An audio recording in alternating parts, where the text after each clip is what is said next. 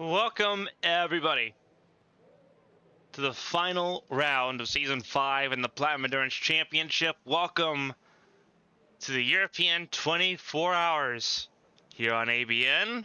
You'll see a lot of racing both on ABN 1 and on ABN 2 throughout the weekend, covering the full event here in southern France.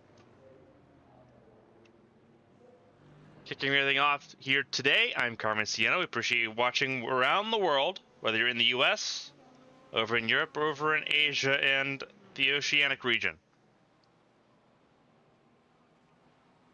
Track conditions, this is what they're looking at right now. The teams and drivers battling for championship prizes, and there's additional points in this double points event.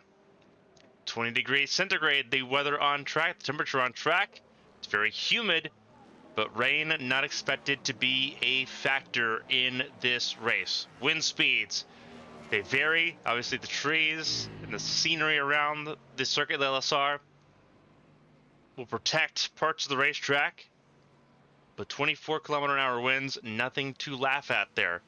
But mostly cloudy skies, you see that it'll change throughout the event here today.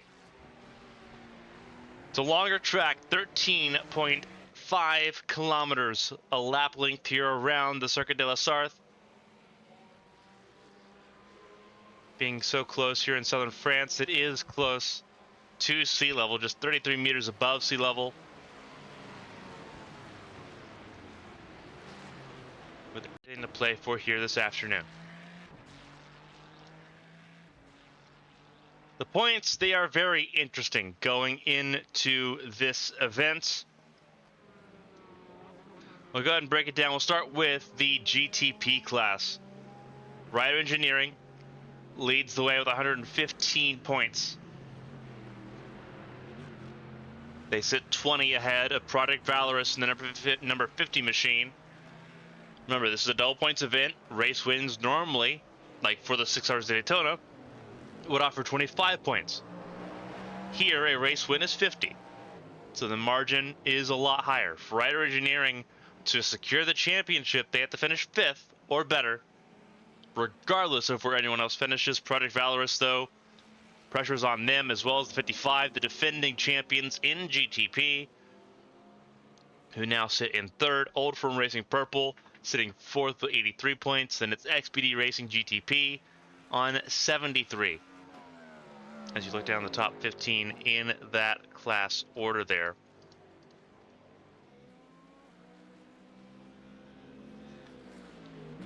Scroll on down here just a little bit. 24 GTP cars have taken a part, at least in one race of the season. And you can look all the way down the order there at the field of 24 cars.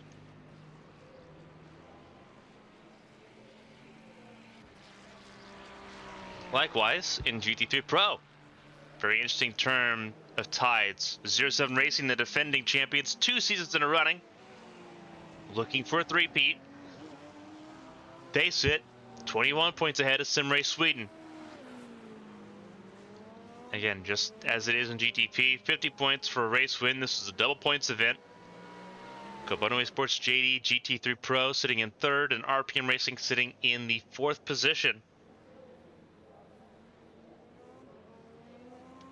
Ahead of Delta by Simgear, the 278 that finished runner-up last season, has struggled at parts of Season 5, but still sitting top 5 in points, and easily so. Testing. Yeah, Delta by Simgear sitting in 5th. They had a Project Valorous Academy car in GT3 Pro, Go Esports, Code Esport, Rider Engineering Esports GT3, RPM Racing Orange, and Team Red X Sim Sports sitting just outside the top 10 there in 11th. The points tightening up dramatically the further down in the order you go. And then finally, you've got GT3 AM, Lithium Motorsports. I had a Smurf Racing Team Native Delta Academy, Commentator Sports JD GT3 Academy, and Team Race Getter Blue, the top 5. It's all at the top of the field. Lithium Motorsports, which are trying to go for a perfect season, Smurf Racing Team, the 391 car, looking to keep that race competitive at the front of the field. 10 cars have scored points in the championship. The only one that hasn't was the 323 that we only saw a couple times this season. We are going to see them again here today. They are in the field. What we're expecting is to be a complete fill of a 60-car field. Everyone ready for this huge event around the Circuit de la Sarthe.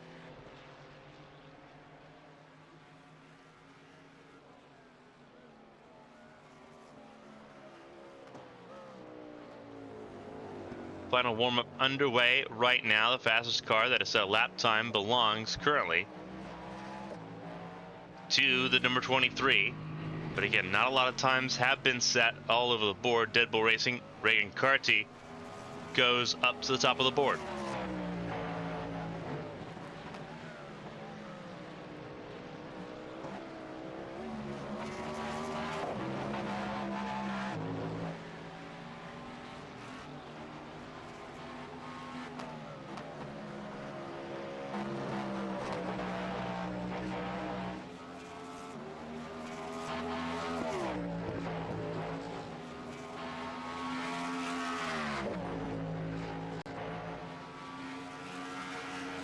And we say this is a 24-hour race, and we mean it.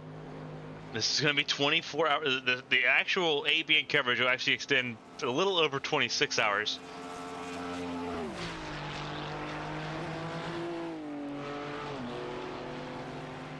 But it's a full 24-hour event. So buckle in and sit tight because we have a lot of racing to cover.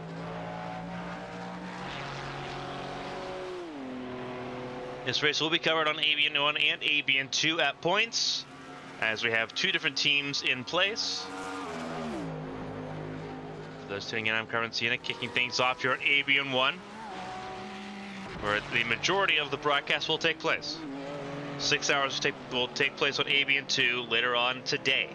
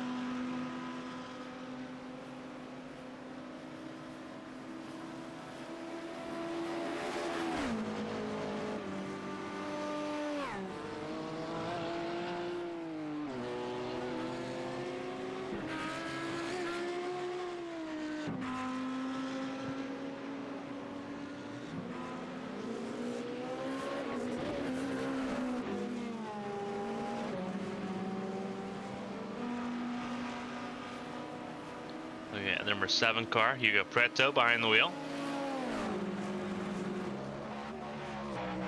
And you have Alexander Wetzel behind German Sim Racing. Number 11 car.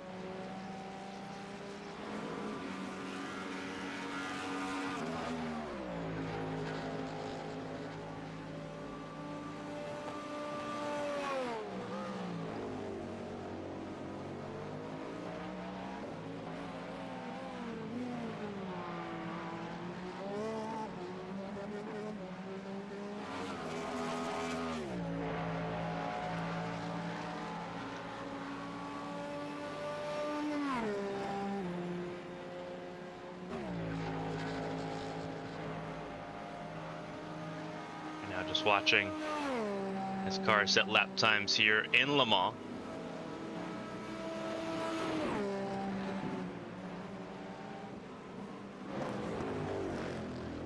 Norbert Thomas right now the fastest car on the track. There's Norbert Thomas coming out of the Mulsanne hairpin.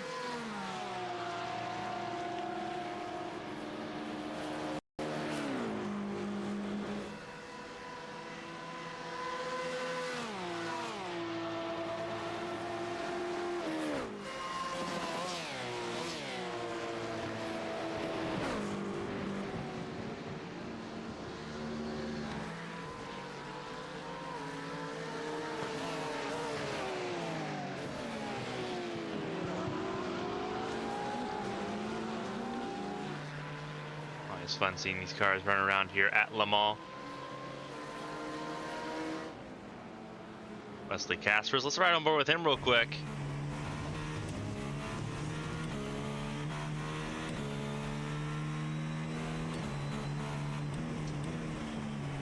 This is Wesley Caspers with the Project Valorous number 50 in the championship conversation and losing it, approaching Tête Rouge. Just tell how much on the limit they are right now. Very easy to bounce over that limit too.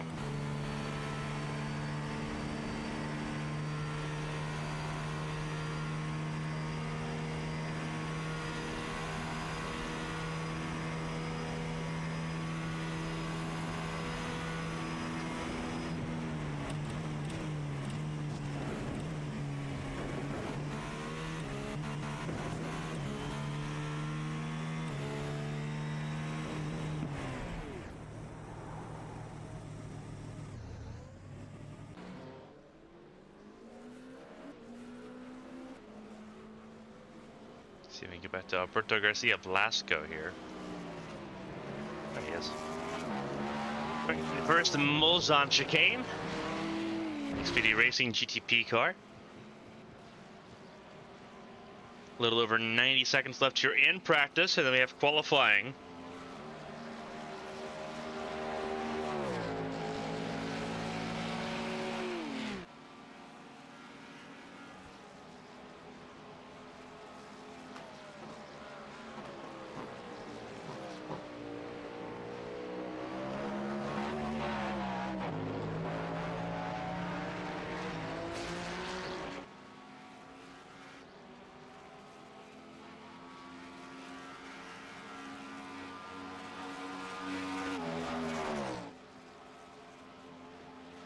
Alberto Garcia Blasco is sitting right now in P3.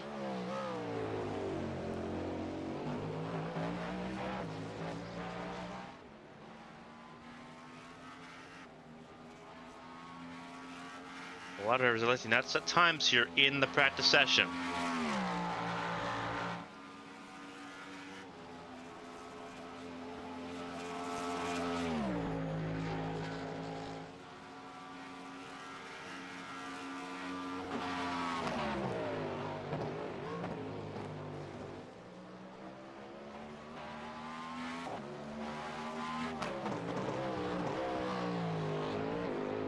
See Blasco in that number 33 car. Looking to make a little bit of magic happen here this afternoon.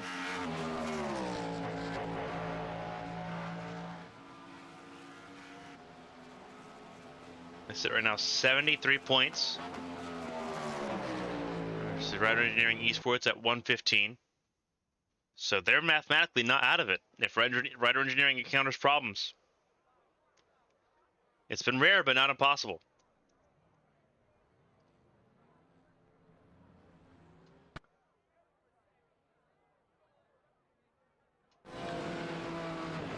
Qualifying will begin here to kick things off. There'll be GT3 cars going first for the first 20 minutes of the session. Final 20 minutes dedicated to GTP.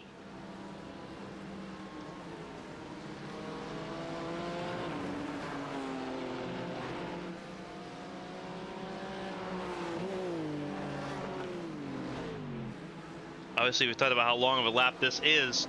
You really only get 3 strong laps to try to make something happen, and a very smart play by Lemmy Mishk.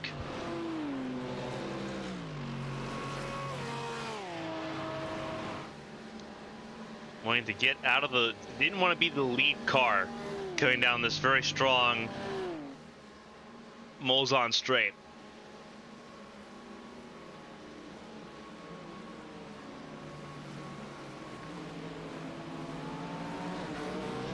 In front of him is the drivers, is the car that everyone's chasing as far as drivers are concerned.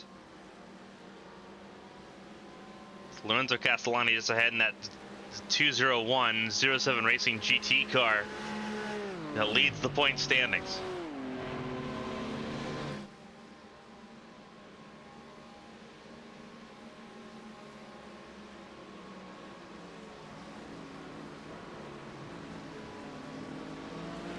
Going through the second Mulsanne chicane. A little bit of slipstream to the car ahead.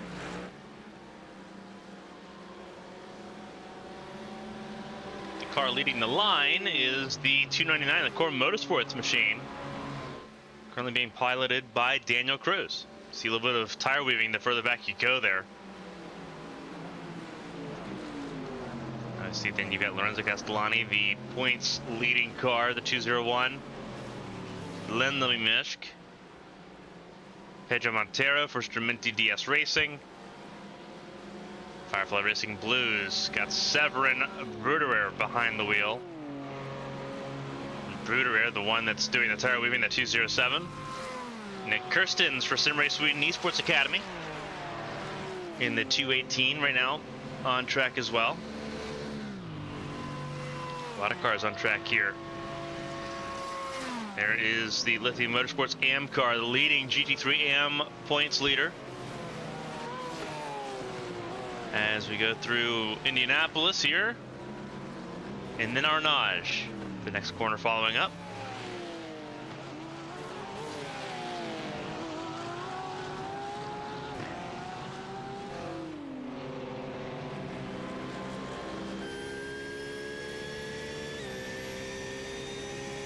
Yeah, where everyone's at so far. On board with Spielman now. We're on the bottom half of the lap here, approaching the Porsche curves.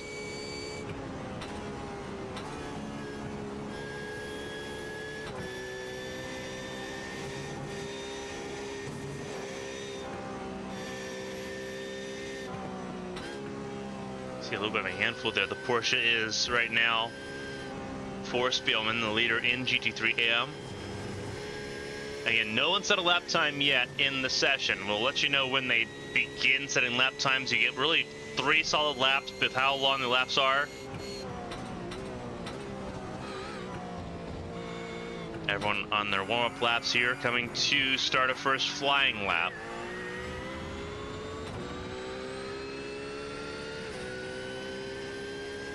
Starting on board for a lap here with the GT3 AM class leader. Spielman, a former GTP driver in the Platinum Endurance Championship.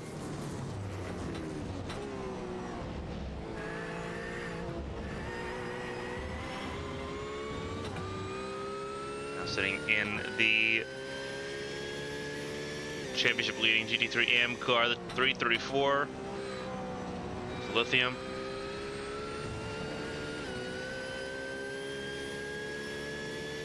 Get a strong appreciation for just how difficult this racetrack can be.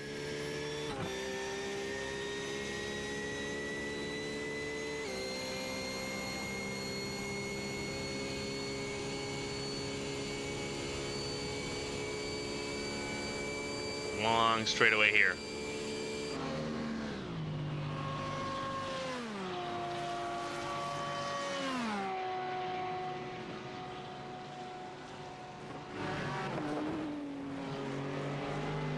Lithium Motorsports got 2 GT cars in the race. They got their M-Class car, which you saw, the 334. The 234 right now being piloted by American Zachary Livingood. Also on track in the Pro category. A lot of teams you'll see have 2 cars, one in Pro, one in AM. Negative Delta is another team with 2 cars, one in Pro, one in AM. Chopov behind the wheel of the 278. But they also have an Academy car, the 378.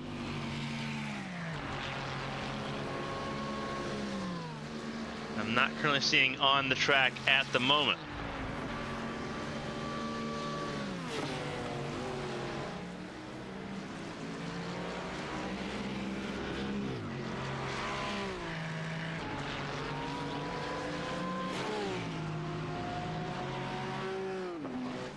Chopov making his way around the car, but in the second chicane, that was Paulo Fonseca, the Asia Motorsport 220. Slipstream, a very important factor here.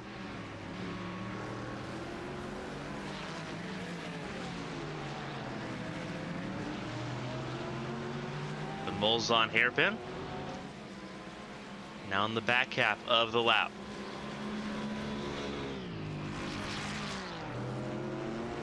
Again, all eyes are going to be on Lorenzo Castellani in 07 Racing as they try to go for the three-peat here. They've gone around the 299, the Core Motorsports machine. And now they've got clean real estate in front of them. All the way throughout the lap.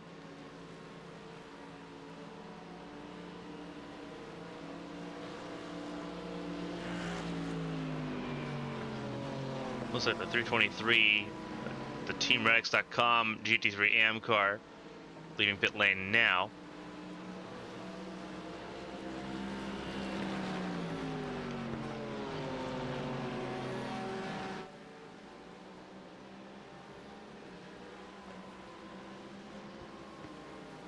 So Castellani left the Core Motorsport 399 back in front. So I'm assuming this is not going to be a valid lap time. Track limits will be very tricky here at Le Mans. Yeah, first time is the 276 Rider Engineering car. Core Motorsports just had a lap time as well. 201 did not.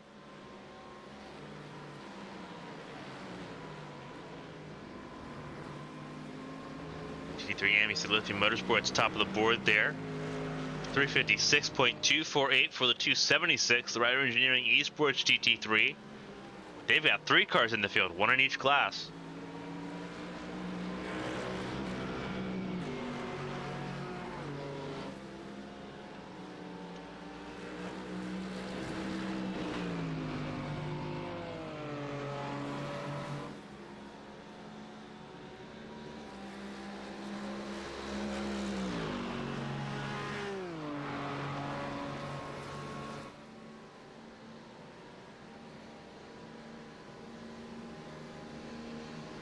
Cars in GT3 Pro set times at the moment 12 total. A lot of cars on track that did not get clean first laps. We've got to go again. Simrace Sweden now provisional pole in GT3 Pro. 356.101 to 355 seems like it's on the cards. Question is, who gets there first? RPM Racing second fastest in qualifying so far, 28 milliseconds off the pole.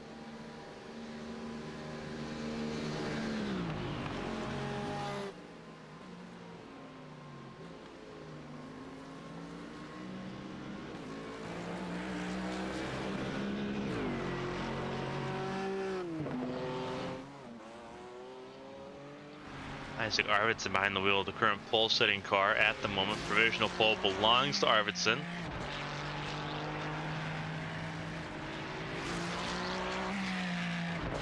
It is right now Ferrari, Mercedes, BMW. Top 3 manufacturers in the field.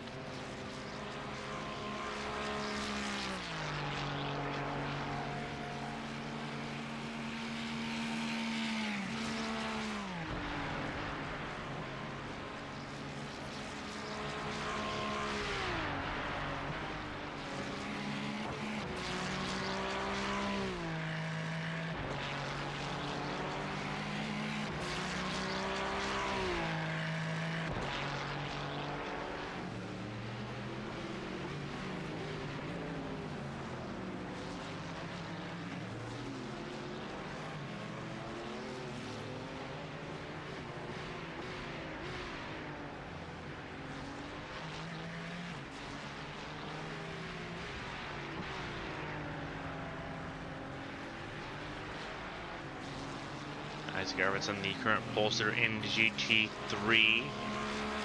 Spielman, current pole sitter in GT3 AM. Right now, technically faster than 2 of the cars in Pro. ASIO Motorsports 220 car is a little bit slower here, as is the Code Esport number 269.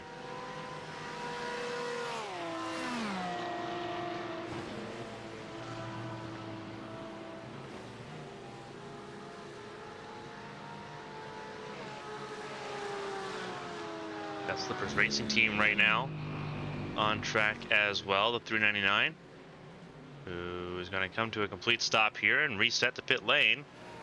Here is the native Delta Academy car. We said that there was the 278. Here's the 381. Miroslav Sotorov behind the wheel.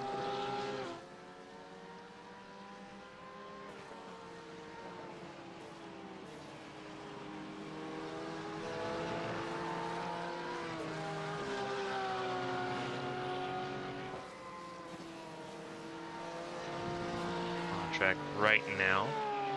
There's a lap time here as he begins to run down the Molzon straight. And Sarthe also behind the wheel. Carlos Casino behind the wheel of that car, the 213. Going now under the Dunlop Bridge at the start of this 4-minute lap. Keep an eye on the timer at the top of your screen. 40 minutes in qualifying total between all three classes. GT3 gets the first 20 minutes. GTP gets the last 20 minutes. Time is running out to set a lap time here in qualifying if you're a GT3 car.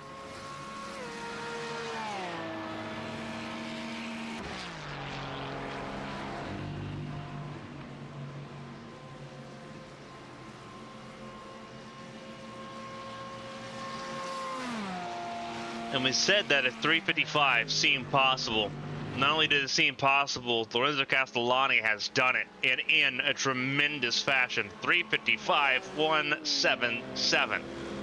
Almost a second clear of their main championship rival in GT3 Pro.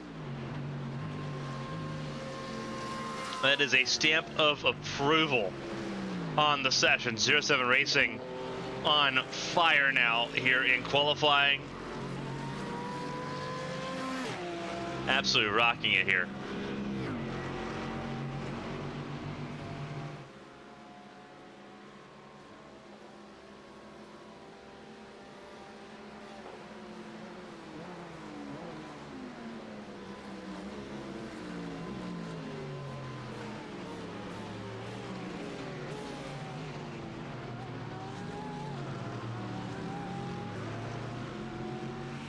As Arvidsson right now sitting in the second position.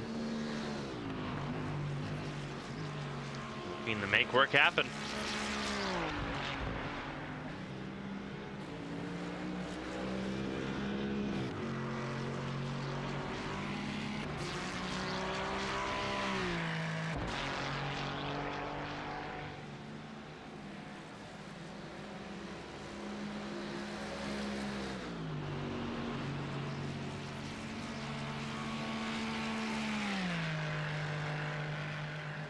Arvidsson right now knows now the target he needs to chase.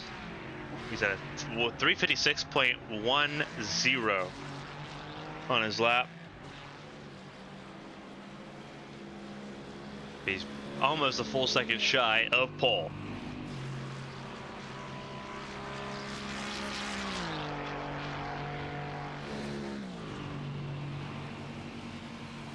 Watching Arvidsson now to see if he's got a response to Castellani. Castellani just up the road from him here. Castellani right now through the Porsche curves. There's so many laps can be won or lost pretty easily. Pretty easy to be overconfident and overjudge what your car can do in the Porsche curves. Castellani going through it here, going through Corvette corner now towards the Ford chicanes. Trying to get some extra heat in those tires. Tire temperature very important. So I believe Castellani was on an out lap here, so this lap is not going to matter too awful much. If anything, it's going to be an indication on that. And indeed, it was a cool down. It was a warm up lap, so now he's at full song. Here comes Arvidsson, who is on a lap.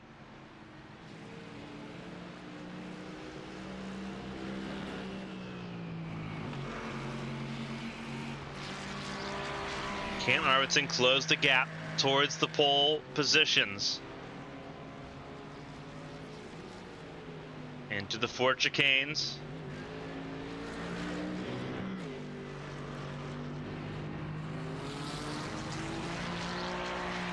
really good there in that final four chicane.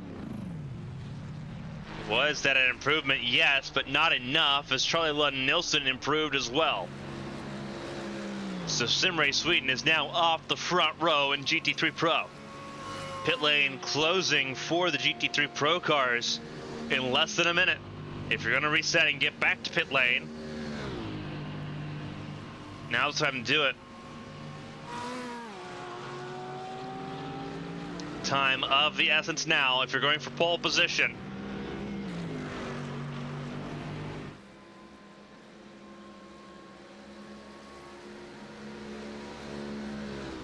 Lorenzo Castellani.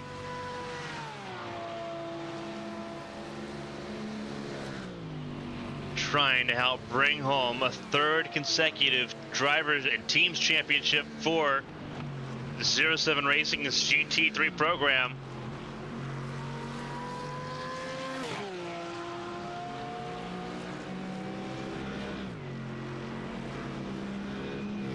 What a way they can make things happen here today.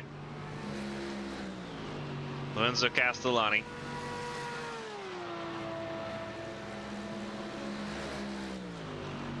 Leading this field around right now on the top of the scoring sheets by 0.8 and change.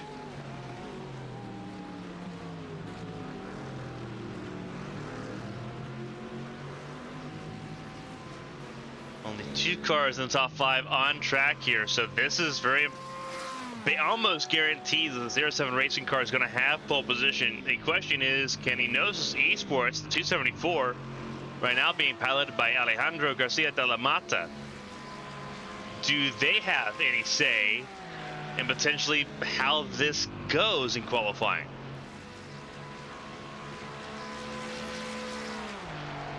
Kiko Lakai sitting in 8th there for Go Esports. Luis Gaspar for Product Valorous Academy sitting in 9th.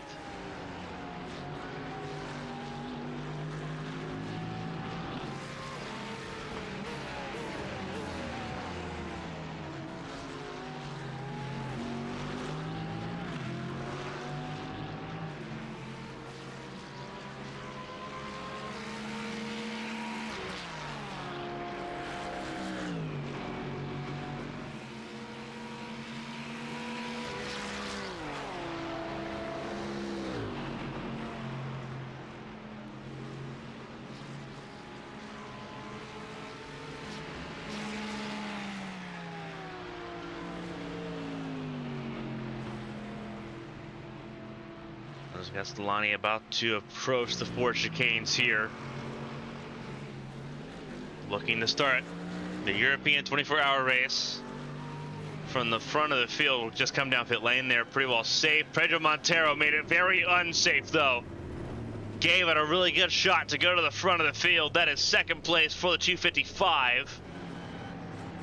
Alejandro Garcia de la Mata for Enosis Esports will come down pit lane, will not make an attempt at another lap. But Strumenti DS Racing, they put a really good car at the front of the field. Kiko Lakai, I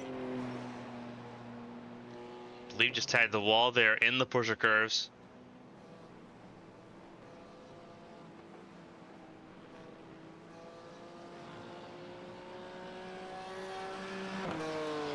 See if they finish the lap time here. 2 cars left to run laps. GTPs have begun their qualifying runs as well.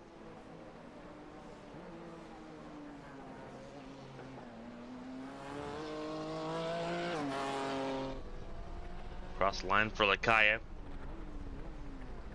And not a notable improvement there for Lakai. Will stay in 9th place. Zach Livingood for the 234. The Pro Lithium Motorsports machine in GT3.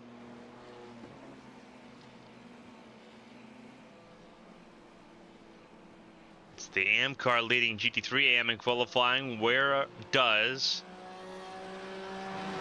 the Pro 234 end up on this final lap of GT3 qualifying for them?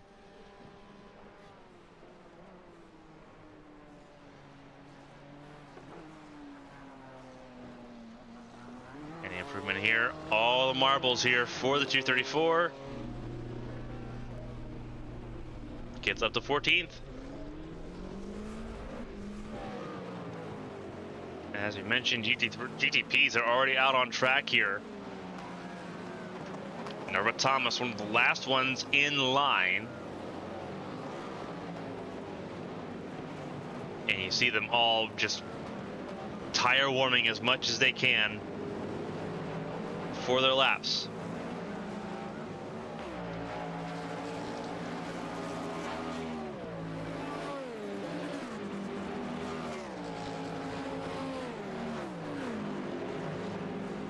So this is where it gets interesting.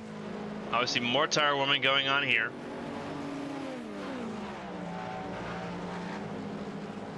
Defending champions in the GTP category, the Magic Arrow 55 camp.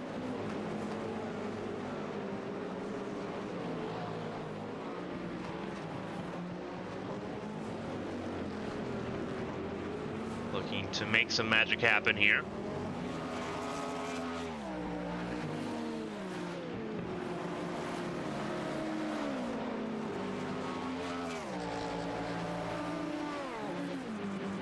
Everyone's going to be chasing down this team, the 76, the Rider Engineering Esports car. Josh Tucker off of qualifying for his first Arrowhead 500. It's the Fast 9 on Wednesday.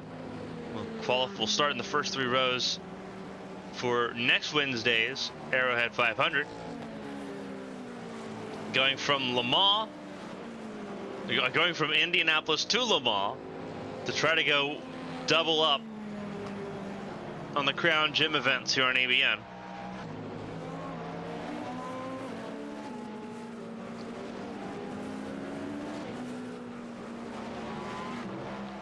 The 3 big Crown events, obviously the HTL Daytona 500, the Arrowhead 500, which is happening on Wednesday here on ABN 1, and the 24 hours here in Europe.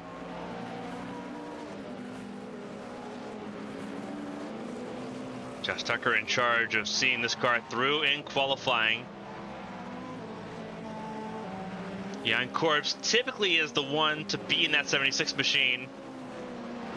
Star-studded lineup here in the 76 and in the 50 for Project Valorous. The top 2 in the competition for the championship in GTP. Seeing if they can make that happen.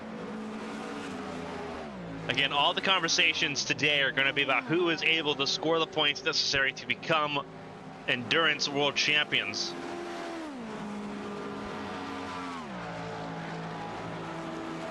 Looking at the favorite right now. They finally break through and get their first crown in GTP. And this team, with the turnaround that they have seen in Season 5, has been nothing short of outstanding. Did not score a single point last season after finishing runner-up in Season 3. And now they're ahead by 20 points over Project Valorous in this double points event.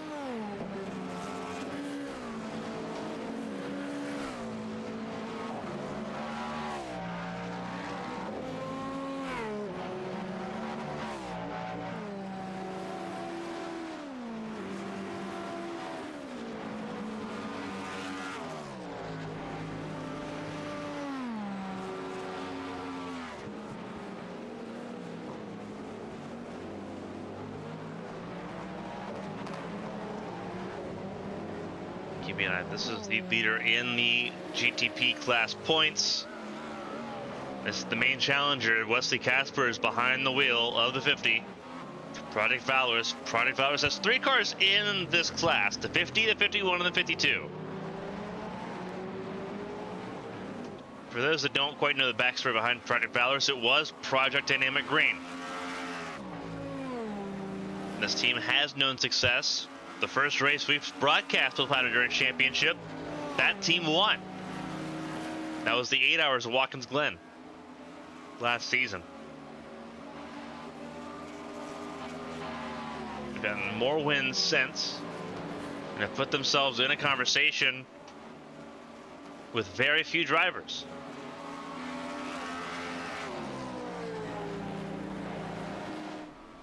Casper's behind. That is, I believe, the 23. 07 Racing machine. 07 Racing having a car in both GT3 Pro and in GTP.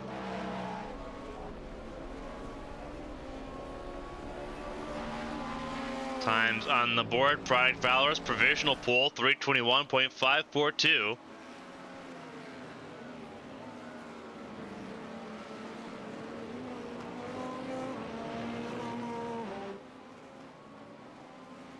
As more times begin to come in.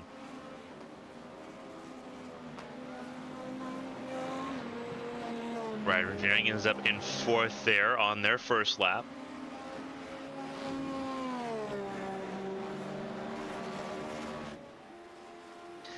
Vicente Lara for Carbono Esports JD on an island at the moment. On their own right now as they go through Indianapolis. Indianapolis corner, and then Arnage just following up here.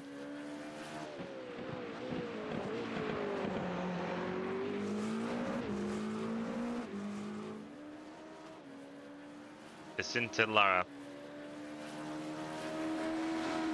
one of the faithfuls for Carbono Esports.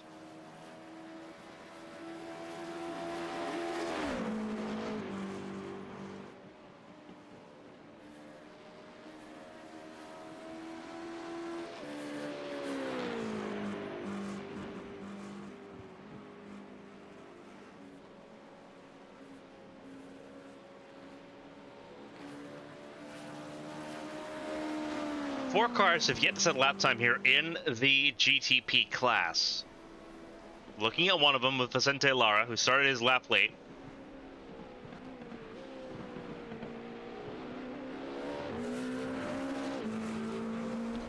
Vicente Lara coming across the line to complete lap 1. And does set a lap time. It is good enough for 10th at the moment. Robin Versaletto for Team FFSR behind the wheel.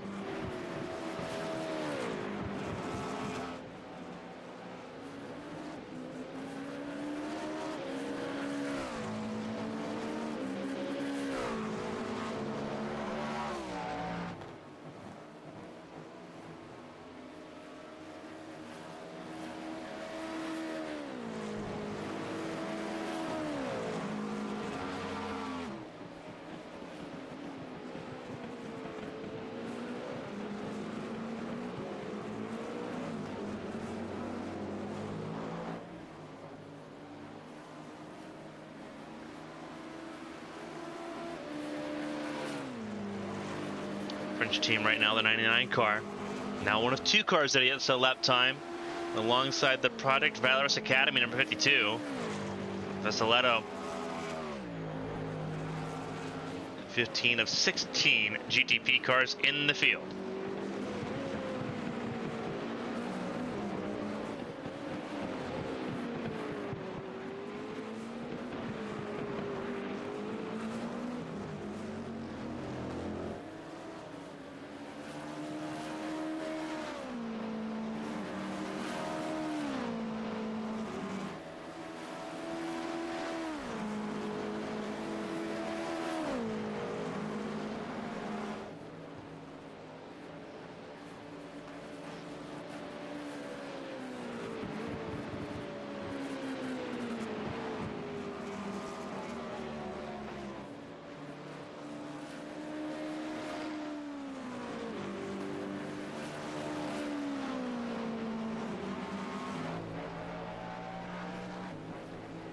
Leto coming across, trying to finish lap 1 here for them. We'll see if they can get this done here. The Porsche across the line. Do they get a set of time? They did not. Interesting enough. And I was wrong. 2 of the Product Valorous cars have not set a lap time. Here's another one. The 51.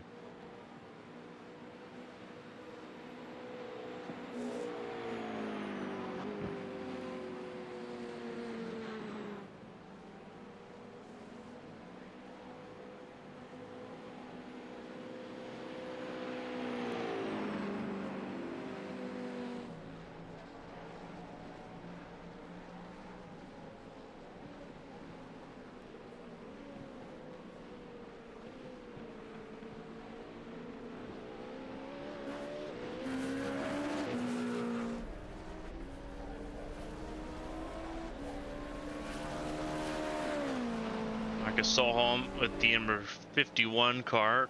I believe came off an out lap there, so now in a time lap. But the pressure is on. Less than 10 minutes to go here in qualifying. Project Valorous still leads the way here in qualifying. A 321.542 is what was set last time out.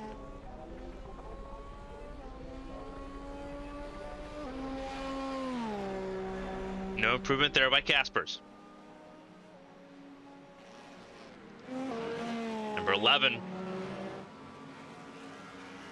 This was the Leipert Esports car. Now it is the German Sim Racing DE GTP. There were 2 cars in this field for Leipert Esports, the 11 and the 12. So that has changed a little bit.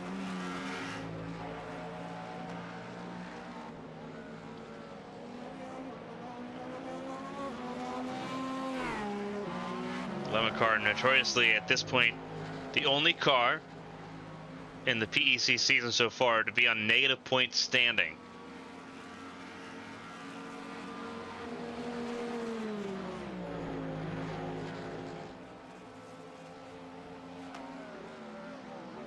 I believe also on an outlap there by the, judging by the speed difference there, as Norbert Thomas went a little bit faster in the 7th sector there. He's approaching the Porsche curves now. It was Cohen Garrett's that went around the 11 car. They're approaching the Molzon hairpin. The 56 machine sitting right now in the 9th position. 07 Racing just a better lap time that moves them up to 7th over the 33.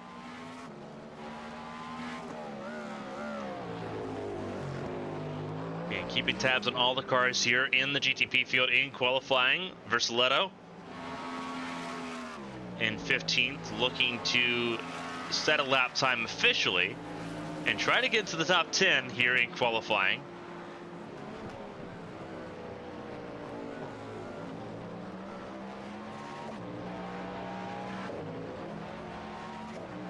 We'll see if they're successful here.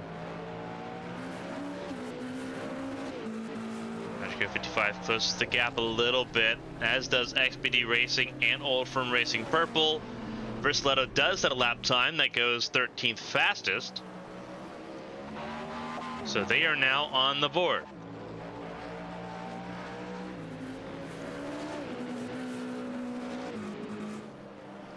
Norbert Thomas went 2nd fastest, now up the hill under the Dunlop Bridge.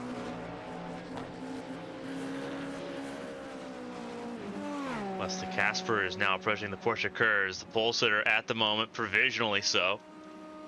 A lot can happen in 5 minutes.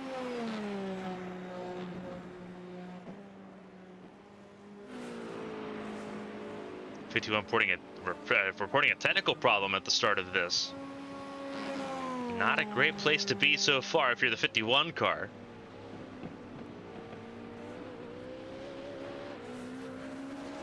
Casper's finding every track extension you could possibly find to try to get that lap time out of the Acura. Top of the field at the moment. Does Casper's improve this lap time? He does. 320.920 for car 50, as 2 of the other cars for the team struggle.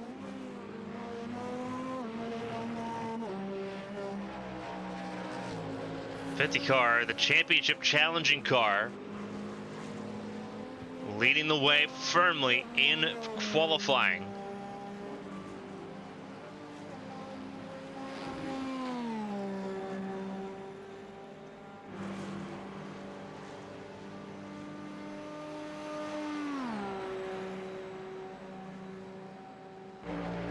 Ander Gomez in the number 52 for Project Valorous Academy, trying to get things going in the right direction here. 15 cars in GTP. Ander Gomez looking to try to get to the top 10 with his car. All 3 Project Valorous machines, different cars. The 50, the Acura, the 52, we're seeing right now the Cadillac. The 51, the car in the middle, reporting technical issues for one of their drivers. in the Porsche.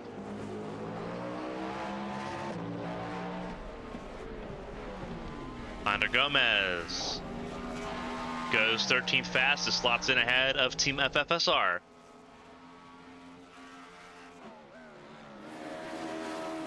There Thomas trying to go for pole, the defending champions of the class. Trying to make magic happen here in southern France.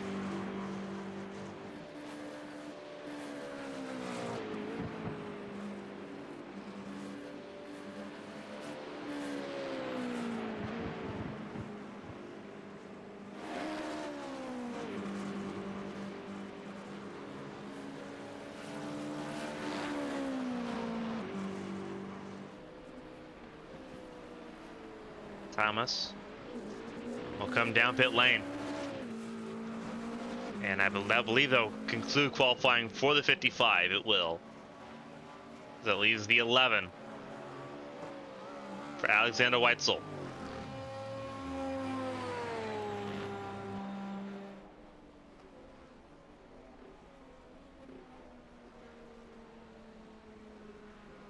They will also come down pit lane. That leaves Alberto Garcia Blasco on track.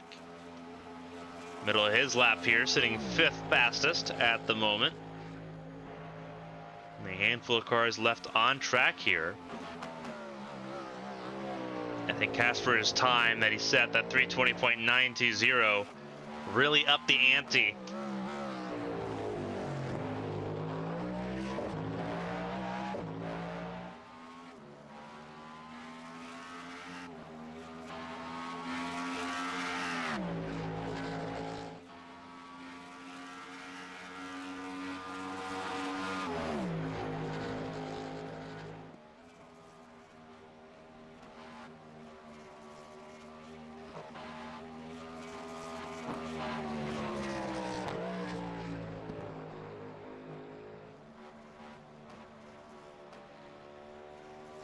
Alberto Garcia Blasco ended up being 6th fastest.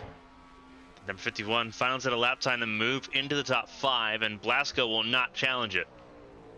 We'll come down pit lane. Gianpaolo Filippi Cristini, one of the remaining cars left on track.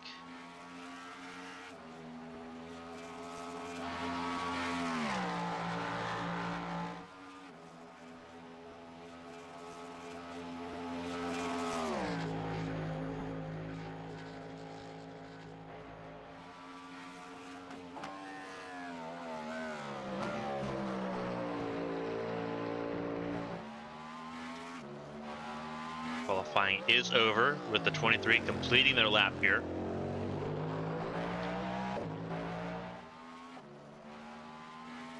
Another car finishing their lap is the number 52, the Product Valorous Academy car. All 3 of those teams' cars ending up setting a lap time here in GTP qualifying. Did Gomez improve enough to get back to 14th fastest? Now here comes the Italian team. Sitting right now in the top 10. This is row 5.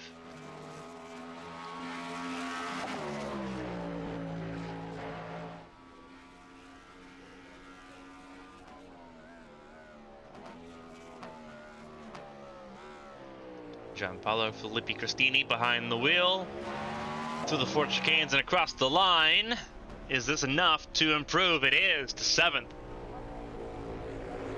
Cristini did a fantastic job there.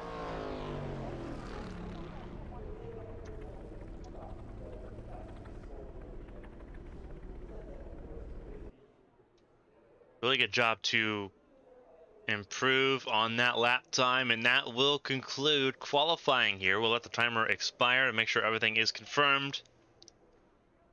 But it is the number 50 challenging this race. In 2nd place in the standings. They'll take pole position. Their main rival, the championship leading 76 car, the Ryder Engineering Esports machine, will start this race in the top 5, 5th place for car 76.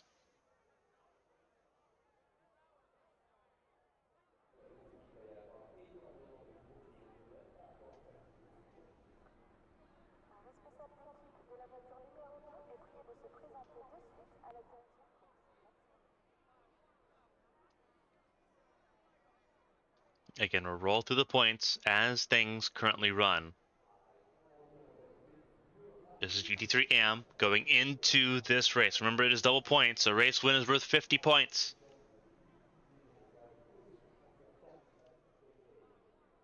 Very important to get this race right if you're within that range, because anything can happen in 24 hours.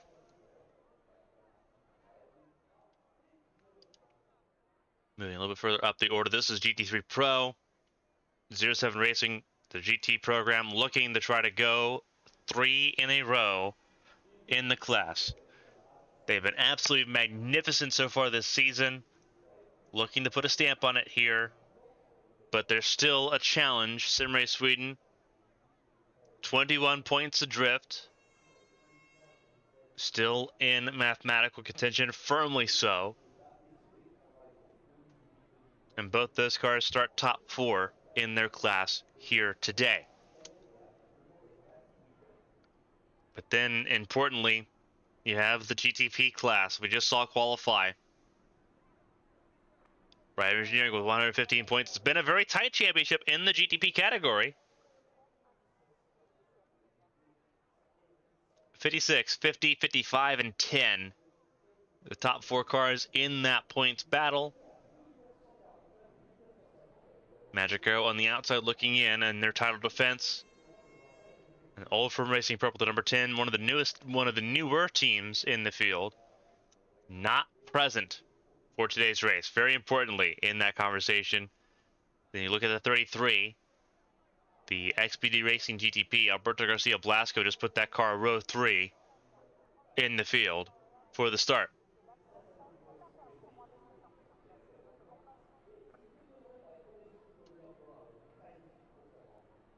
Waiting for the timer to elapse here for qualifying, so we can go over the full starting grid of today's race. We do want to take the time while everyone's tuning in. Absolutely amazing turnout for viewership to kick off this race. We appreciate everyone tuning in and spending your time with us here on ABN. We'll be covering this race start to finish across both our channels here on Twitch, on ABN1 and ABN2 here today. The race will start here very shortly. So we appreciate everyone tuning in for qualifying and the race start that's about to occur.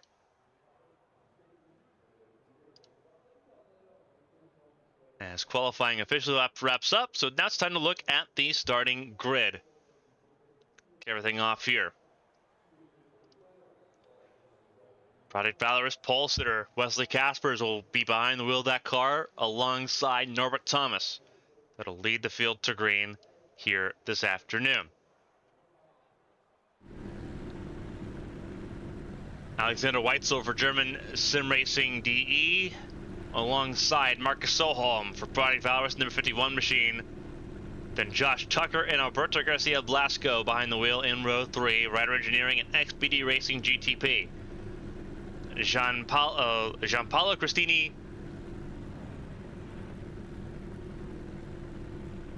and Randy Martin in row 4.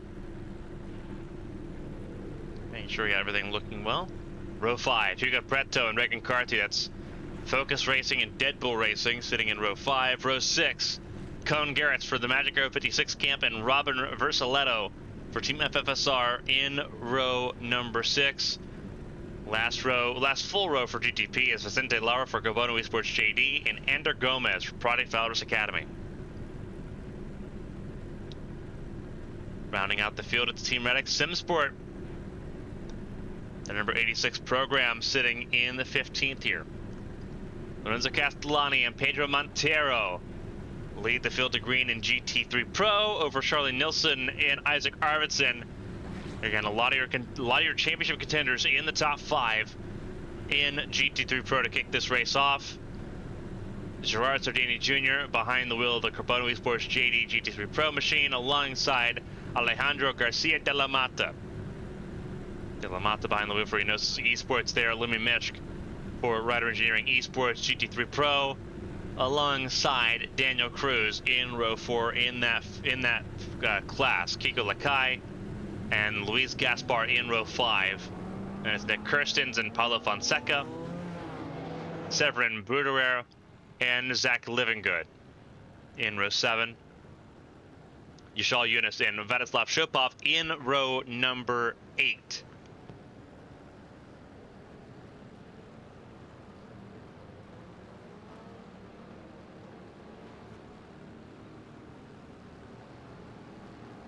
As we look further down the order here, as you see the GTP class field rolling. Code Esport and Sarthe in row number 9, row 10 on his own. It's the admin team that are not actually racing, but Jonas Weber on track representing the team that'll be overseeing race control here tonight. Ellis Spielman leads the way for Lithium Motorsports AM pole sitter in the AM class alongside the Team Medics 323, Tane Hodson behind the wheel there. Slippers Racing Team and Carbone Esports G80 GT3 AM behind the wheel there in row 2. Smurf Racing Team and then Lucky Luke Racing in row 3, row 4 on his own, Miroslav Sotarov behind the wheel.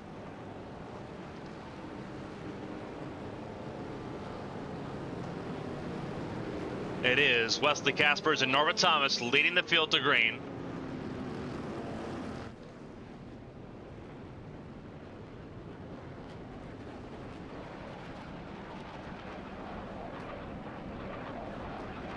It is a separated start between the classes. You hear the plane in the background.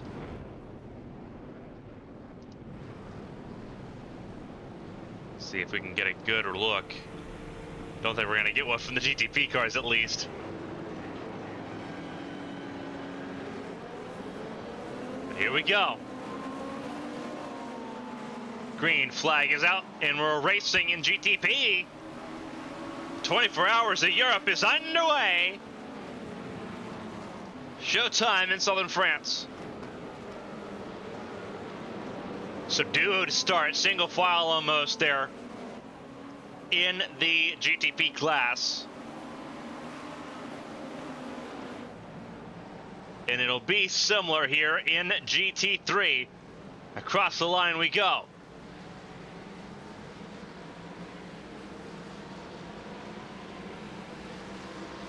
And GT3 takes the green flag as well. Both classes racing here in Le Mans.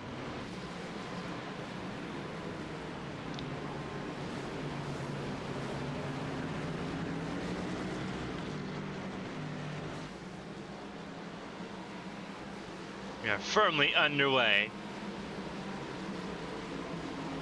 for the first lap of action.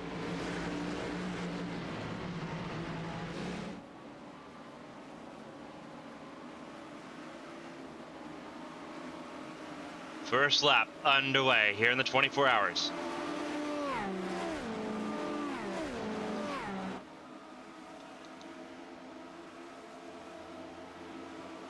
Down into the second Mulsanne chicane for the first time under racing speed together.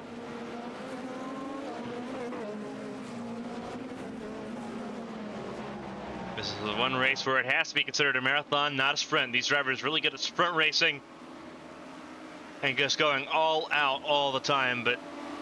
And you can do that right now, but at some point you got to be into management and preservation to really make magic happen.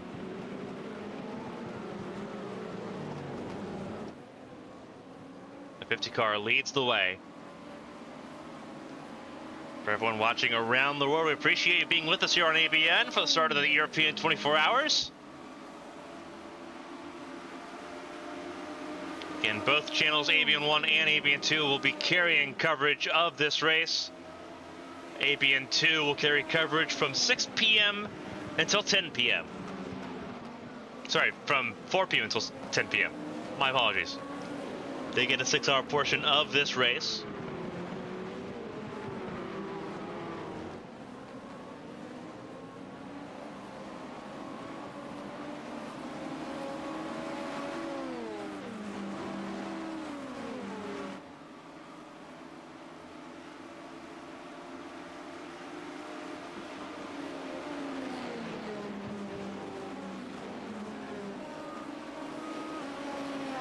underway here.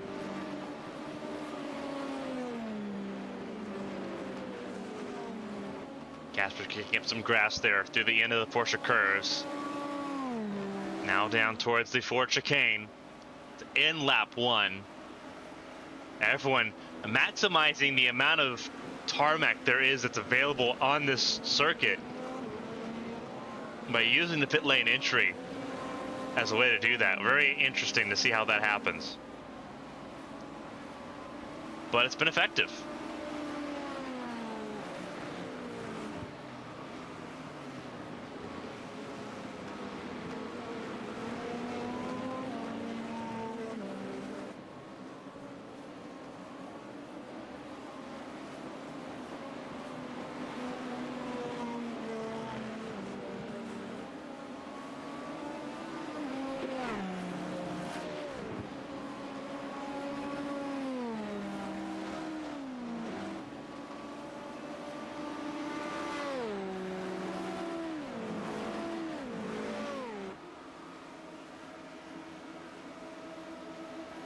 Casper's right now leading the way in the Pro category. Lorenzo Castellani still leading the way in GT3 Pro.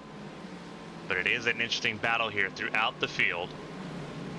Everyone approaching the Ford chicanes here.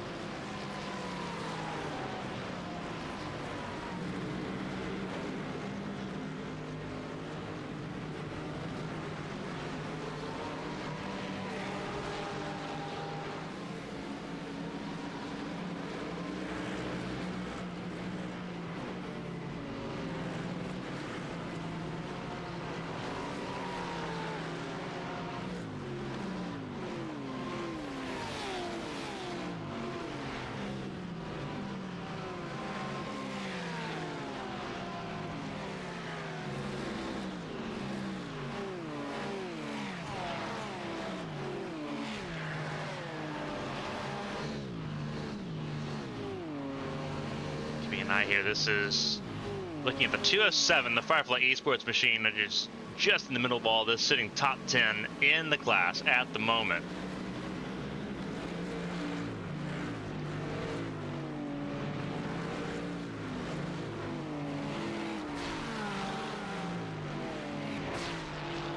Sitting in the top 10 at the moment. And then Kirsten's just ahead of him there, the 218.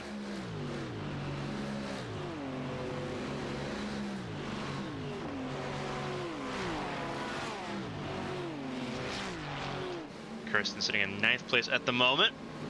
Now under threat from the Firefly Racing blue car. Entering the second Mulsanne chicane. Sitting just behind Kiko Lakaya.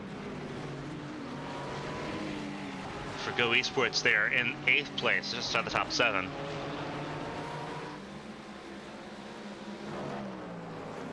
GTP still very firmly in sprint mode at the moment. You see all the grass being kicked up there in the end of the Porsche curves. A lot of dirt and grass being on that part of the track here, as well as right here.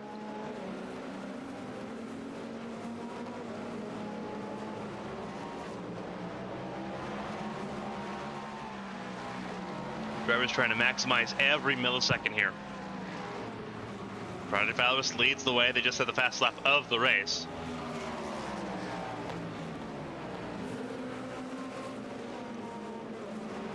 And that's all well and good. Remember, we are 7 minutes into a 24-hour race.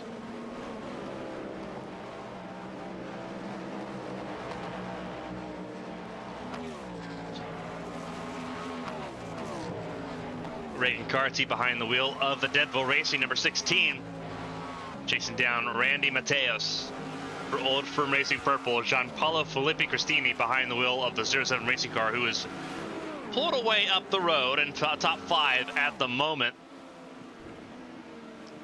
This car, a newer car to the field. Obviously 07 Racing is not. Obviously they've been dominating the GT3 Pro landscape for the past 2 seasons, trying to make it 3 in a row. But this car for the team is new. All Italian lineup here for 07 Racing. And they've not had a terrible run of form either for their first season in the top flight. 11 car, I believe a conglomeration, German sim racing.de was Leipert Esports. I believe both the 11 and the 12 cars teams are together for this race in the 11.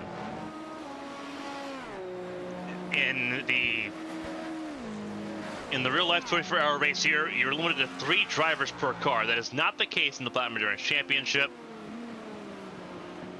You can have more drivers than 3.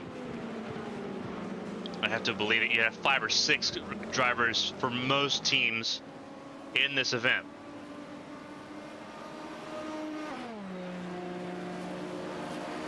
So it's Alexander Weitzel behind the wheel in 4th, holding on to the podium places at the moment. Project Valorous at the moment sitting 1st and 3rd. Josh Tucker struggling just a little bit, has dropped down in 9th place on the start here. Obviously this is a race of endurance for a reason, 24 hours. It is a marathon of the highest degree. But a 4-spot drop in the first 10 minutes, not ideal.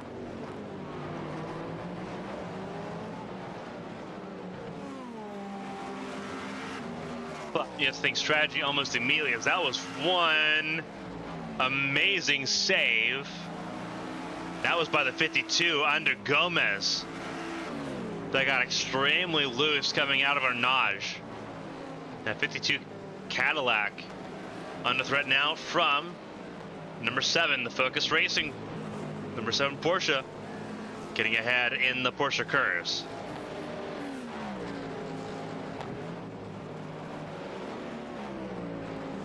No incidents reported so far in the 24 hours here in Europe. Wesley Caspers leads the way still.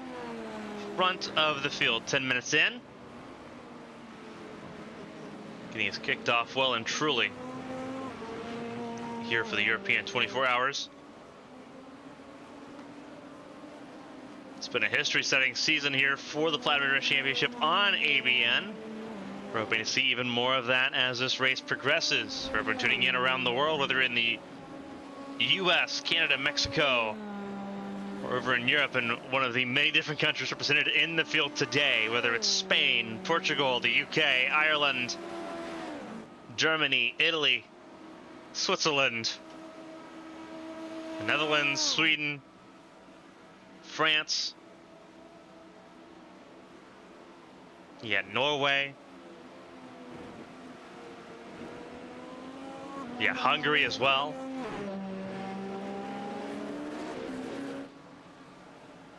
Just looking just down the order as all the different nationalities that are just present on the track right now. We'll see even more drivers throughout this race, whether you're a driver representing one of the drivers in the field, or if you're someone watching from Asia. I know we've got some fans over in Asia, over in Indonesia and the Philippines, as well as in Australia and New Zealand over in the Oceanic region. Welcome to the never-ending fight this weekend. The first of 2 major events this week for ABN. 24 hours here Saturday and Sunday, Arrowhead 500 on Wednesday.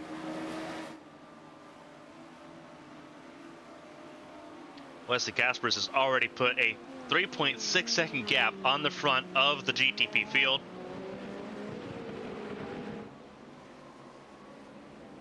But again, those gaps early on really don't mean a whole lot unless you can keep it throughout the race. And we've seen so many heartbreaking moments here at the 24 hours throughout the years. This is a very historic event. I have to argue, probably the most historic 24-hour race on the planet. For those that aren't familiar with the real-life 24-hour race that takes place here in southern France, it started in 1923. It's part of the International Motorsport Triple Crown. It's the second oldest race of the 3. There's the Indianapolis 500 that started in 1911. Obviously, a 24-hour race here in southern France that started in 1923. And then the Monaco Grand Prix, which is the third leg of the Triple Crown, that was in 1937, if my memory serves me. It's either 1937, 1939, one of those two. But either way, that street race in Monte Carlo is the youngest of the three. The other two races, including here in southern France, have already celebrated their centennial editions.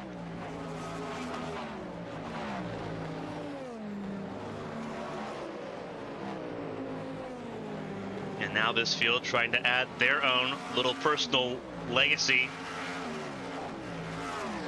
to Platinum Endurance Championships version of the event.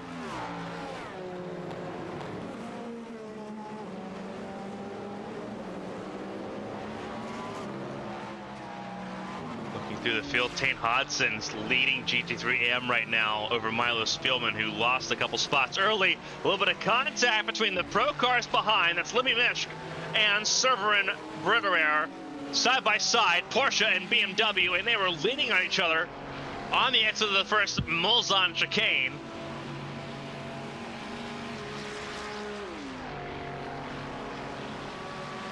That is Ryder Engineering and Firefly going at it.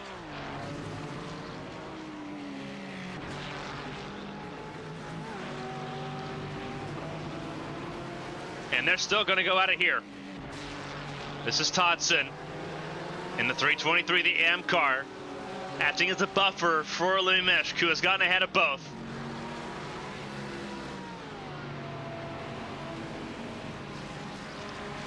Leaning in heavily on the contact this lap.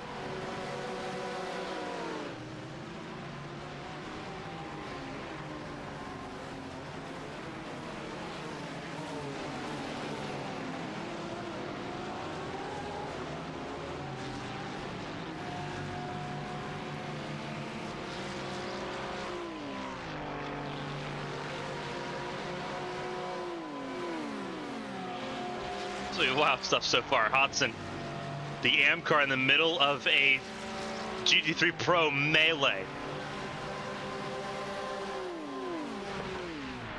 It's Mishk in front, Britterair and Tadalini behind.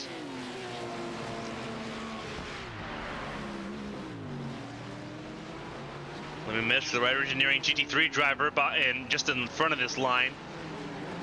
And here comes Firefly. The 207 of Britterair goes through as well. These cars right now aren't battling for points together. The 207 and the 323, they're in different classes. It's the 207 and the 276 that are battling, and then the 269.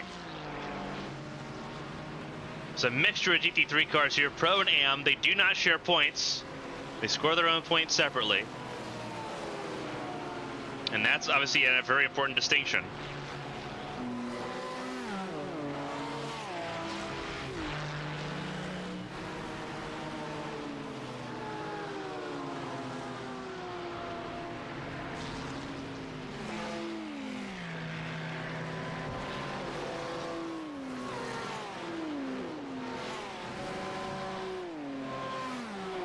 Right now, Hodson sitting at the lead of the GT3 Pro category, or GT3 AM category. Lorenzo Castellani leads GT3 Pro, and it's a close fight. Montero, who put in a scorching lap in qualifying, is backing it up right now.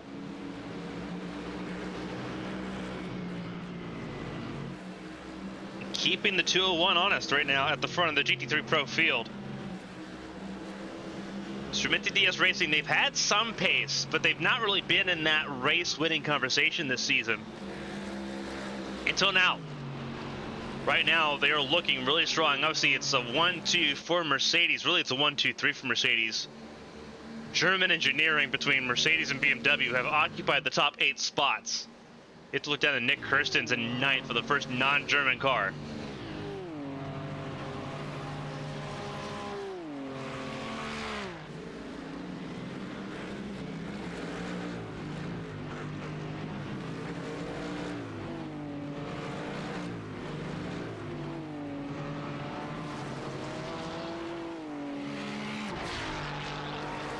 Vladislav Chopov there in the native Delta by Sim Gear Porsche, sitting right there in the top 10 as well.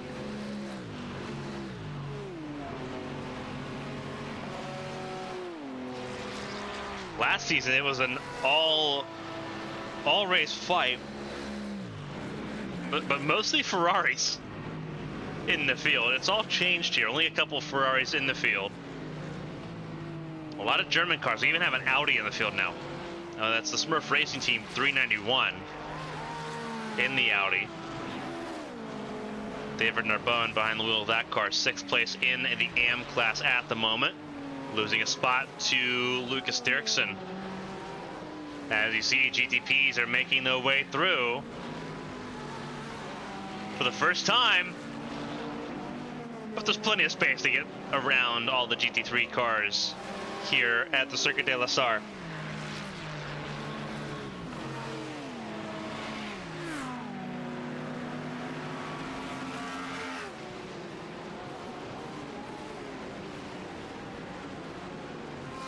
Wesley Casper is the leader of GTP,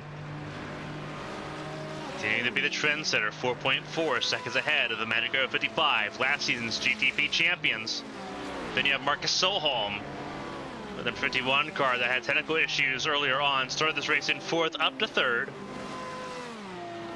So Solholm right now occupying a podium place. It is an Acura leading 2 Porsches, then another Acura in 4th.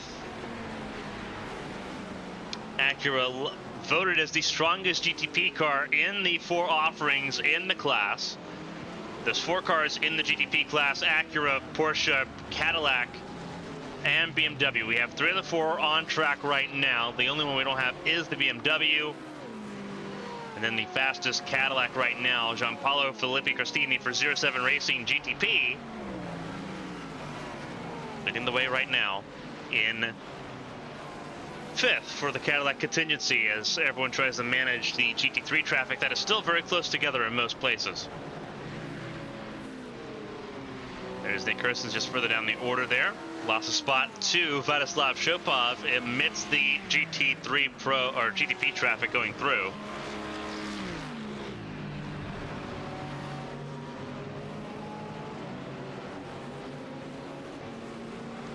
Isaac Arvidsson not where he wants to be at the moment. Deep in traffic, 17th place for Arvidsson right now.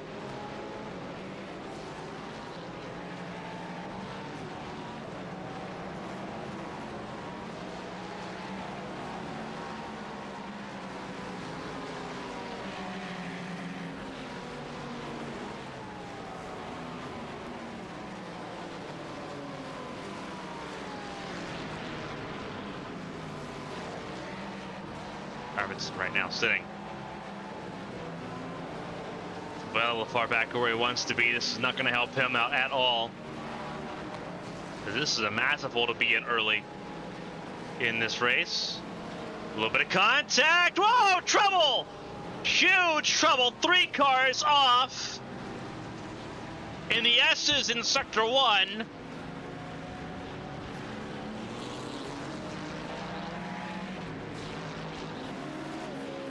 That was Arvidsson, Hugo Preto, and Robin Versaletto. That is obviously the 219 we just saw there.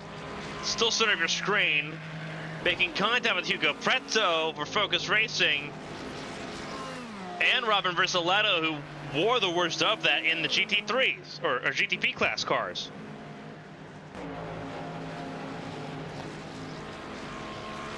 That was a nightmare scenario that all 3 have been able to drive away from. But here's what happened. Replay of what happened here in the S's on Sector 1. GTP's trying to get their way around, and it seemed like everything was going well. But then you see contact. See if we can zoom in on the 7 of Hugo Preto.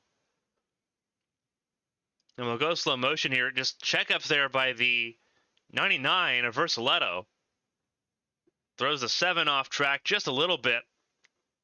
The 99 tries to collect himself and into the path of the 218. And loses even more time as all 3 go into the sand. 7 taking evasive maneuvers there to keep that car from any further harm. And successful in that. Versaletto now trying to make his way back through some of the GT3 cars he was dealing with a minute ago.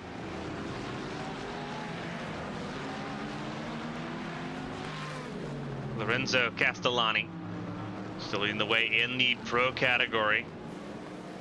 But further behind him, it has been mayhem.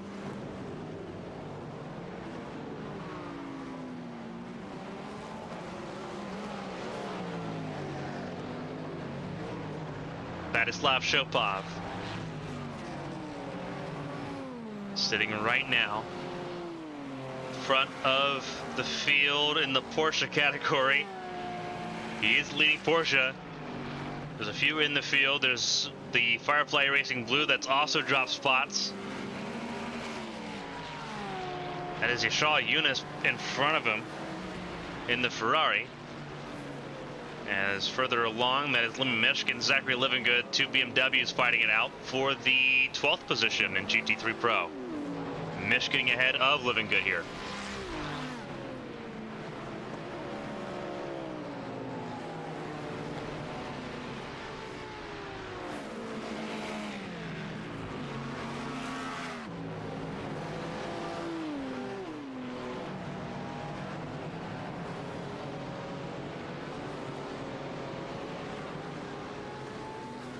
Meshk sitting right now in the 12th position here. Car in the pit lane, that is Versaletto. We wondered what that would look like for car 99, and it is a trip to pit lane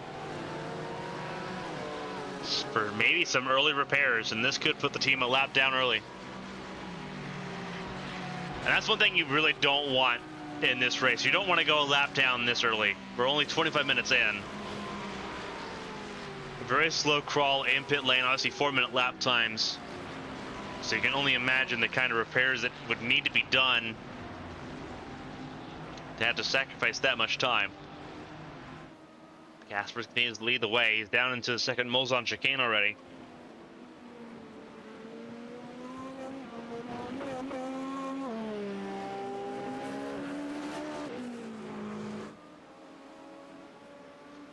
Been some very fun battling so far. Caspers leads the way over a 15-car GTP class field. Castellani in the lead in GT3 Pro.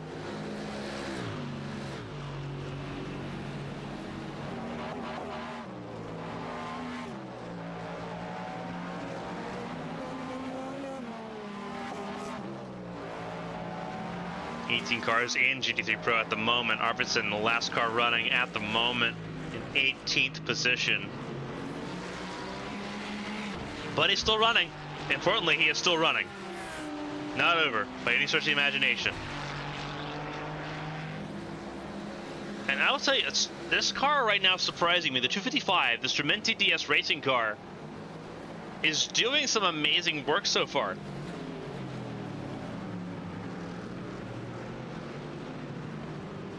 This has been something actually really impressive to see. As I mentioned earlier, it's not a team that typically is out in front for, like this anyway. Like, they've shown they've had top 5 pace, they've had consistent top 10 pace. They are right now sticking to and shadowing the 201.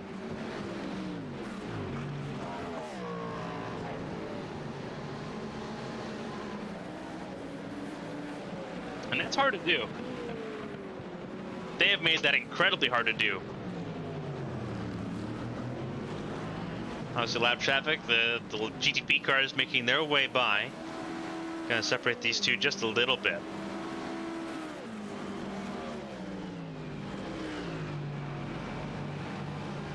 The Castellani and Montero, the Italian and the Frenchman, 1-2 right now in the GTP Pro field, or GT3 Pro field.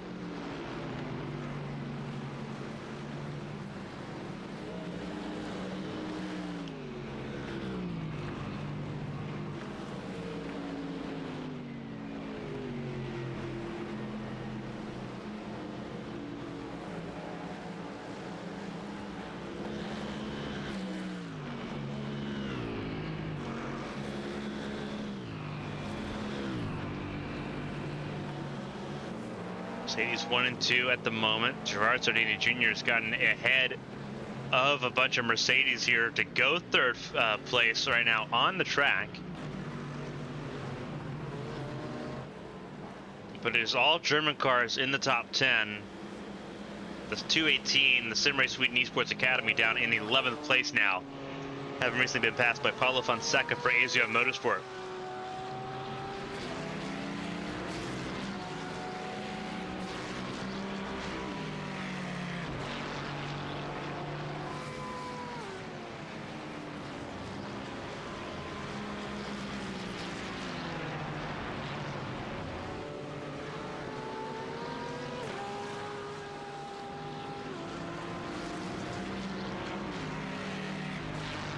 Hodson right now still leading GT3 AM at the moment.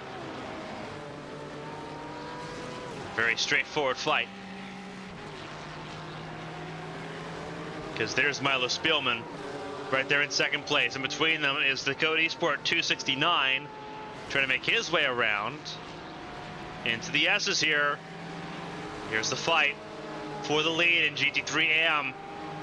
Nose to tail. Approaching Terre Rouge.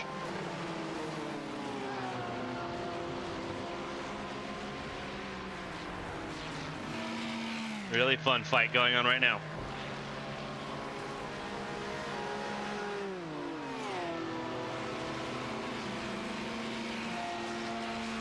Sort of the magic in the fight between GT3 Pro, or between the start of the race and the end of the race across all three classes, really.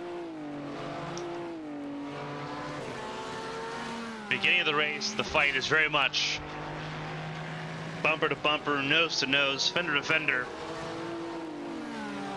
Obviously that changes dramatically as the race goes on. You go from fighting nose to tail to having to make a lot of your moves in pit lane and through strategy calls, fuel saving.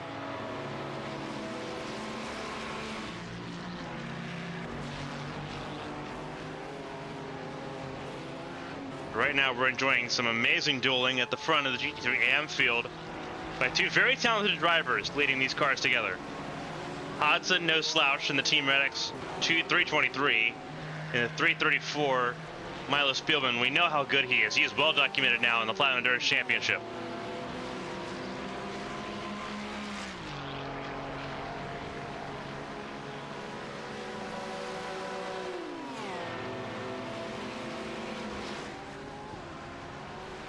So Spielman still dealing with the 269 of Code Esport. But it's not the end of the world either.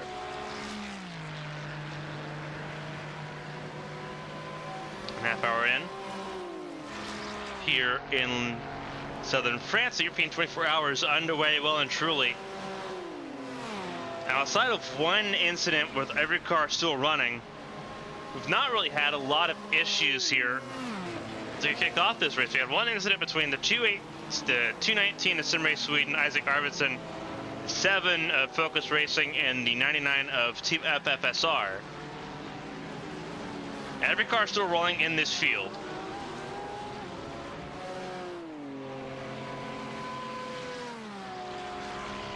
And no one's significantly gone a lap down yet in their class. Robin Versaletto still on lead lap in his class as well, on track. There he is in 15th place. Versaletto right now in the 99. Sitting about 2 minutes, 13 seconds off the leader. But obviously now he's off cycle on his pit stops. So we'll see what the pit stop cycle actually looks like here in Le Mans. A lot of full speed racing here at the Circuit de la Sarthe. Lorenzo Castellani still leading the way. Now he's pulled away a significant amount over Pedro Montero, who is relying on that draft to stay with them. No longer has that draft, lost it with the GTP traffic. And now under threat from the leading BMW of Carbono Esports JD GT3 Pro as they go through Terre Rouge now.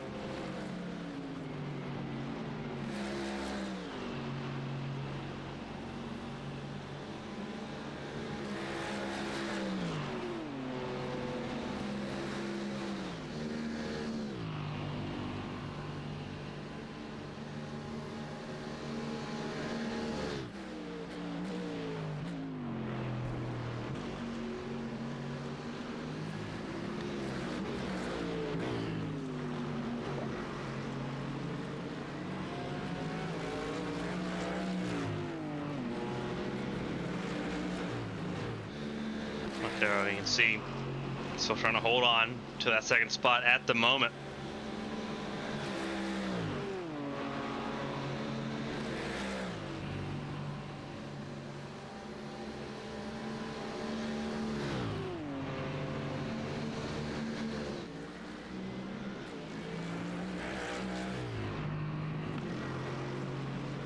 Terra right now for Strumenti DS Racing. There's Jura Sardini right there as well. It's a lot of fun battling throughout the field here. The lead in GTP still belongs to Project Valorous, and it has to for them to have a chance at the championship. All that the Rider Engineering needs to do right now is finish 5th. If they do that, they're champions no matter what. So Project Valorous needs to put the pressure on.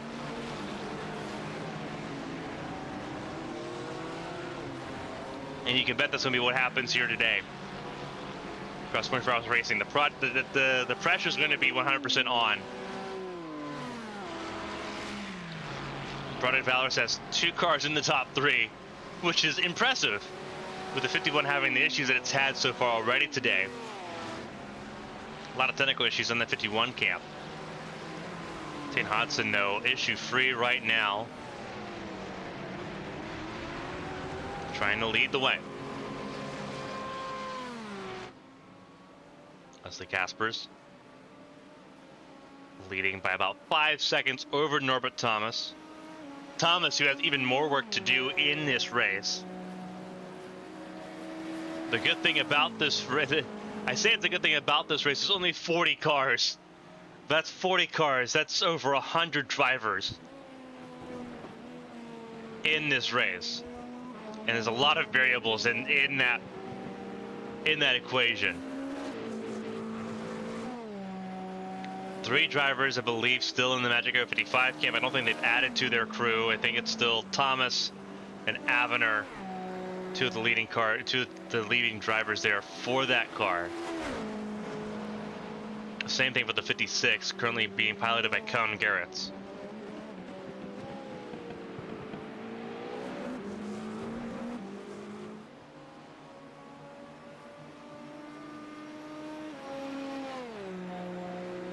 Obviously the 55 car running the names of the drivers in that car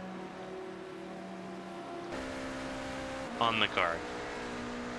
As we're right on board here with the 55. And right now firmly in the second position. You got Thomas, you got Avener.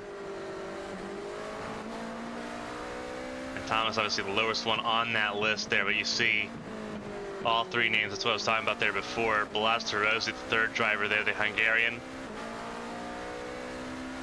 on that car railing as well. Both cars have that, both the 55 and the 56. Just wanted to show that off because some cars have some really cool features here on their cars. You'll see that throughout the race.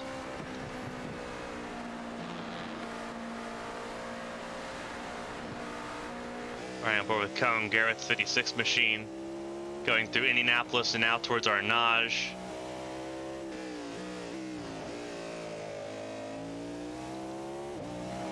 You see right here, Patrick Salvazzi. This actually has a 4-car lineup, 4-driver lineup. We actually see that here. Dominic Piquete, Cone Garrett's is showing the car. Salvazzi, we've seen throughout the season. We've added a 4th driver to that car.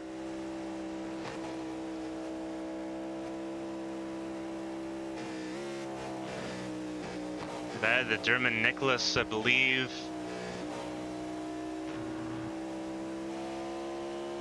That's. I'll have to see if I can read that better. I believe that's Guessing It. I'll have to correct us in the live chat here. But 4 drivers in the 56 car, 3 in the 55.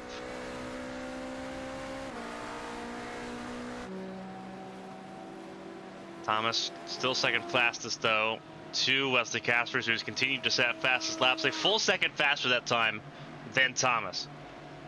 Leading the way here. Marcus Soholm, 51 car, sitting in 3rd, a very distant 3rd, but 3rd nonetheless. After the first 38 minutes.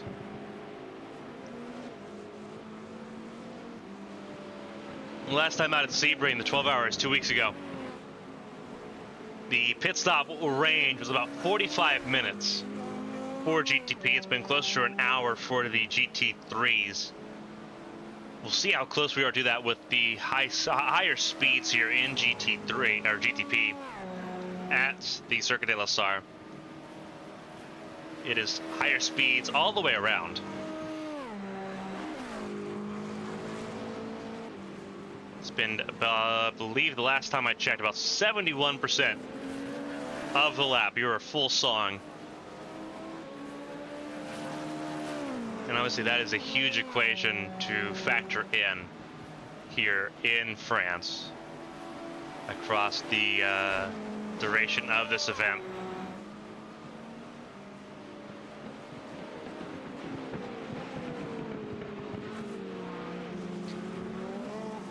But Solheim right now sitting about 1.5 ahead of Alexander Weitzel in the German sim racing machine, sitting fourth fastest at the moment. That accurate, just sitting outside of the podium places. Regan Cardi trying to chase down Gianpaolo Filippi Cristini. That's 07 Racing and Dead Bull Racing. You're looking at the 16 at the moment. Still pretty spread out until you get all the way down into the GT3 Pro category, where you see Kirstens and Fonseca battling it out. This is over the top 10 in GT3 Pro. Here comes the Ferrari to take 10th place back. Nick Kirsten showing that he is all game here in Le Mans. Doing an outstanding job in that.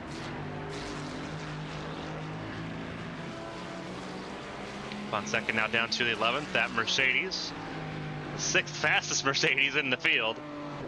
There's that many that are in the top 10. Lemeshk in 12th, trying to catch up to this battle for the top 10. He's pulled away from Zachary Livingood. Severin Bruderer for Firefly E-Racing Blue. Swiss driver sitting in the 14th position. Yashal Yunus in 15th, and it's Tane Hodson leading the AM class cars ahead of Isaac Arvidsson. He's recovering a little bit now. And a lot of cars in pit lane. Here's Casper's in pit lane. Solholm stays out an extra lap. So new race leader is car 51. Trying to go the extra lap here. Trying to get closer to 45 minutes here. That's very important if they can do that. But a lot of the GTP cars could not. We wonder when that pit stop was going to happen with everyone running at full song. The answer is now. Just about everyone coming down pit lane except for the top two of Solholm and Blasco. That's the 51 and the 33 that have stayed out. Here comes the 7.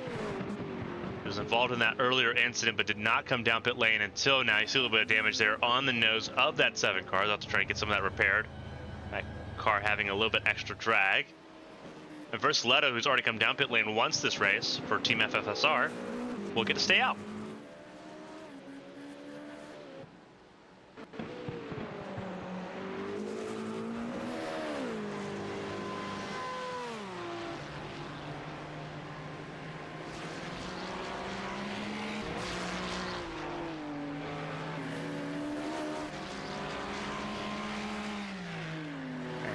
An incident here. This is our first actual crash of the race. Gilberto Yayen, and that's with a 269. Oh, and that's multiple cars involved. And that was in front of the 51 car. The 381, that is the Native Delta Academy car, also involved. This is Sotorov. They're side by side, BMW and Ferrari in front. A little bit of assistance there by the Audi of Smurfs Racing Team, and Sarthe there involved as well. And that 51 almost completely taken out of that race early on. The GT3 is just trying to get rolling and out of the way. And they do successfully do so, but they've got a long trip back towards the pit lane.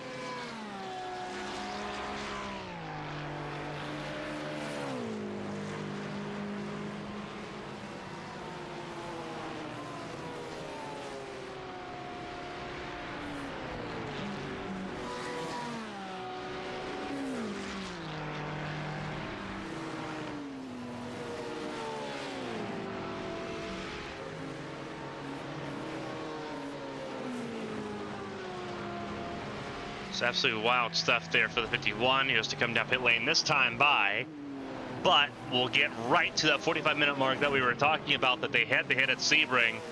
They're going to do it again here. Caspers will likely re-inherit the race lead unchallenged in that effort. But Product Valorous right now in firm control of this race. And Casper sitting third at the moment. Alberto Garcia Blasco will be entering pit lane here as well. But so that's two cars that have right now a 4-minute advantage on fuel over the race leader car, the race favorite car, 50. For Product Valorous, they've got a 4-minute advantage on fuel. If they can extend that every pit stop, that's going to be an outstanding piece of work there. They'll be able to cut out at least one pit stop, if not two, across this 24-hour race, and that is a huge advantage. A pit stop time here at Le Mans is a minute 27 at the fastest that you can get. You lose almost 90 seconds on pit lane. They would be able to save 3 minutes on pit lane. That is so crucial if they can hit that number all the time. But also, that's the important factor. They've got to hit that number all the time. A lot easier said than done. Solholm leaves pit lane now. Will almost lose a spot here to Alexander Weitzel. Will lose a spot here. Weitzel just had those tires run up a little bit longer. Had that lap to warm him up.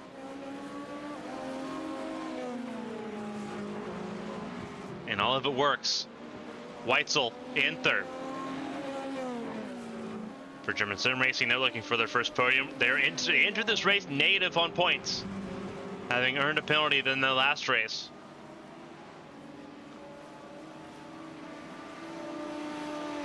Fantastic way to come back. 30 points on the line if you just finished third. Again, it's double points this race. 50 points for the race win, 36 for second, 30 for third.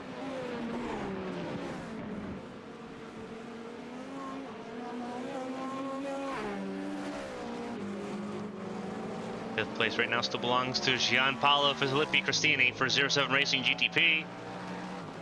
And Cardi's still a distant sixth in now. Kirstens and Fonseca continue to battle it out here. This is through Indianapolis towards Arnage. Trying to board the AMG car.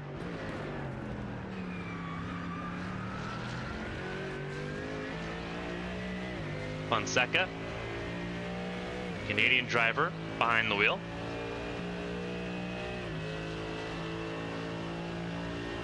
A lot of North American drivers across the U.S. and Canada starting off this race in France. Early morning.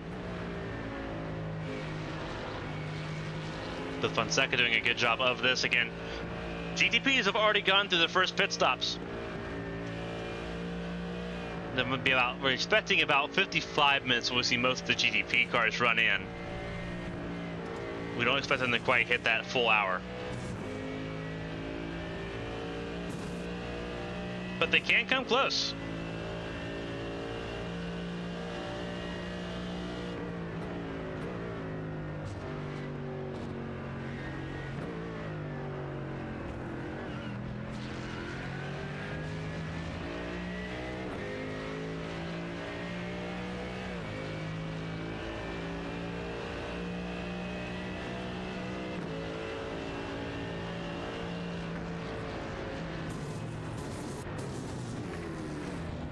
cars right on board with the A0 Motorsport 220 in this battle.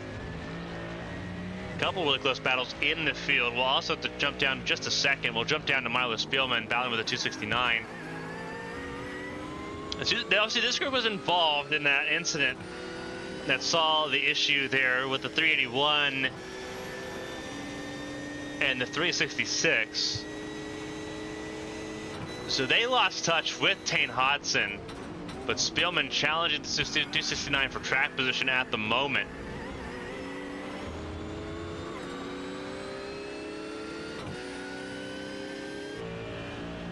Looking second place, Pedro Montero. You see a decent gap between him and Lorenzo Castellani, but it's Gerard Sardini that's putting pressure once again on the 255.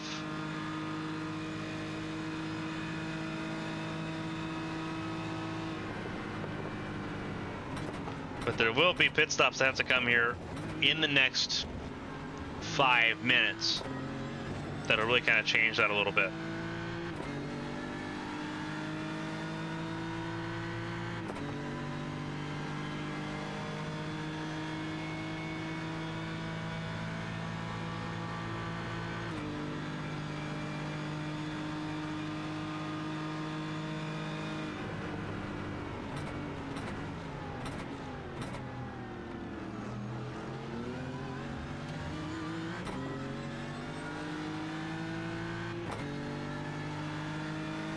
Gerard Sardini Jr. right now sitting third fastest, riding on board there. Most of the GT3 field still pretty close together. A little bit of strung out. As you see, Cody Sports have passed by Spielman and Lithia Motorsports GT3 AM. They're rocking right now.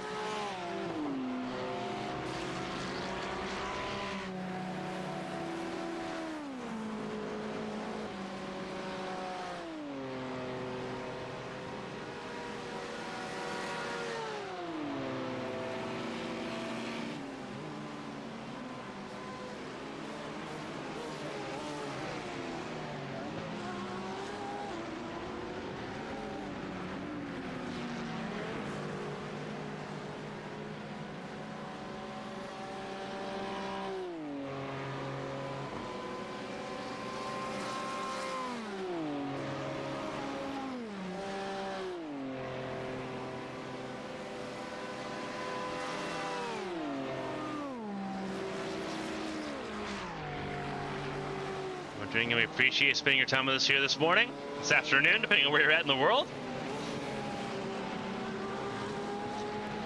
GT3 cars making their way through once again.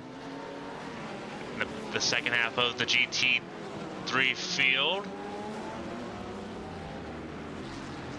As pit stops begin for some of the front runners, here comes Montero.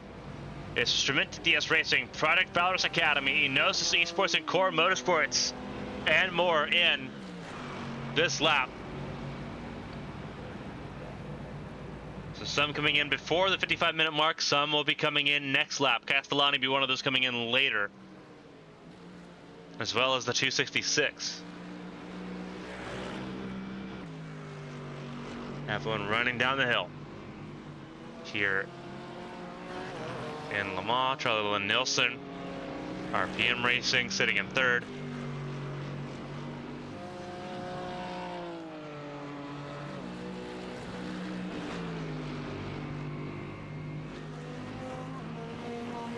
Casper's going down the Dunlop Bridge now. Now down through the S's towards Tete Rouge.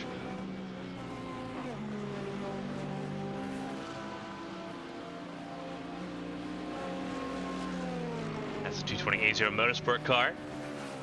Right now, fifth fastest, or fifth place in GT3 Pro, it's Fonseca. Strategy calls being made here already in the first hour of this race.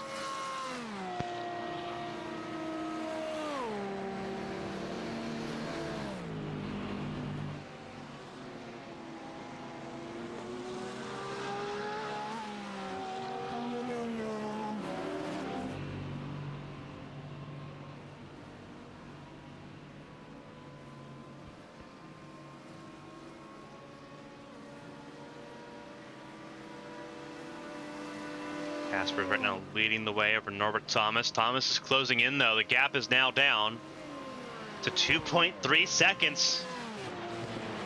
So Norbert Thomas closing in. This was about a 5-second gap before the first pit stop of the race. It's been cut in half.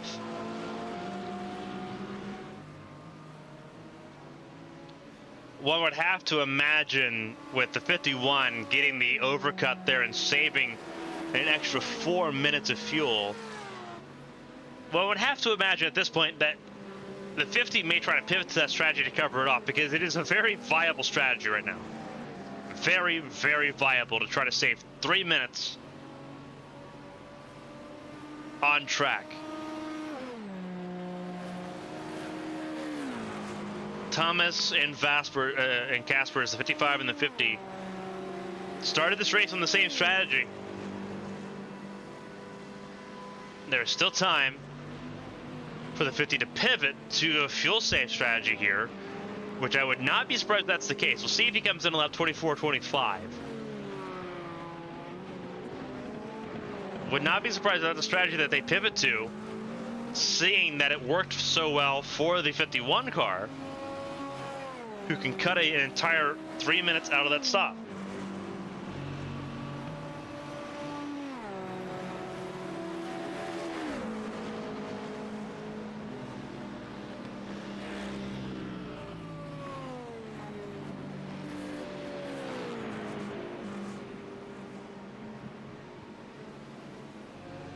Those wondering the mathematics behind the pit stops between those going 12 and 13 laps on per tank. If you're going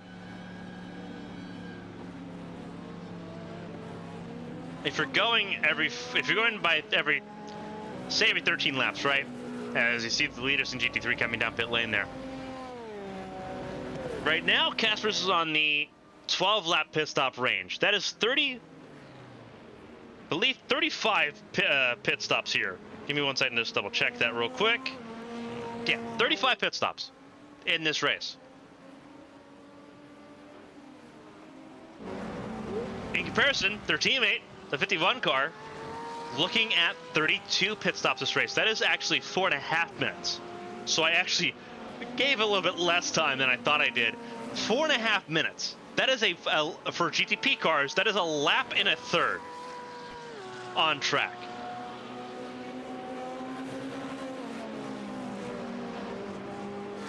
That's a huge deal.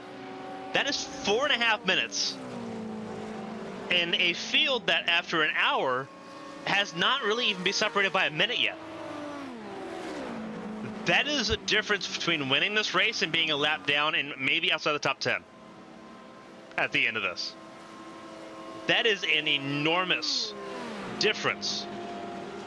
I would not be surprised if Casper's does make that adjustment and moves to that 13 lap stint to try to cut out as much of that as you can. You don't want to make 3 extra pit stops here. You really don't. That is a lap and change that you just can't make up with pace.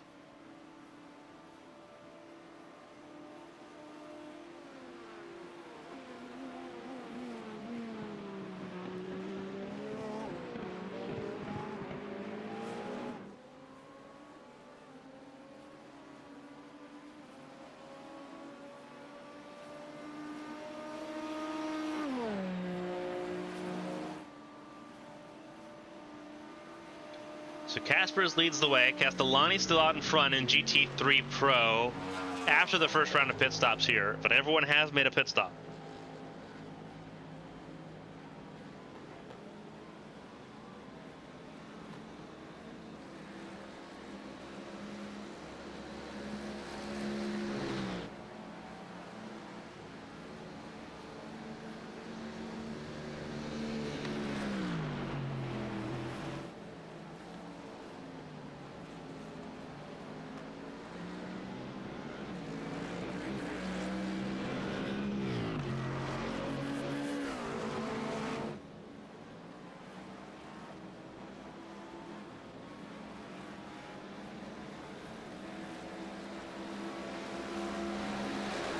So Castellani still leads the way, leads by about 6 seconds now over Sardini, who has firmly established himself as the second place car here in the field at the moment. Driver change already though, further down the order, Gonzalo Ferreira for Strumenti DS Racing in that car already. So first driver change has already occurred in the first hour of this race. But again, with most cars in this field having at least 4 drivers, if not 5 or 6, very easy to make that change and try to keep the lineup fresh.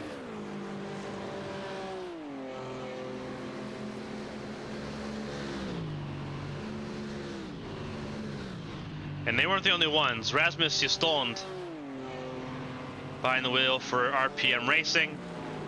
Alejandro Garcia de la Mata still behind the wheel behind him as they fight it out for the top 5 at the moment. Daniel Cruz not far behind either for Core Motorsports.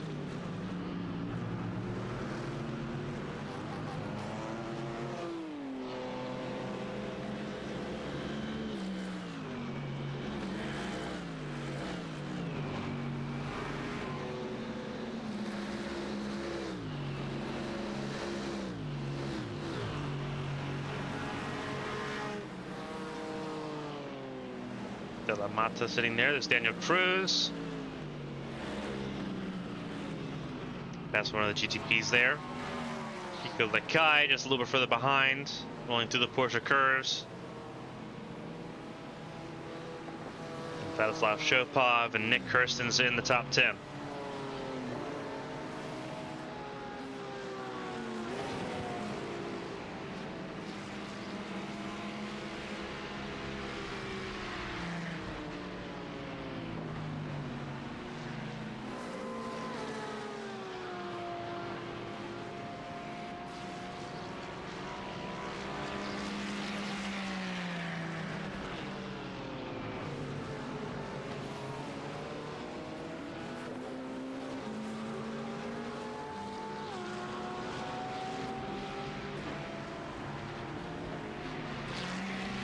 Kirsten's right now about 1.6 ahead of Lemmy Mishk. So Mishk has gained a little bit of time there. He got past Fonseca there on pit lane.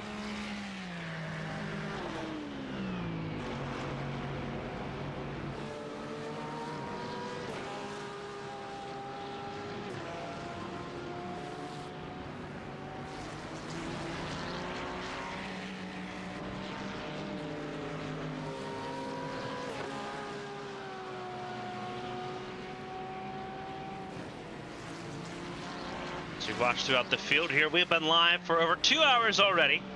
Time flies here in southern France. So we're going to take our first refreshment break of the race. We'll step aside for a few seconds to kind of let the ambiance of the race take over. We'll be riding on board with a few drivers during this onboard refreshment break period. For those watching live, feel free to use the links in the live Twitch chat to follow us on Twitter as we cover the 24 hours here in Europe for the Platinum Endurance Championship Season 5 finale here today, the first of 24 hours complete here in southern France.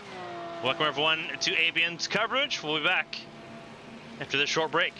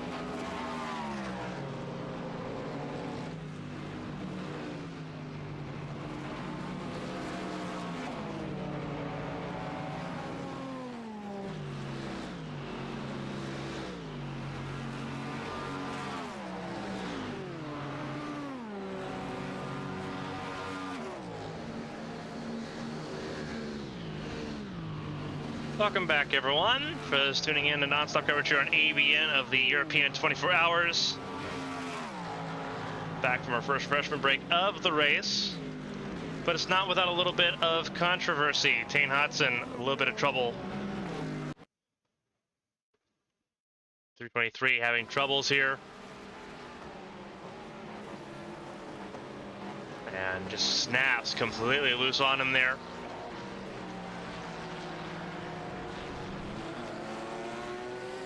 Not the only driver to go off track in this race. That was just the most recent one. Or Paulo or Ernesto Tatalini, I believe someone was asking about in the chat. This was in the Mulsanne corner. Was that a little bit of help from the Lithium Motorsports car? Yeah, it was. So, a couple of spins on both ends of the racetrack.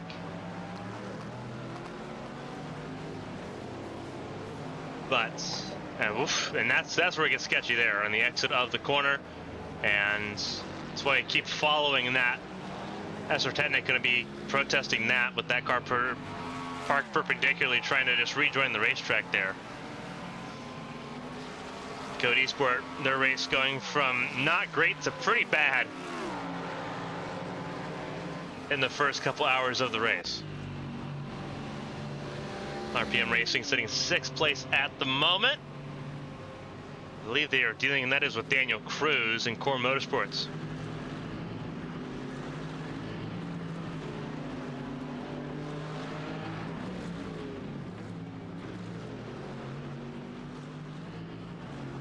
Rasmus Stolen behind the wheel of the RPM Racing number 210. So a couple of battles going on there. Nick Kirsten's and Lemmy still battling for the top 10 in GT3 Pro. 80 minutes in.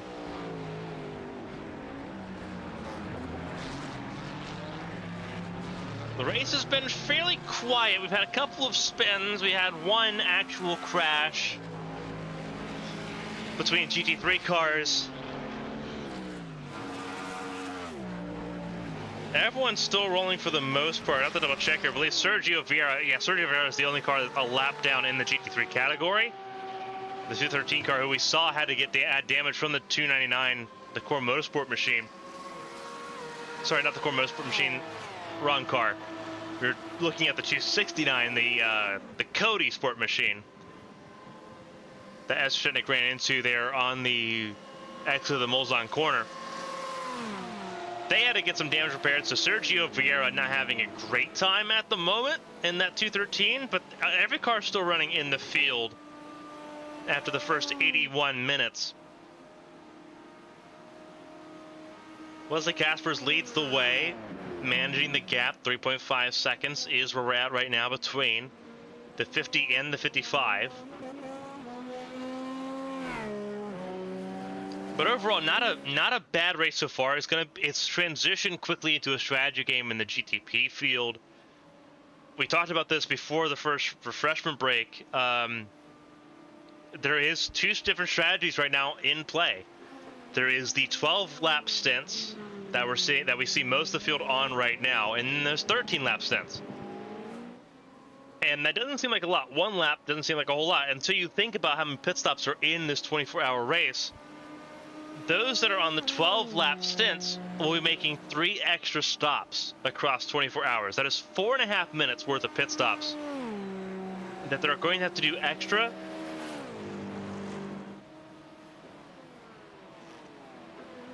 Compared to the 51. The 51, apparently the 51's trying to go 14 laps, which is going to be very interesting. Not many, I think, can do that. Caspers, I think, is trying to match it, which obviously it makes sense. The 51 and 50 are teammates. They're for Project Valorous. They're going to try to match each other here. That's significant. A 14-lap stint is crazy.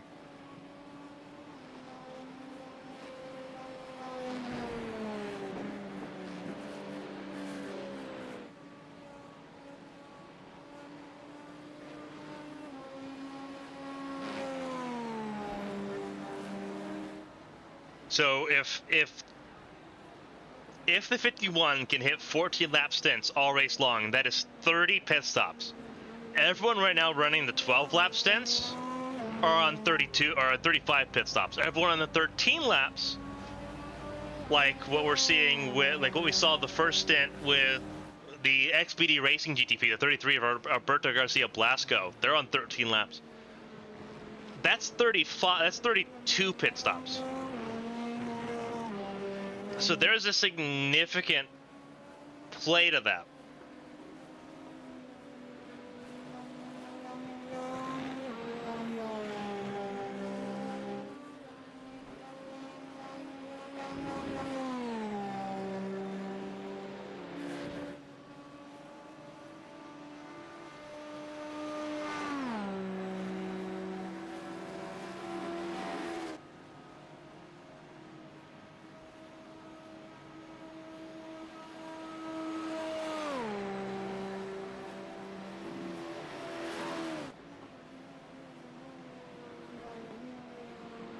As I mentioned there in the live Twitch chat, the difference between 35 and 30 pit stops is almost 10 minutes.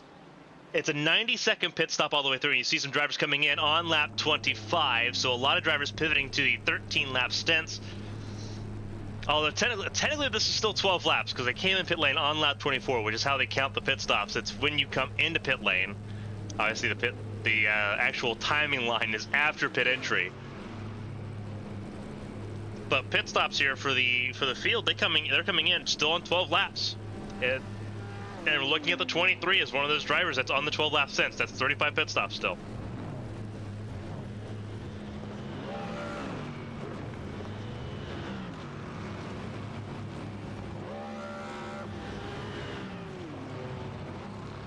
Looking right now, and this is a really good conversation to have. The average time, so the time right now being run by those on the, and this is going to be very skewed before I get to the lap times because no one's holding the same pace as the 50, the 55, and the 51. The 50, 55, and 51, they all just set personal bests at 3 minutes 23 seconds. That is intense pace. That is a pace that not many people are matching right now. All three of them are on the same if all three are on the same strategy, that's huge because they're the fastest cars on track and they're saving fuel. The question is the 55 able to save the same fuel as the 51 and the 50? And that's hard to say. It's hard to tell. We'll find out over the next 2 laps, but it's hard to tell. Those that we're seeing pit light right now after another 12-lap stint, those that we're seeing make that second pit stop, they are in the 324s, 325s. Not the same because they're already not matching the race leading pace, but they're also not able to save that fuel either. So very interesting, that dichotomy.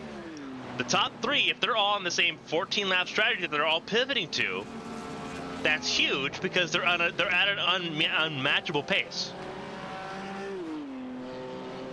Caspers is in. He could only do 13. He could not do 14.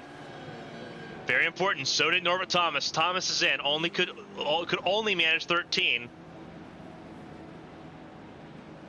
And Solholm backing up all the intel we had. 14 laps is what they're going for. So yeah, that's unmatched right now. What Solholm is doing right now is unmatched. 13 laps for the 50 and the 55. Solholm matched their pace and saved an extra lap. That's insane.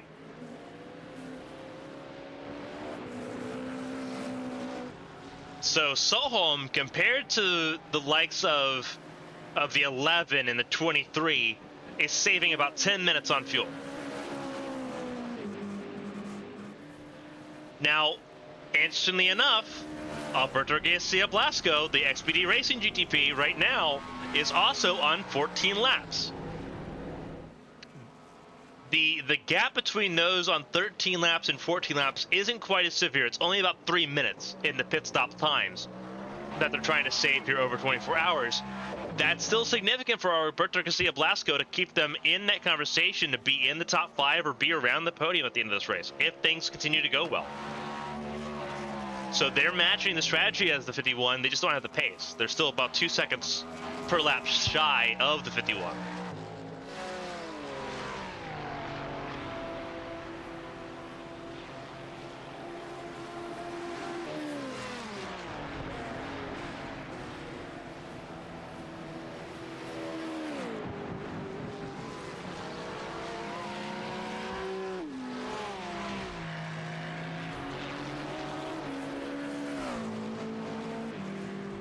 So Soholm's on the 14-lap stint, running the same pace as the leaders, as the teammate Wesley Caspers and Norbert Thomas, and saved an extra lap of fuel. That's ludicrous. That is just completely ludicrous. Because that is fuel saving without losing pace. Because that was the question that was posed in the live chat, was how much time are you sacrificing to save fuel? The answer for the 51 is none. You're sacrificing no time. Which is absolutely ludicrous to think about.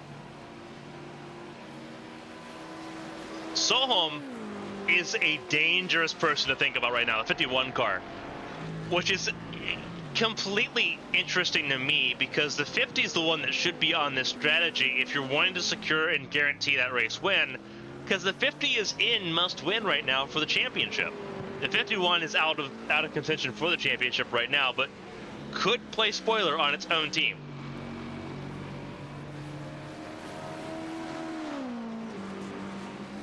Now, the conversation would be a lot different if we were talking about Soholm saving an extra lap of fuel, but running like in the 325s, 326s, 327s. But they're running alongside the fastest laps of the race. The very fastest lap of this race belongs to the 50, a 323.14. Soholm's fastest lap is a 323.71, and they hit that 4 laps in the last 9. Here comes Soholm now in pit lane. Soholm, oh no! Oh no! Soholm spinning, and that's the issue you don't want to have. That is a unsafe pit entry penalty for the 51, and that's where the variables come into play.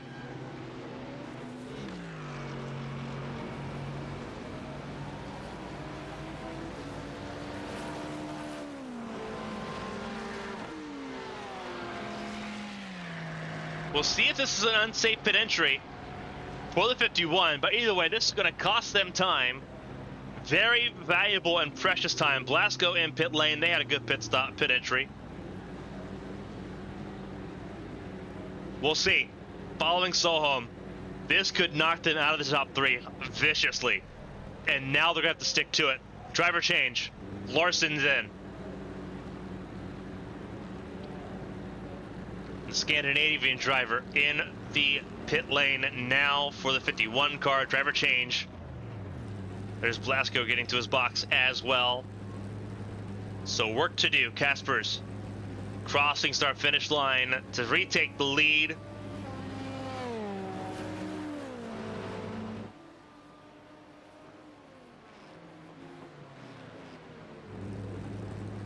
Larson waiting for the pit stop.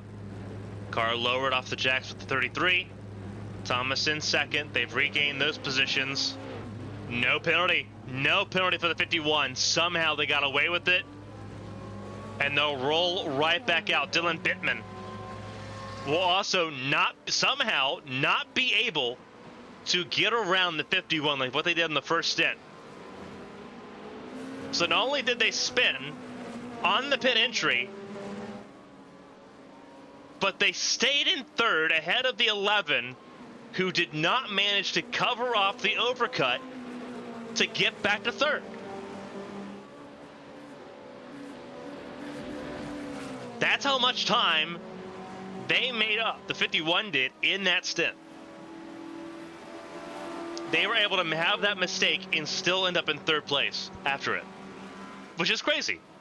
But now it's on Larson now to try to do what his teammate just did. And that is easier said than done. Not easy to do what Soholm was doing, but Larson's now got a number to hit.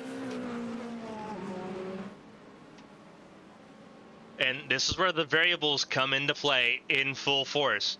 Not every driver can do what Solholm was doing. Can Larson, can the rest of the drivers in the 51 camp match what Solholm was doing and keep that trend going and keep them in the running to try to win this race on the strategy call? That is the big, big question.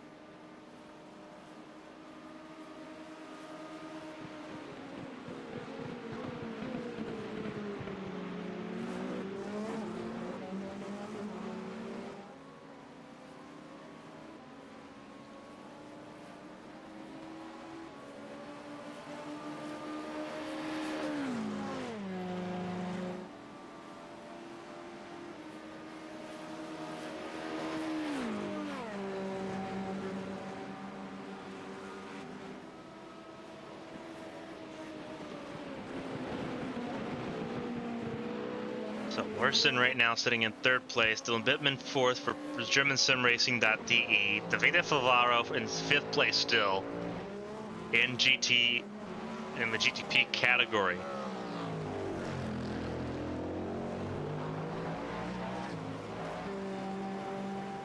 Interesting battles going on here. Here is Tremensi DS Racing. Gonzalo Ferreira has lost the podium place, lost 3rd to Enos Esports. We're seeing more and more driver changes coming into the play here, and we're expecting to see more driver changes here in the GT3 category when they make their second pit stops here in about the next 20 minutes.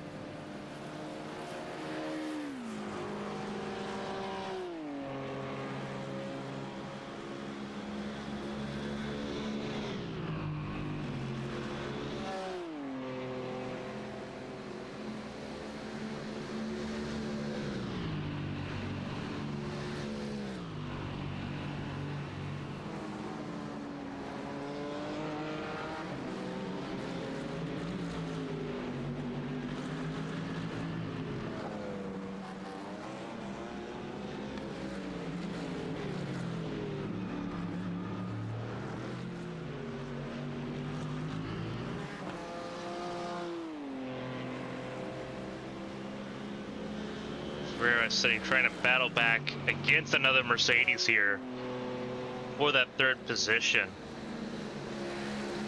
Luis Gaspar, Daniel Cruz, top 6 there.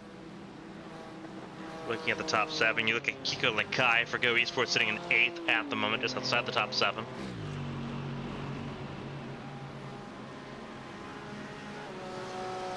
Team Red X being marked as a GT3 AM car. Don't believe that is correct. That is the 86. I believe they had a car that was in that. They have a driver that was in the AM car for a period of time.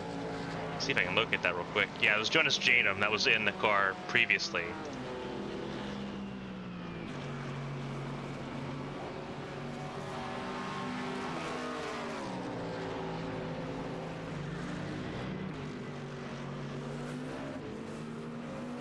See if we can fix that real quick.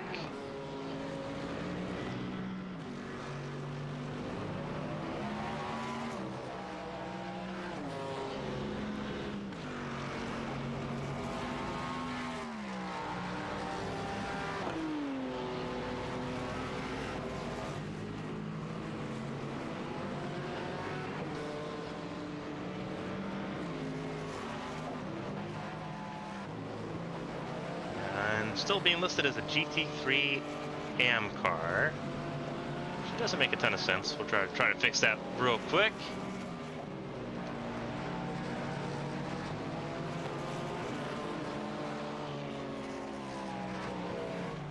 Still listed as the 323 as an AM class car, which is definitely not accurate. It should be the 396 leading GT3 AM at the moment. That's what should be going on.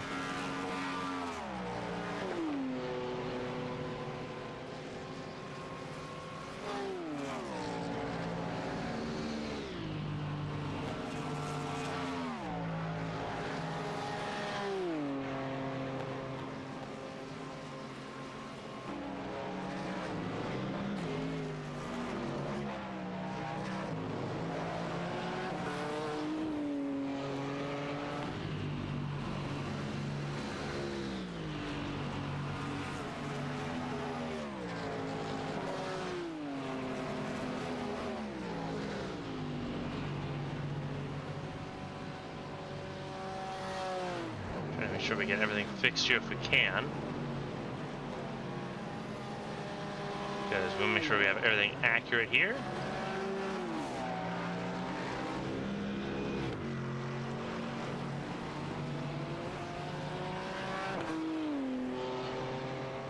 First overlay glitch we've had in a while.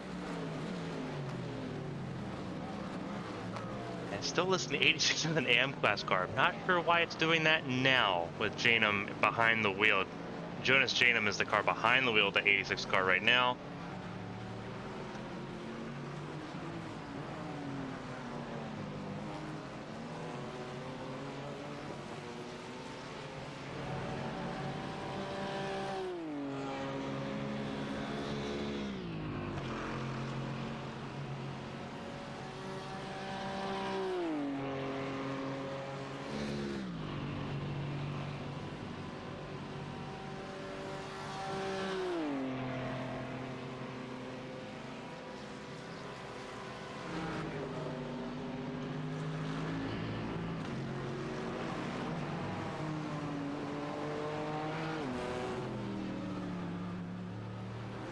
Trying to update this as we can.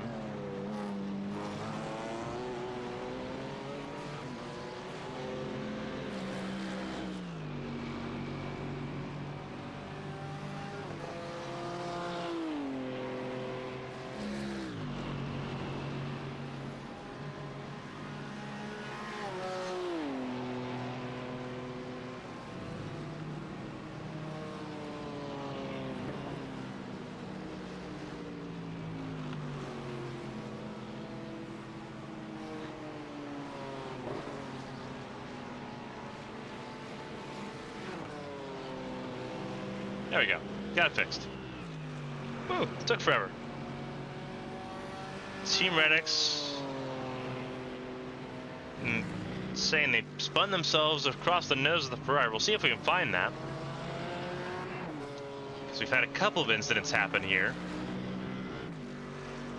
I see a couple of red flashes on the screen. One is for Sergio Vieira, the Sarthe car, who had problems here just a couple laps ago. What has happened to Vieira? This is in Tertre Rouge. Same place they had trouble earlier. That Porsche just not liking Tertre Rouge at all. Obviously they tried to stay out of the way there, and then Tane Hodson, who had an even worse time. This is a car that has had to tow back to pit lane. Side by side, approaching, I believe that is Indianapolis and Arnage. It is Indianapolis and Arnage. That's the 323 that crashed, and that is an engine blown. That was Tane Hodson behind the wheel then. Maurice Dienker behind the wheel now, as they wait for that car to be repaired. That is significant repairs that need to be done.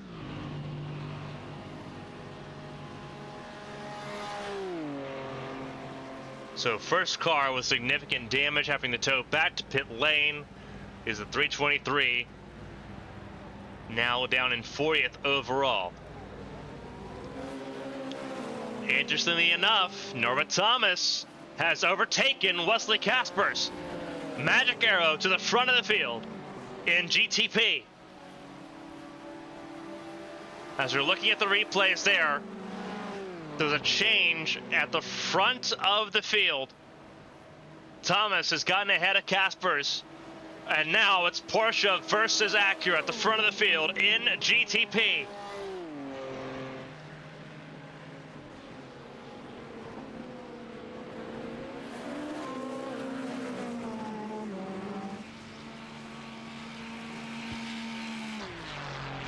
Thomas, the defending GTP class champion with Magic 055.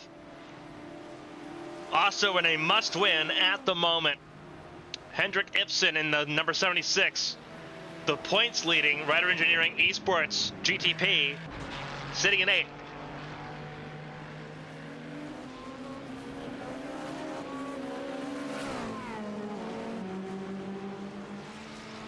Watching right now is the two drivers, the two of the cars battling for the championship at the moment. are now fighting on track for the race lead, and this is huge. Magico 55 into this race, just 6 points behind Product Valorous and the number 50 machine. This is second and third in the points, battling for the race win and potential championship prize.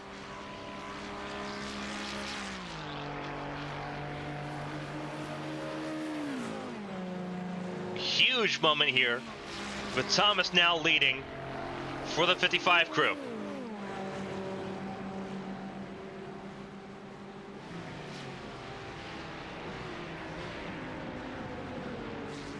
And this is huge because Magico 55 entered this race just 26 points behind Ryder Engineering.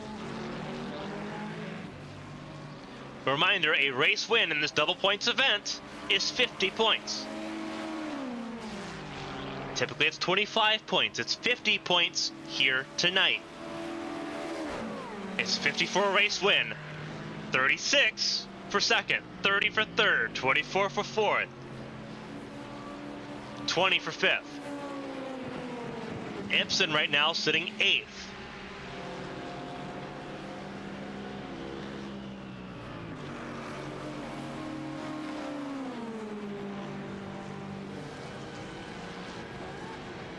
As GT3s make a pit stop here, a lot of cars in pit lane for the GT3 class.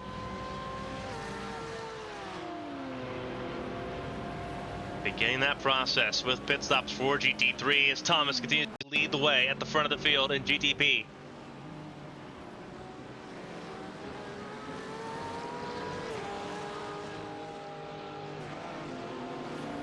When we went over the points at the top of the show, we talked about how important it was for Ryder Engineering to finish top 5.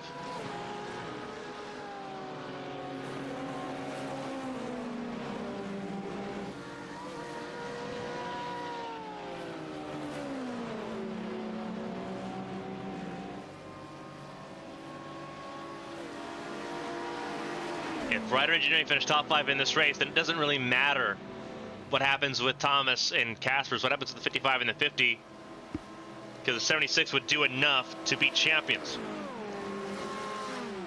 However, right now they're sitting 8th.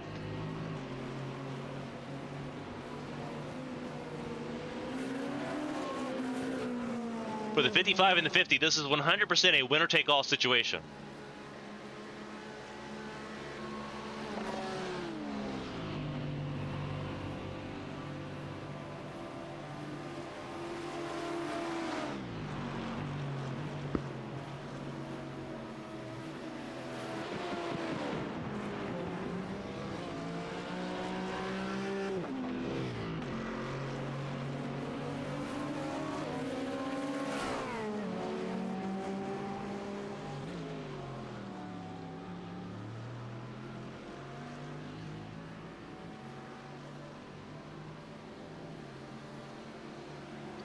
So Thomas leads the way.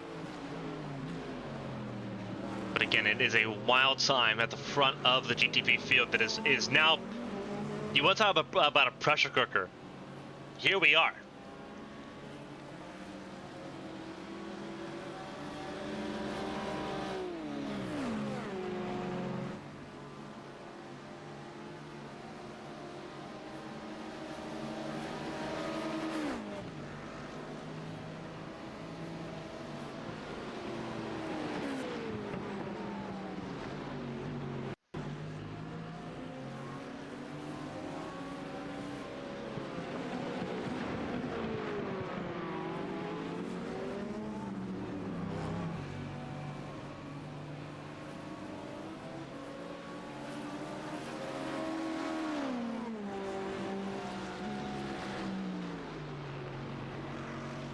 Cars approach the Porsche curves here. The leaders duking it out. Porsche leading over Acura.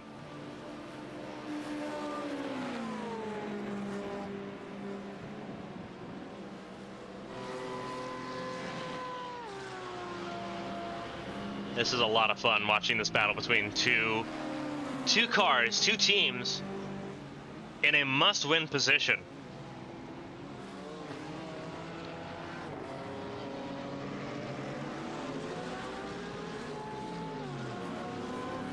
going out and fighting for just that. Absolutely incredible stuff so far in this process. As the race rages on here in Le Mans.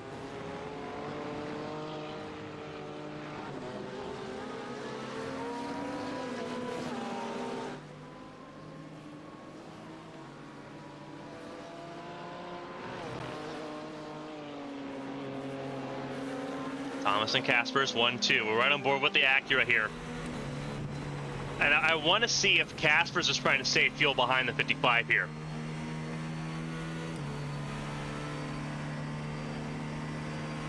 You'd have to assume that this, because this is the first two pit stops, they couldn't do 14 laps.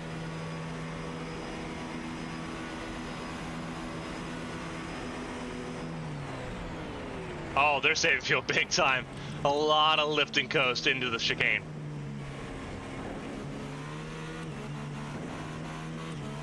Yeah, they need help with with slipstream to save fuel, because they can't save fuel on their own.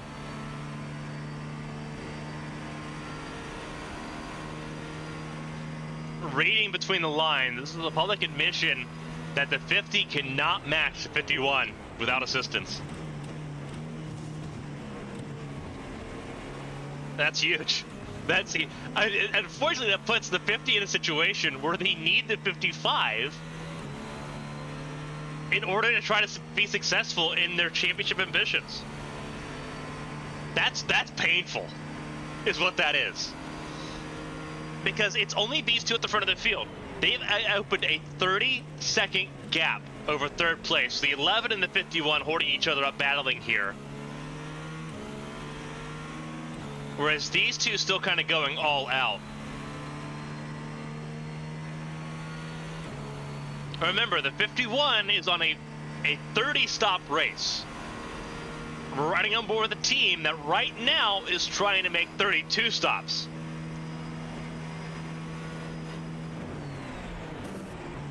A lot of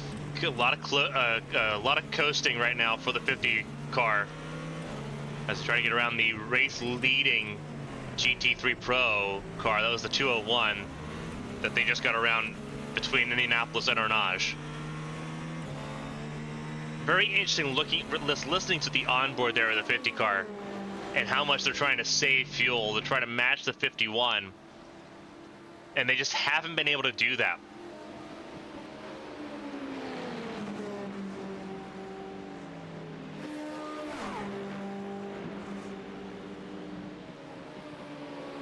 And that is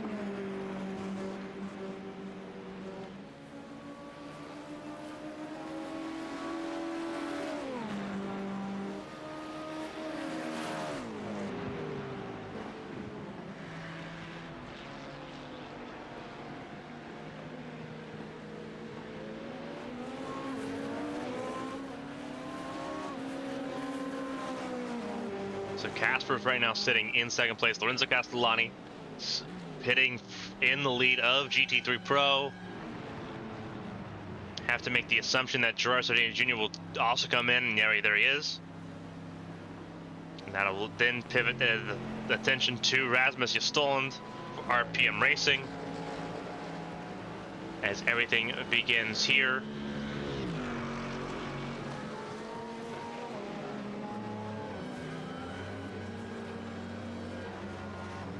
As we approach the second hour, or approach the end of the second hour, beginning of the third hour here, I get to be joined by Olivia Hayward, two-time ABN Champ Car World Series race winner. Obviously, I think a lot of 24-hour races in Daytona under her resume as well. Some sports car racing in general, just jack of all trades. Olivia, welcome to the PEC broadcast for the first time. Been an interesting start to this race. Yeah, I've been keeping an eye on it, sort of during this opening couple hours, and it's. I wasn't expecting it to be so much variety and strategy already, but it's really interesting to see how these different teams are approaching the fuel aspect of this race, because a one lap difference at a track like this is huge, really. Yeah, we were talking about that obviously throughout the first couple hours of the broadcast here. The difference in a 12 lap, 13 lap stint, 14 lap stint, we're seeing 3 different strategy calls being played here. The difference between 12 and 14 lap stints is 5 pit stops in this race, which is crucial when you think about the time that they're saving. This is not a fast pit lane by any stretch of the imagination. A code 60 pit lane, 60 kilometers an hour, 37 miles an hour for those that don't have the conversion rate readily available. That's at very minimum, that is 88 seconds on pit lane if you're going for the full service, which a lot of drivers will have to do because you can take the tires and the fuel on the same stop. But that is massive. You're hearing Casper's, the 50 car, trying to save fuel. He's almost about to lose touch with the 55 with how much he's trying to save to match his teammate here. These cars, it's not like what it was, obviously, the last time I raced when it was just the LMP2 car, it was just the Dallara, and it was easy. All 4 of the GTP cars in this field are very different. You're looking at the Porsche, you're looking at the Acura, very different engine displacements, very different powertrains. How important is that? Obviously, the Acura came into this as the favorite, based on the balance of performance data that we had, based off of everything we'd seen. They're on the back foot compared to the Porsche and the Cadillac right now, which we're seeing make those 14 lap stints. The Acura definitely, at least with how iRacing is set up currently, seems to be the jack of all trades. It's the most well-rounded car, and so for I think most of the races you expect that one to be the preferred choice. But when you get to some of the more unusual tracks like Le Mans, maybe like Spa as well, as it was such long straights, and then obviously complete contrast to that over a track like Long Beach, you start to see those sort of little differences where you have sort of the Porsche start taking a bit of command. There's a bit of a whittle there on the curb from the 50 car. Just losing touch a little bit, but still within range to draft back up. The problem, of course, with that being, if they are on the fuel save, the more work you do to catch up to the car ahead, the less chance you have to coast behind them. But they're touch right behind. It actually might be saying, so long with this fuel save and trying to make the move again. Maybe they've hit the number they need. Or maybe they're realizing that they can't hit 14 laps and that they're kind of stuck on the 13. There's a lot of different emissions here. We're going to see what they do. They last pit on lap 25. We're looking to see if they do come in on another 13 lap stint, they'll come in on lap 38. So that's going to be really the big indicator as to where they're at. They can either hit, if they hit 37, they've messed up, I think is the understanding there, because that means that they're down to 12 lap stints again, which is what we saw them do at the beginning of the race.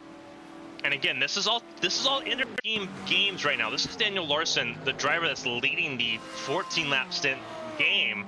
They're sitting in 4th right now, but they're looking to save at least 3 minutes on almost everyone in the field. And I mean, you're looking at right now, we're 2 hours in, and the top 5 are separated by 35 seconds.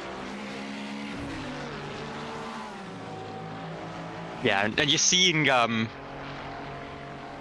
into Mulsanne 1 there, that the speed difference that the Porsche of Magicara had, it just was able to out-drag once they were side by side, and Valera's car had to drop in behind and just continue to try and fuel save.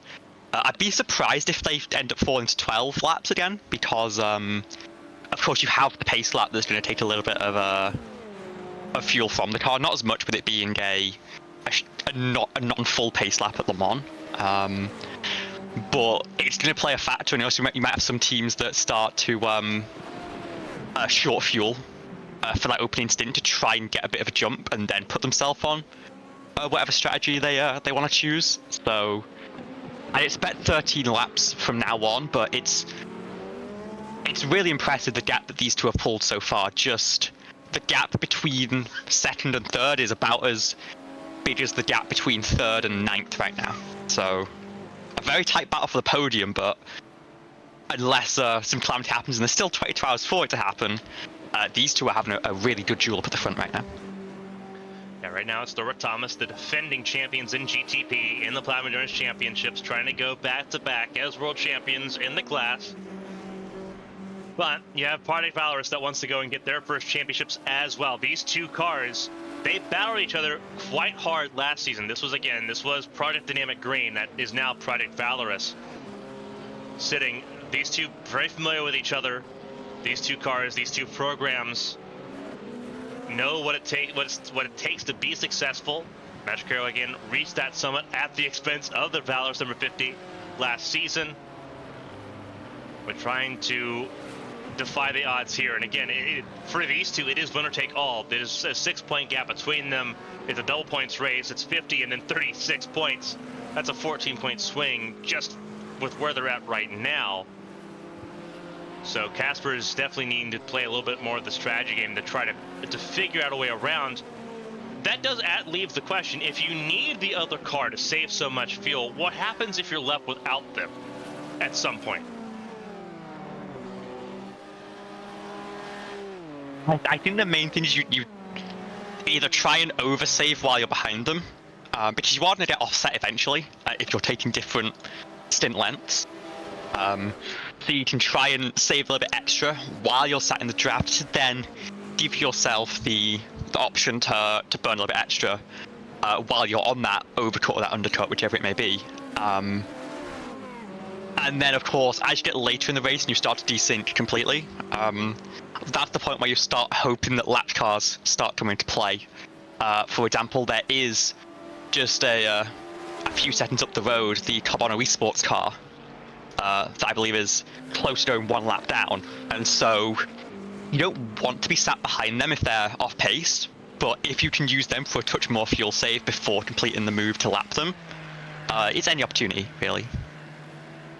And I would definitely consider the 66 car to be off the pace, running 3-minute 30s at the moment, compared to the race leaders that are running 3-minute 25s.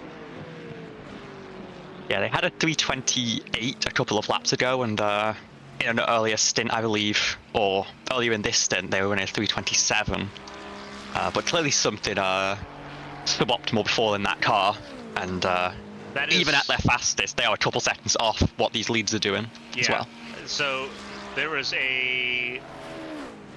contact early in the race between this car and a GT3 that may have left some underlying damage on that number 66 machine. That may be why. I believe it was contact with one of the pro cars. I believe it was with the 207 that has lost a lot of pace also. That 207 car now out of the top 10 and out of the running for the top 10 altogether. Fabian Lorenz, the 207, the Firefly E-Racing blue car. See if there's any notable damage still on that car. Not on the driver's side, but it looks like there might be something on the passenger side of that number 207 machine. Can't get a good look at it from angle I've got. But they've had problems in this race as well. Of course, GT3 has been the catalyst class of the race so far. A lot of positions changing hands here, just outside the top 10, or really inside the top 10. Nick Kirsten's Sim Race Sweden, the Academy car, still doing better than the parent car. 10th right now for the Academy car, sitting ahead of the Rider Engineering GT3 Pro car. Vincent Awesome is still on the recovery drive for Sim Race Sweden's parent car. Started this race in top 4. Now down still in 13th position. That has been a very slow climb for the 219. That was trying to take it to the 201. They entered this race second in points, but 21 points adrift. Fabio Ponza now behind the wheel, taking over for Castellani, and has set sail on his own, 10.2 seconds ahead of the 266 car in GT3 Pro category, trying to go for the three-peat, something that no team has done in the Platinum Endurance Championship ever.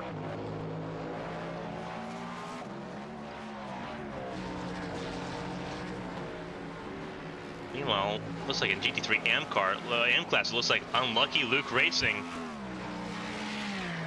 at top of the field at the moment. Obviously, this is a class that had a lot of up and downs already in the first 2 hours. The Ferrari of Unlucky Luke Racing leading the way, but then it's the only Audi of the field. David Narbonne for Smurf Racing Team who had damage earlier in this race, had to replace the front clip of that car, has done so and is still second place. Yeah, great recovery from the 391 car there. I think, in general, I expect to see a bit more variance from the lower class, the GT3 here. Just because when you have a traffic situation, you have a little bit less of the initiative, of the control of the situation. If you're a GTP, in general, you can choose your aggression level, and that will let you manage the race however you like.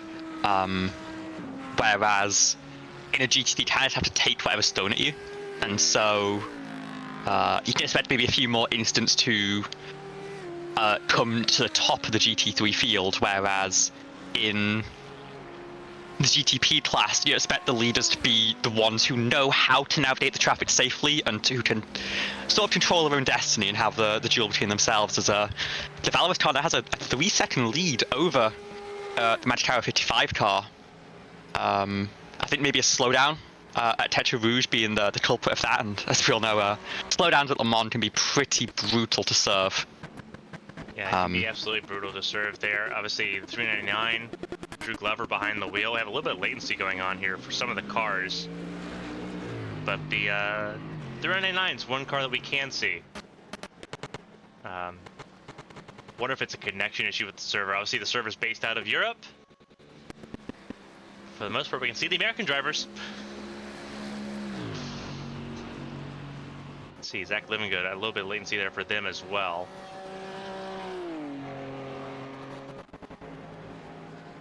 See if it's a latency issue here. Might be Discord related here as we try to figure everything out.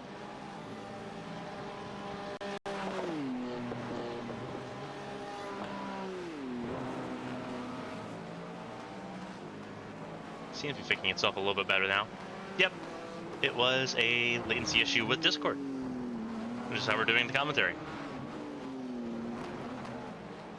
Always difficult to run live production between, especially multiple machines, and have all of it running smoothly. But yeah, glad to see we're back and running, and the live link to America is working just fine. Yeah, living good right now. One of our baseline connection points here, sitting right now 14th place for Lithium Motorsports. Their pro car has not quite had the pace here in Le Mans so far. A race dominated right now so far by German engineering. The top 10 minus 10th place, all German cars, and all three different manufacturers represented there in the top 10. Mercedes, BMW, and Porsche. Obviously Audi only in the GT3 AM class today.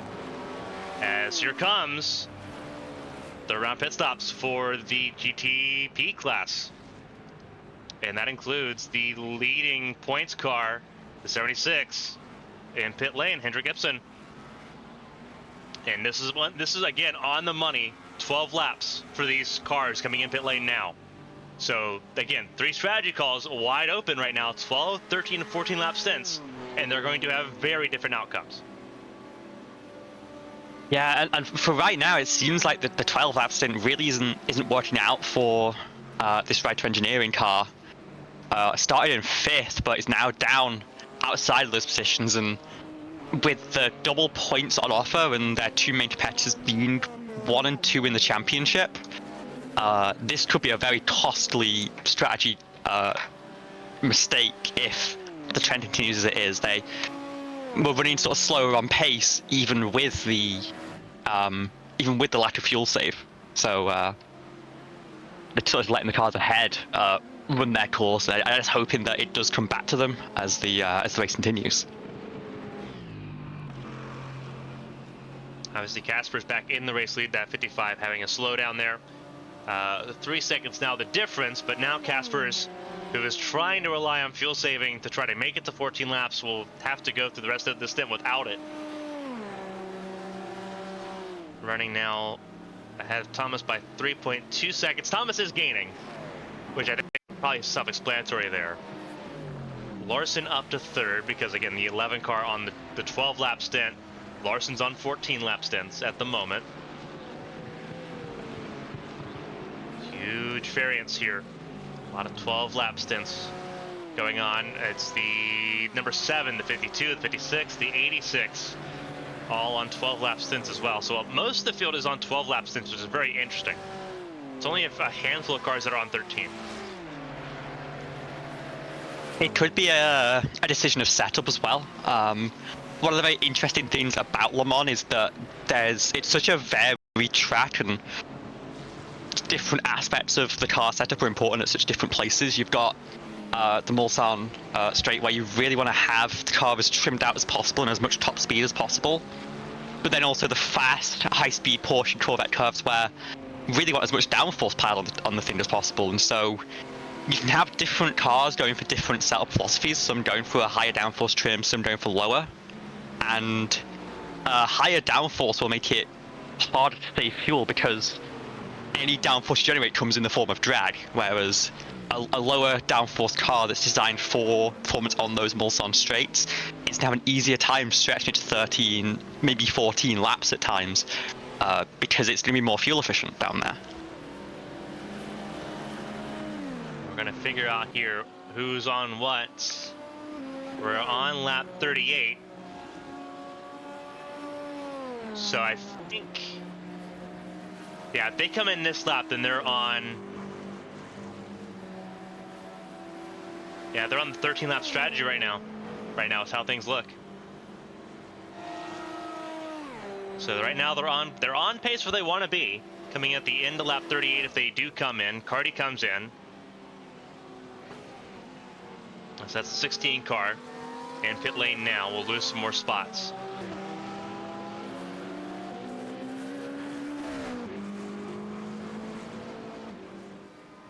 So now the question is, can they go an extra lap and get to 39, or get to the end of 39?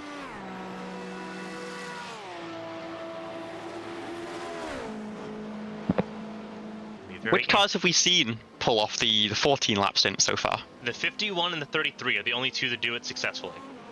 All race. Okay. And they are right now they 3rd are, and 4th. Yeah.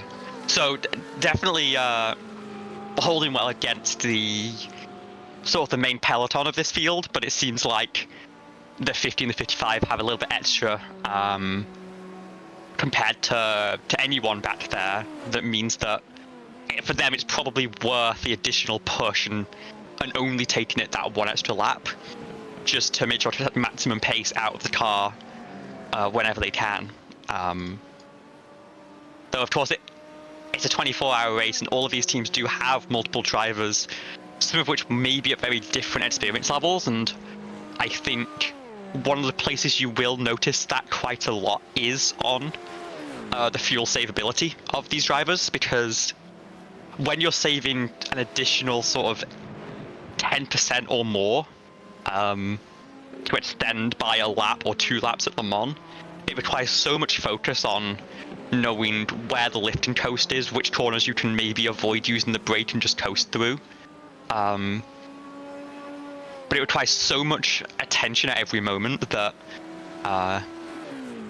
a less experienced driver might not be able to be successful with it, and they might either be forced to abandon the save and just go for whatever pace they can, or could be forced into maybe an error, because in these races the primary separation between cars is how many mistakes you make and how costly those mistakes are, and then only when you have cars that are very similar in that measurement is where these smaller things like how fast you're driving end up coming through, and what your strategy is able to give you.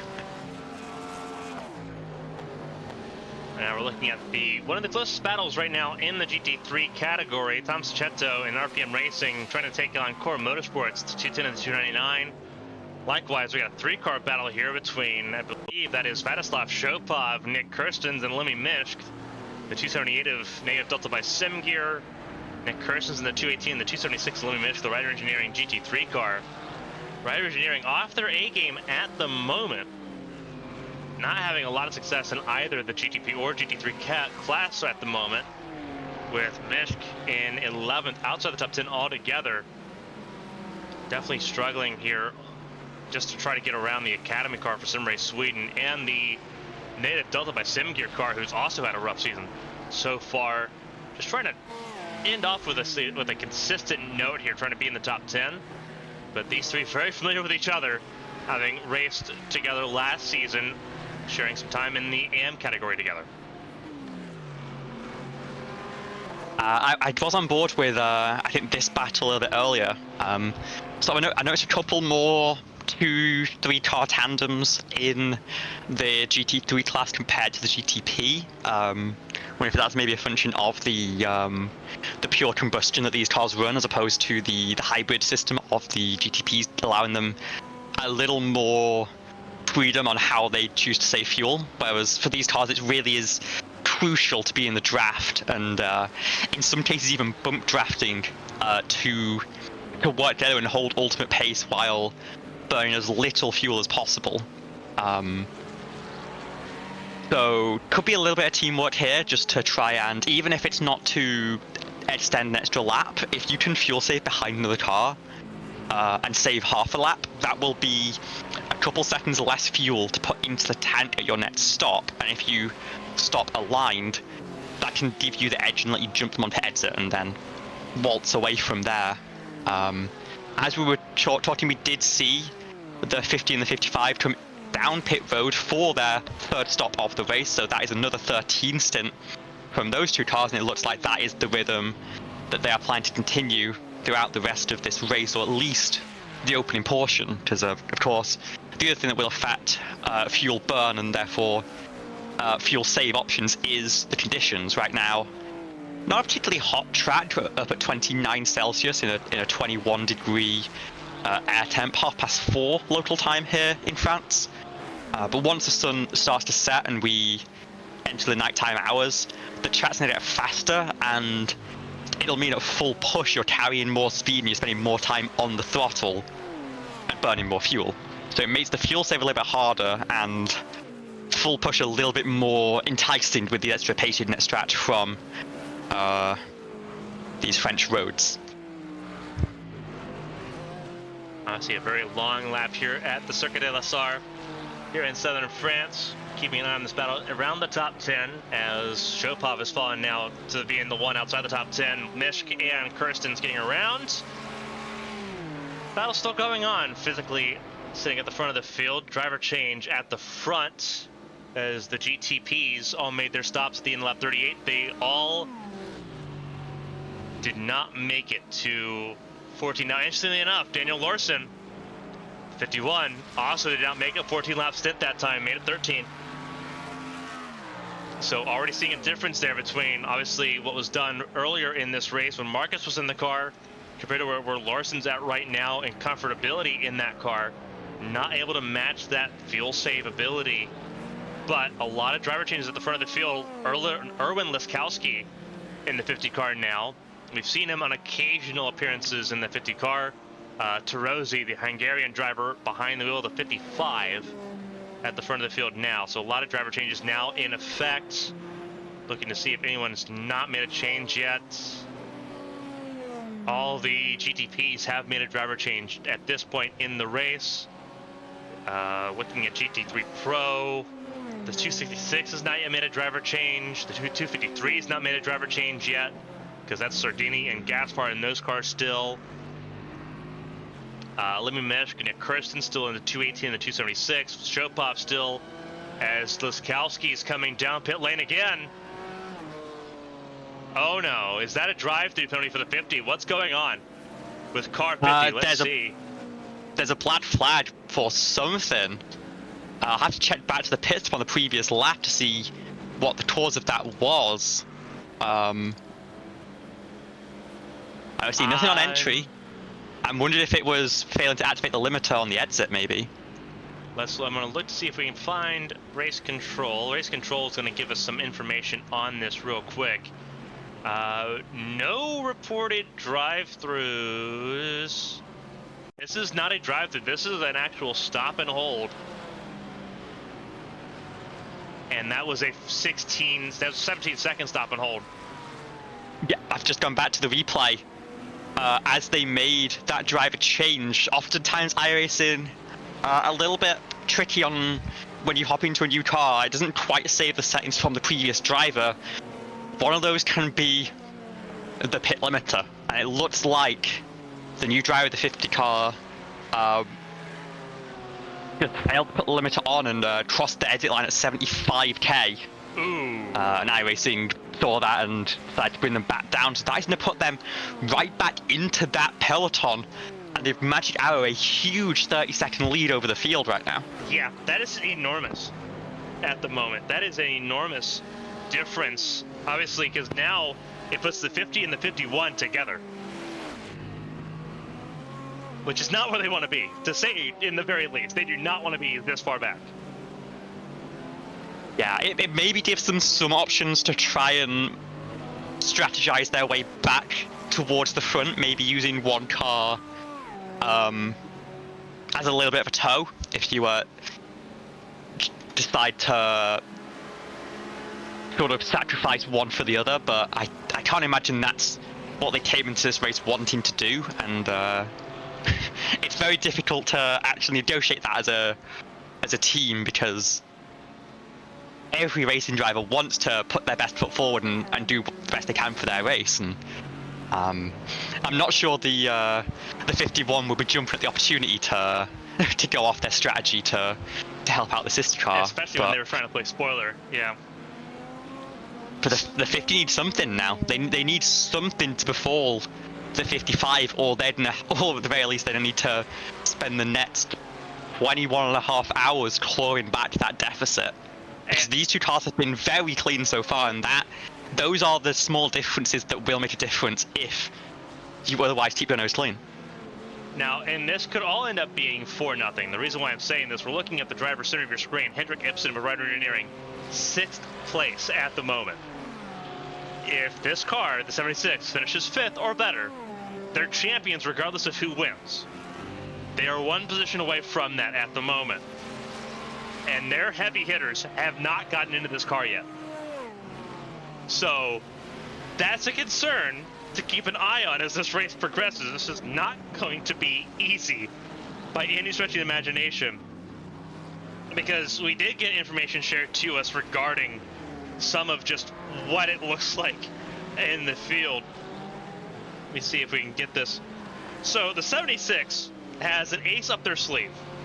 Alexander Spence is in this car for the night, at least for a portion of this race.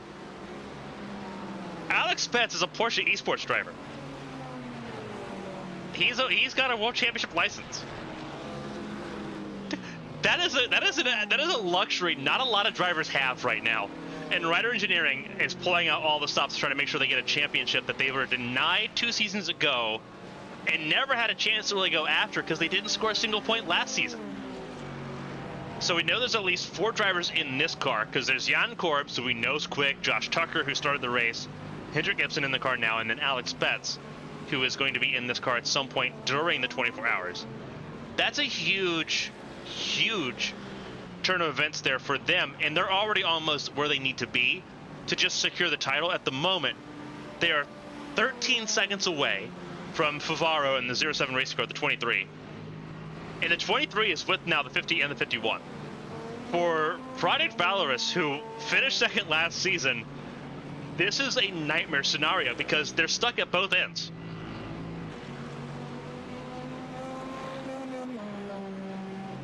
And again, like, as much as we're talking up how huge the gap is to that 55 car at the front, it's only a minute and it's only 30 seconds to second place. We have so much time left in this event. Having a huge, like, if there's a pace difference, that could be a thing, but we are seeing a bit of confirmation that the registration from Spets may not have been permitted. The team tried to part all the stops, slide him in. I think it's because he didn't run any practice sessions with the team. I think is where they kind of hung him up on that, because you have to run at least, I believe, one of the practice sessions, and if you're running at night, you have to run one of the practice night sessions, and there were 10 to 12 different sessions that were available, and I don't think he made any of them.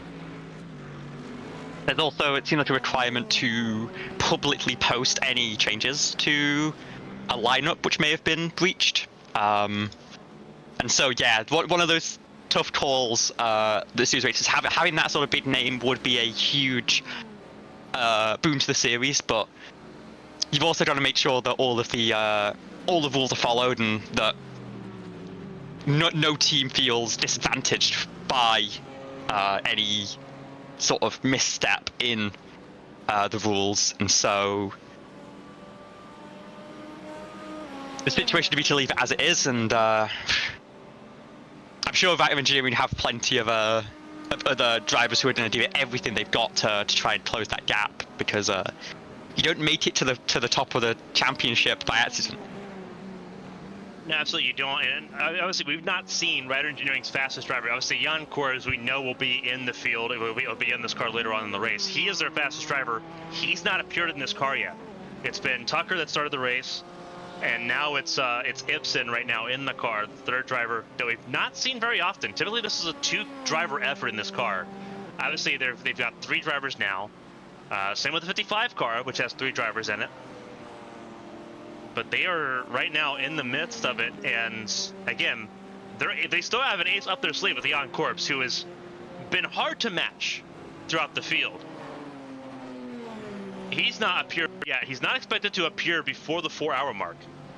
So they definitely have the ability to make some magic happen, and Ibsen, to his credit, took him a little bit to get up to speed in that number 76 for Rider Engineering.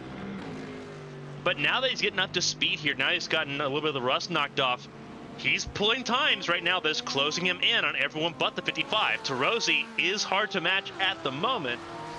30-second gap to the 11 car, who is lucked into a second place position at the moment, has not had second place pace so far. But because they are on that 13-lap strategy, that middle ground strategy, actually no, they're on the 12-lap strategy, my bad. They're on the 12-lap strategy. So the 12-lap strategy and the 13-lap strategy is right now leading the way. 14 laps not working at the moment. But obviously that can change, because we'll see that pay off at the end of the race in the final 2 hours. We're not going to see it pay off now. Yeah, it's a bit of a slow burn on those pit stop strategies. Because right now we're on cycle and everyone is on the same cycle, but you'll start to see some cars fall further and further forward or backward from that cycle, and then suddenly you glance up sort of 12 hours in and a team's got an entire pit stop and is back on cycle with everyone, but has made one fewer trip down pit road. So it's definitely not the sort of thing that we will have full view of. It's the sort of thing where we'll come back in a few hours and or who knows how long really, and suddenly realize that one of these teams that was looking kind of midfield the whole time has suddenly dealt themselves into a shot to fight for the lead, maybe. And Jan Korbs is such a fast driver. You can't spend any time around Taylor talking about endurance sim racing without eventually hearing a mention of how fast Jan is. And so once he gets into this car and starts to try and close down that gap, I think you'll start to see the 76 make a charge not only for this race, but more importantly for that PEC title that they've been waiting for so long. From one Rider Engineering car to another, the 276, Lemmy Misk right now sitting in the 10th spot, still in the middle of this giant sandwich in the top 10. It's still Kirsten's ahead. Former teammates, I should add, between Kirsten's and Misk. They were both GT3 AM champions last season. Both of them got promoted to different teams. But both of them going at it now in the top 10, as you see a couple of GTP cars split them. The 52, the Product Valorous Academy car, the Cadillac there going through, as well as the 99, the Team FFSR car, the French team at home. Not having a fantastic start of the race, had to make an early pit stop. They're now off cycle by 6 laps over the rest of the field, but as we've talked about, off cycle may not be a bad thing when you look at how this race could turn out over 24 hours. We are 2.5 hours in almost to this race. Obviously, a lot of racing here on ABN1. We'll have all but 6 hours of the race here on ABN1 for everyone following us. We appreciate you. We're almost to, I believe, 1,200 followers on ABN1, which is absolutely insane. We're 2 away. We're at 1198 on ABN1, so we appreciate all the support you all have given us throughout the season. We have a lot more stuff coming here on Saturday afternoons. The Hyper Formula Championship launching on Saturday afternoons beginning in June. And then Season 6 of the Platinum Endurance Championship as well, beginning, I believe, June 29th. And you're seeing Lemmy in this 276 car give the bumper to the Sim Race Sweden car ahead, and this has been continuing for really this whole stint. This seems to be this current flight plan for the 276 car, is just very happy sitting behind and working as a tandem to try and make headway to the cars ahead. And the lap times do not look slow. They're very consistent 357s. And so you can't really argue too much with the results, considering that visually you'd expect this to be a sort of frustration of being stuck behind another car, but really making the best of the situation, and potentially maybe also having an eye on that fuel number for when the pit stop does come. A little bit of the calm before the storm as well, it being such an early phase of the race. If you have the option of fighting side by side or working together, and you think that you can make a little bit of a headway to the cars ahead, there's really no reason to start going side by side. It'll just slow both cars down, and you can make the move for position either on track later, where there's maybe a bigger speed delta between the two drivers in the car, or again, you said it was a 30 stop strategy or 35 stop strategy for the GTP cars. It's probably close to 25 for these GT3 machines, but that's still plenty of time to make a strategy move and pull an overcut or an undercut to get past any traffic if you so desire. One thing we're also seeing from these cars, despite other than being locked bumper to bumper, is the way they're sitting dead in the center of the track. It's a bit of a quirk of the Mulsanne Straight, and specifically the fact that it is a public road for most of the year. Part of the design of the public road is there's a bit of a crown in the center to let water run off into the gutters on either side and the grass verges. There's a similar effect at Bathurst, a bit more pronounced there over in Australia. But it means that for these GT3 cars especially, you can gain a fraction of a second, maybe a tenth per straight, running on that center groove to let that crest of the road sit at the bottom of the car to maybe just reduce the drag coming from underneath through the splitter and the diffuser. And you're seeing that it causes a little bit of complication for the GTP cars who are having to choose a path and split either side and maybe onto the rougher sections of the road. But obviously those cars have the downforce to be able to cope with that, and the GT3s choose a consistent line at the very least, and being very clear on what their plan is for this race to use every advantage they can to try and gain a tenth or two when needed to gain the edge over the competition. Obviously the battle going right now again, and this is interesting because they are gaining on those in front of them. Obviously this is about to become a 5-car, really a 6-car battle. The 299, the 210, and the 288 also just up the road here. These three obviously working on the same cause, and that is to try to get closer. They want to try to battle. If they can find a way to get to the top 5, they're going to try to do that. So we're about to see a line astern of cars here, just looking further up the road here, just looking, pointing the camera up the direction a little bit. 6 cars in the same piece of real estate, just a little out of the draft from each other. Because you see the 299 and the 210. Again, Mercedes and BMW, another fight here between those two manufacturers for 6th place, going through the Porsche curves. could be a 6-car fight for that situation, and that's going to be very interesting to see how that strategy plays out, because they're on different strategies too. They're on a completely different strategy as well, also separated by 3 laps. Plus, of course, you've got the question that comes up when you've been working so well with another car, and you close up to a pack. Which way do you go? Do you try and work together with them to cut through the traffic? Do you try and abandon them and use the traffic as a pit to finally break away? Of course, there's the complication of as soon as they start to get a sniff of the draft from the cars ahead, it's going to be hard to keep up with them. And maybe they can't play the same bump draft games they have been to this point. Plus, with GTP traffic getting involved as well, you've got to factor that into the equation. This could be about to be a very interesting sort of half hour for this pack on the fringe of the top 10 of the GT3 Pro field. Yeah, very much could be. Orlando Tejero behind the wheel right now of that 299 car, with GTP traffic now intermingling.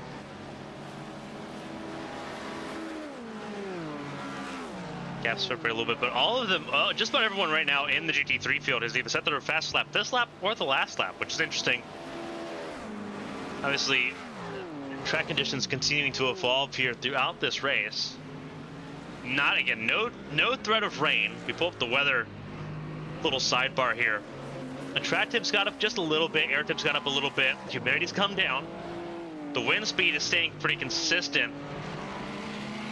But again, no chance of rain, so it's pretty straightforward as far as how the drivers want to attack this race. But it's interesting how the hotter the track has gotten here over the last 30-40 minutes. The GT3s are loving the heat right now.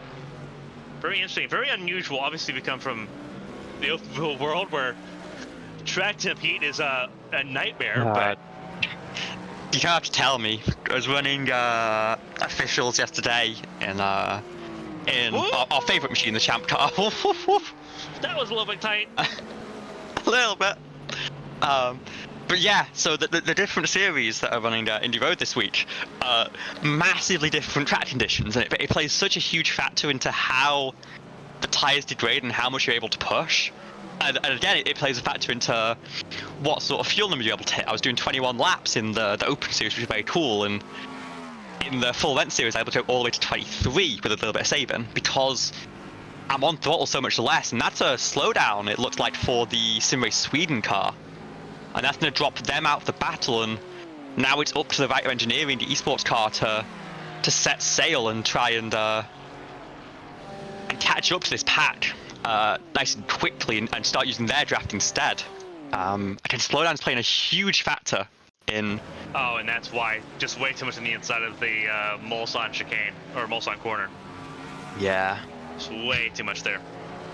It's a little bit of a quirk as to how track limits are policed here compared to most other tracks on the service. You're gonna struggle to find off tracks quite often. In certain places, of course, you're gonna find it quite easily, but a lot of the time you'll stay without a 0-at, or stay without a 1-at, but will be handed quite a harsh slowdown to serve, and especially with some recent changes, the longer you wait to serve that slowdown, the more harsh it becomes, and so it really forces you to step right off the throttle and just give up the time immediately. We saw the Sim Race Sweden car, I think, losing 2 positions from that. Yeah. When that second car was not even in the picture, really. We weren't talking about it, but that's the level of punishment that was given for just that one slight mistake. Yeah, absolutely killer there for the 218 that was doing so well. They dropped behind the 276 who was losing time, and here comes Kirsten's to the pit lane anyway, the 218. Down this very slow pit lane, down to the code 60. Where it all begins again. It's I believe a 30-second delta just to drive through the pit lane. Of course, a very slow pit lane, but also it's not a long very slow lane. chicanes to navigate both on the track and on the pit entry. Yeah. to complicate things somewhat. But yeah, 30 seconds is definitely on the higher end of pit lane drive-through deltas, and then when you add on full service, these cars take in close to a minute. That is a huge factor in sort of the running of this race. You save a couple seconds if you have like half a lap less to put into the tank. You can either strategize around that by just filling the tank but then coming in with half a lap of fuel left in, or if you want to try and like super micro optimize this, you can choose to short fill the tank by a couple of liters, because then not only do you save time on that pit stop, but you also are carrying around less fuel weight for the whole range of the stint, which, I mean, we see with BOP adjustments just how crucial a few kilograms can be to the balance of one car to another. So if you can make that change on your end with the fuel level, and crucially not muck it up and end up running out of fuel too early and having to save to counter it, it can be a benefit, and it can probably save you a huge amount of time if you can pull it off for all 24 hours. A lot of variables, though. Over 100 drivers set up to participate in the European 24 hours here in South Central France. Right now, we're looking at the second place in points car, the 219 Simray Sweden machine. Pit stops obviously taking place at the moment, but provisionally back in the top 10 for just a moment as their recovery drive continues. They had a giant issue early on in this race that they've just not recovered from. And it's really kind of left the 201 really being driven by Fabio Ponce that just kind of waltzed away. 12 seconds ahead of the Carbono Esports JD GT3 Pro car. But that is a gap that is just not shrunk at any point here. Fabio Ponce, the fastest GT3 on the track at the moment. He's kind of browsing and perusing here as the GT3s go through another pit stop. It feels a little bit early for a pit stop from them. It may not be. It may just be because I'm thinking of like the ones that went longer. They went about 58 laps, or 58 minutes, I should say. Yeah, here, yeah, Fabio Ponce stays out once more. Yeah, it's actually maybe on point because a lot of them came in about 52 to 55 laps. It's just surprising because you're used to these GT3 machines being able to hit right about an hour. Yeah. Basically every track that you run, and some of them even extend it past that. You're looking at a 6-hour race and thinking, okay, that's 6 stints. We can split it maybe 3 and 3 or 2, 2 and 2, and that's that. But then you come to a track like this, and the straights are so long, and you're spending so much time on throttle, almost bouncing off the limiter in 6th gear, that you're burning a lot of excess fuel. And again, not only that, but because the lap length is so long, you can't always burn a full 106 litre tank, or however much it may be given on the manufacturer. You have to settle for only burning 100 or 102 before you're forced to come in and you're not going to make it round for one more lap. So it really makes this a vastly different track and a vastly different race in terms of strategy compared to really most others. I think Daytona's probably one that comes the closest to this in terms of on throttle time, and you get a similar effect of the lap length with the Nordschleife. But to have the combination of those two things in one place, it makes this place really one of a kind. Yeah, this has been, I think, one of the fastest counters we've ever seen before. Obviously, this is the 5th and final round of the season, but this is a season that had Daytona enough to start off the season, then Monza, Spa, and Sebring in between Daytona and now. It was a very quick calendar as far as like the actual like track dimensions. They were very quick laps, very on speed all the time laps. Obviously, you look at Monza, everyone calls that the simplest speed. Spa, you think of all the on throttle time you have there in Belgium, and Sebring just overall just challenging across the board. So everyone's had their fill of challenging races so far in this season. As we look at the leading car in GT3, or GT3M I should say, the 396, it is Ferrari, Mercedes, and Audi at the front of the GT3 AM field. With most pit stops going under here. And getting a report from chat here that the 234 Lithium Motorsports car was not listening to my most recent monologue and ended up running dry on fuel coming onto the Mulsanne straight and was forced to tow back to pit lane, and that's going to be a huge tow time because that's about 2/3 of the lap still to navigate before they're able to sort of get hands back on the car and put some fresh fuel in that thing. So and he realized a huge amount of time loss. Because we just saw a replay there of Zach Livingood being the one to make that tow. Now Kevin Wynn back in the car now for the first time.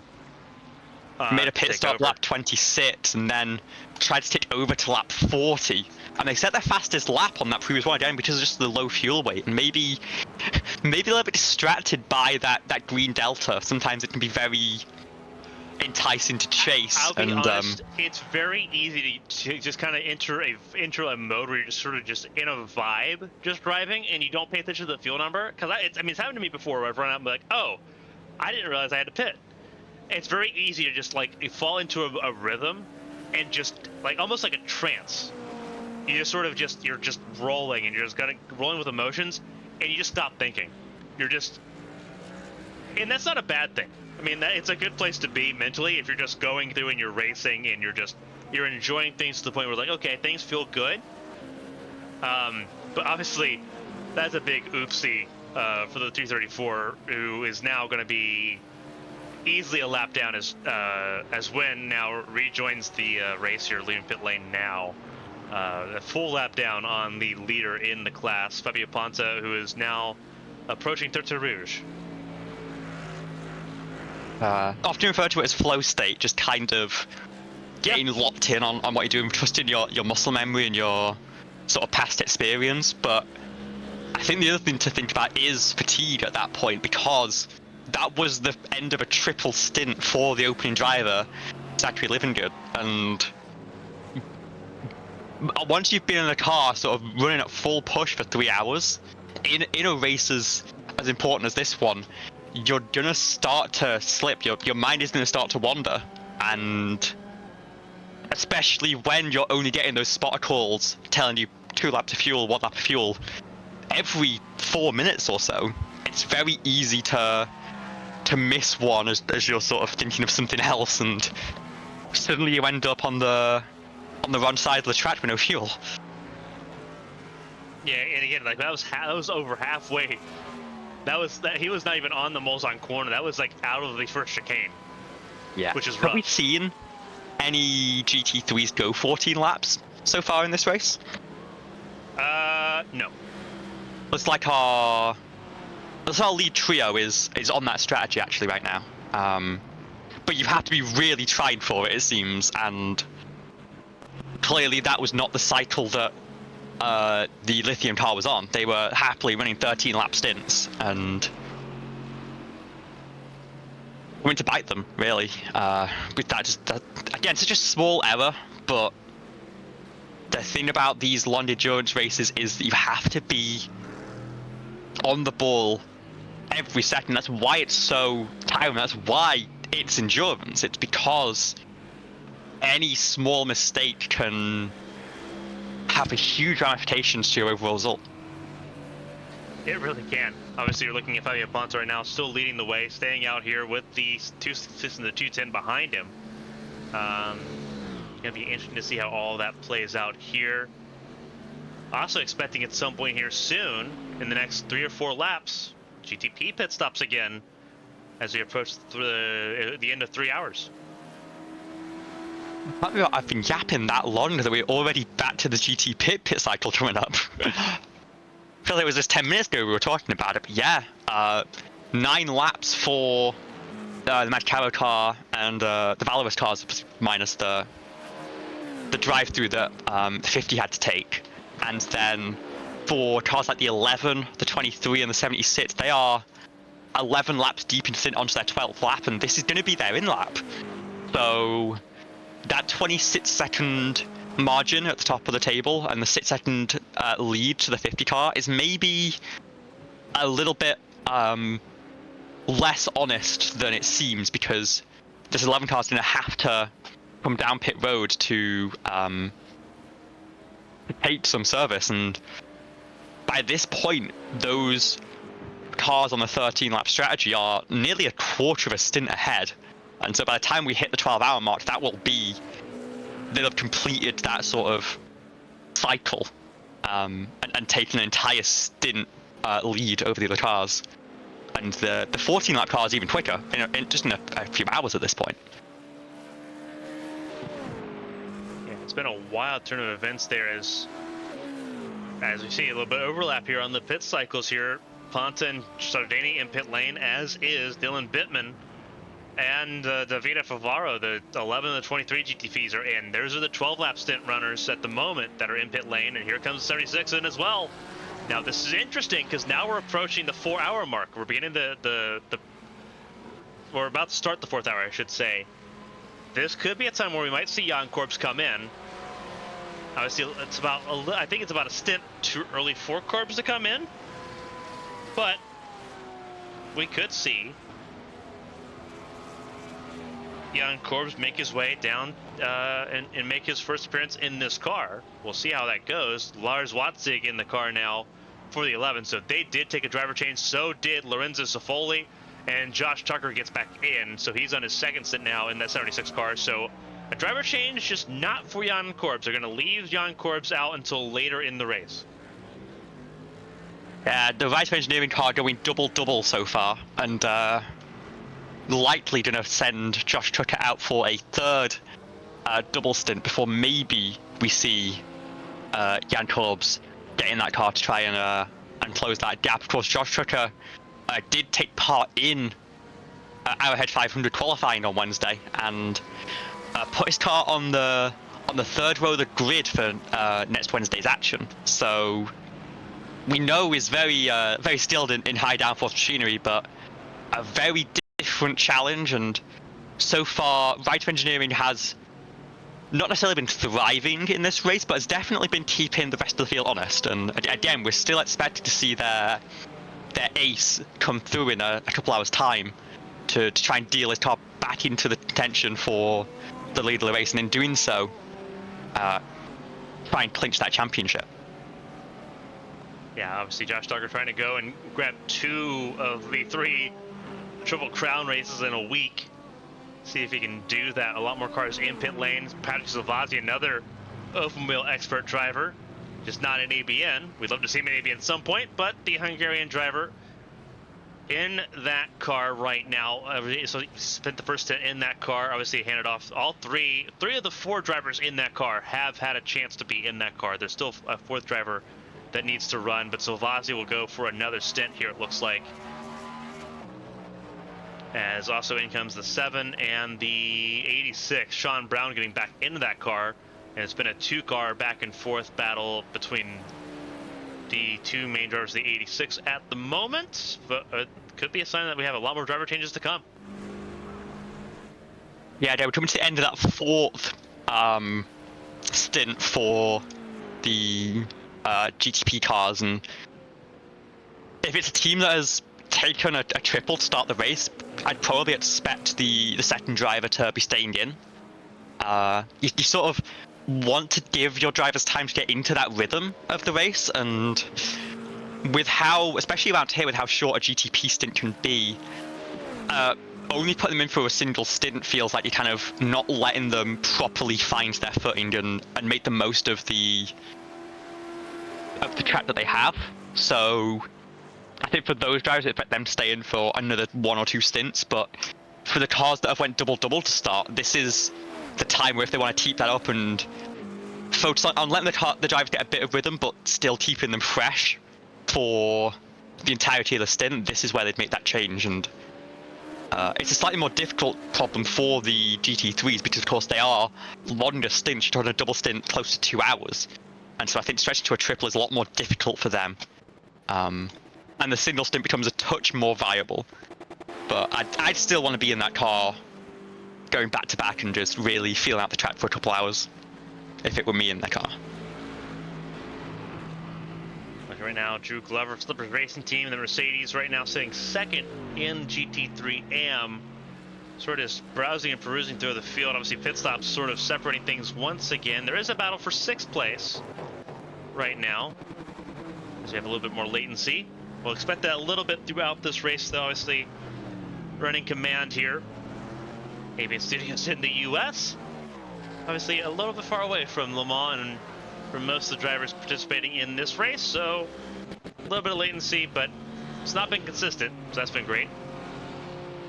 But right now, battle for 6th place. This is between Charlie Lund Nielsen and Aritz Paz. This is between RPM Racing and Enosis Esports right now.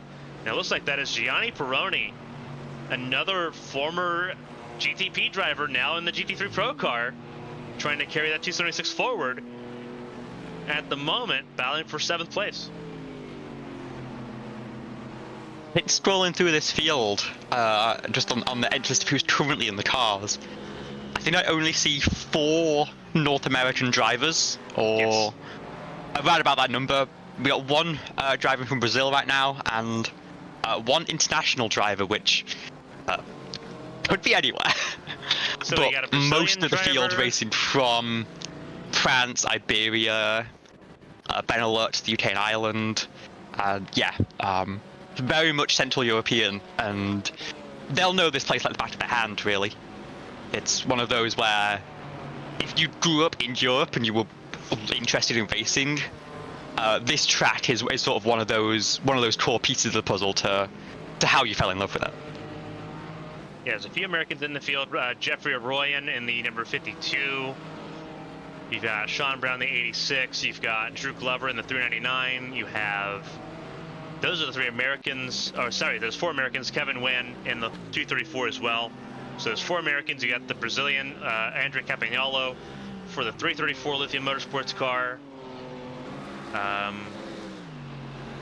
me 1 second here. Sort of browsing and perusing here. And Corey Ratliff, so 5 American drivers in the field right now. We had several start. We had a Canadian start this morning. Now the Brazilians are starting to make their way through. The Brazilians and the Argentinians will begin making their way through later this afternoon. But again, this is a round-the-clock race, so you've got a lot of work to do to try to go for the crown here.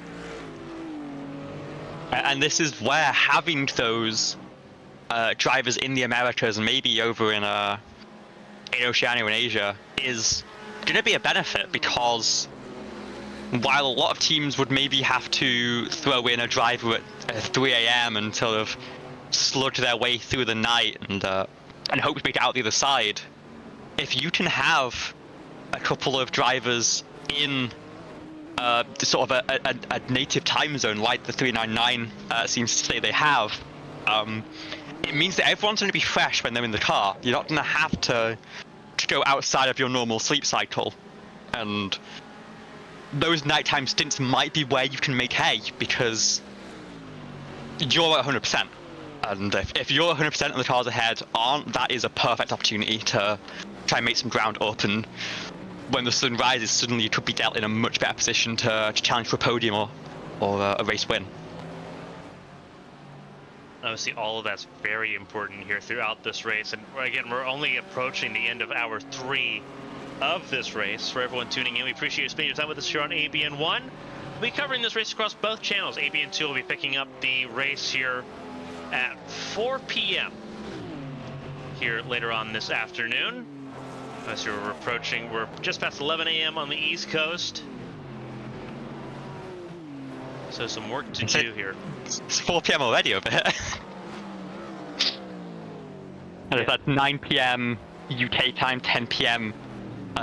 Over in Central Europe, I think. And then obviously 11 p.m. I think in Eastern Europe then. Yeah.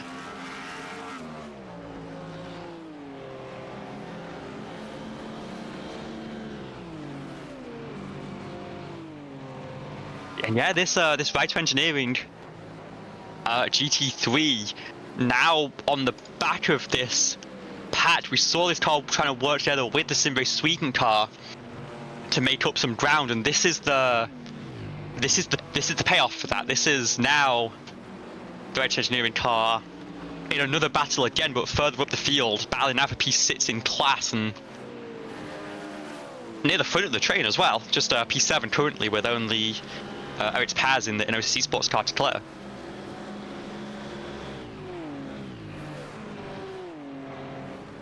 It's one of the closer battles on track at the moment as the field spreads out just a little bit, but strategy call is now a big thing. Tarosi in pit lane, though, the 55 race leader making another pit stop here.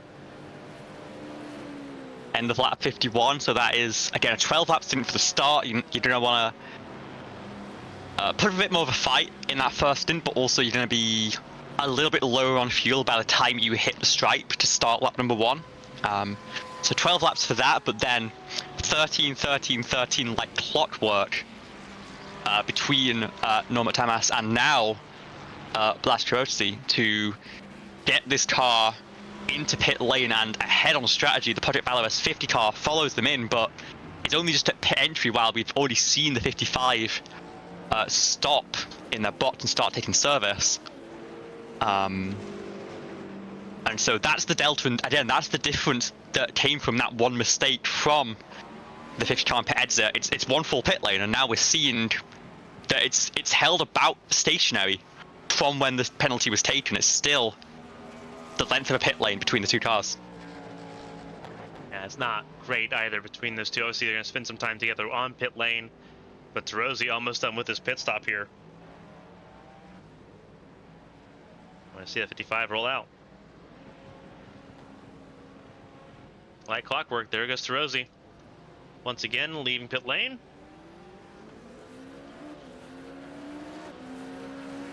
And they have Lars Watzig going right now through the Porsche curves. Could end up overtaking the 50 here. Gotta be careful. But again, this car going to be 3 laps deep into their stint, I believe, by the time they take the checker. Not the checker, the start-finish line. And so, and that is going to keep falling further and further behind as the 50 car does roll off, and so it's going to be close between the two, but I think the Project Valorous 50 will just about keep their nose ahead by a few seconds, and yeah, it's tough to argue for that 12-lap stint pattern when there's some cars doing 13 who are able to make it work at equal pace or sometimes even better pace. But of course, there's a lot that goes into making these strategy calls, and even the best strategy isn't going to save you if the setup's not quite dialed in, or if other cars just have that little extra pace. So I think that 11 car is doing what they can with the strategy they have, and I think it's working fairly well for where they are. Of course, not one of the top contenders for the championship, so to be running where they are is a pretty decent effort, all things considered. Yeah, they've done a pretty good job so far. Again, Watzig in that car for a second stint here. Right now, just kind of sitting in third. They've lost touch around with the 50, 3.6 seconds as the 50 gets up to speed and gets those tires up to temperature once again, but still not a bad effort so far. It is picking up, though, business booming once again in the GT3 class, with now 5 cars under a blanket almost.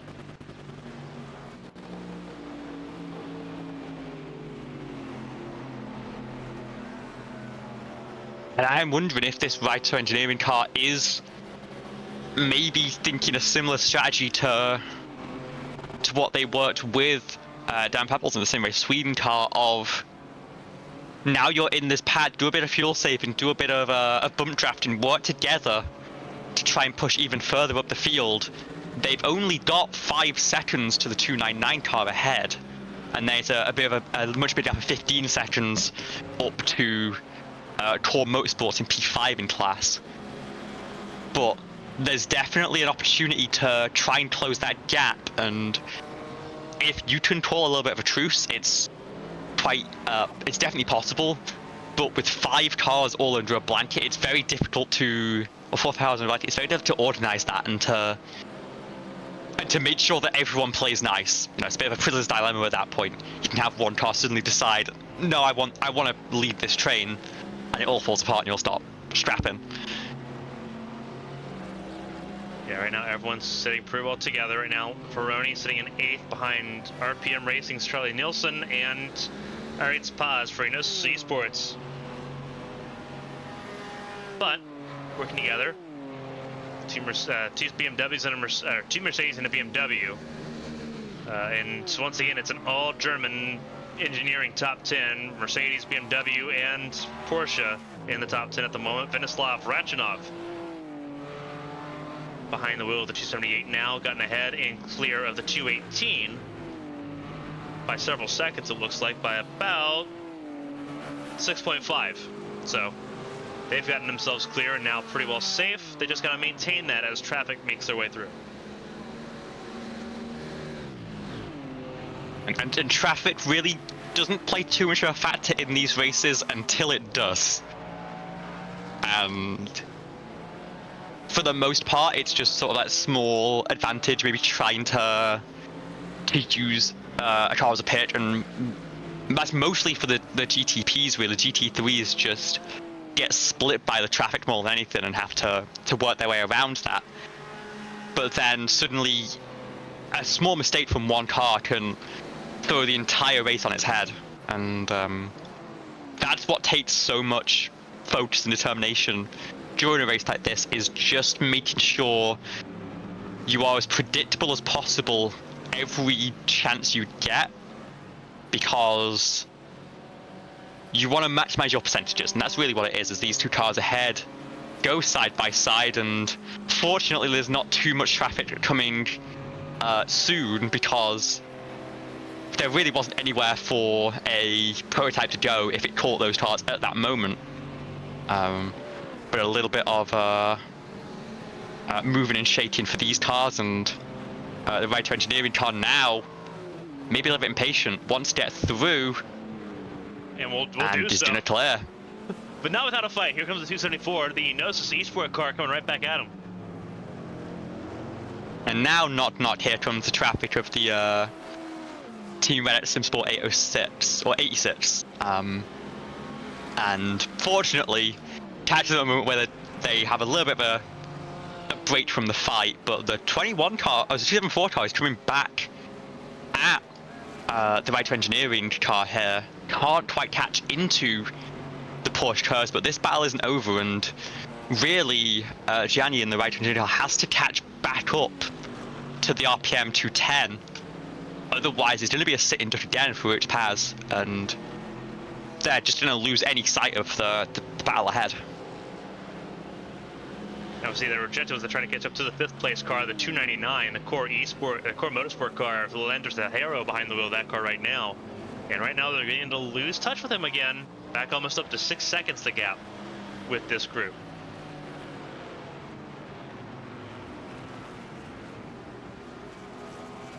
We do have two retirement. We actually only have one retirement to report on, and that is that of the 213.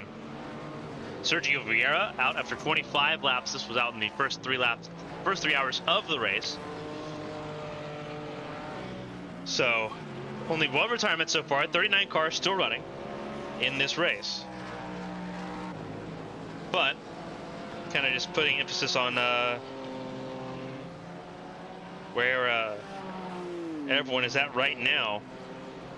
The question is still very long time, and 39 cars still in the fight, trying to make work happen. The 323 had an issue. They were in pit lane for 45 minutes getting repairs after crashing in Indianapolis in the second hour of the race. But they're back on track here, as is the 269, who spent a little bit of time on pit lane earlier. They've gone a lap down as well. Everyone else still relatively close to each other, or close enough to be on the lap.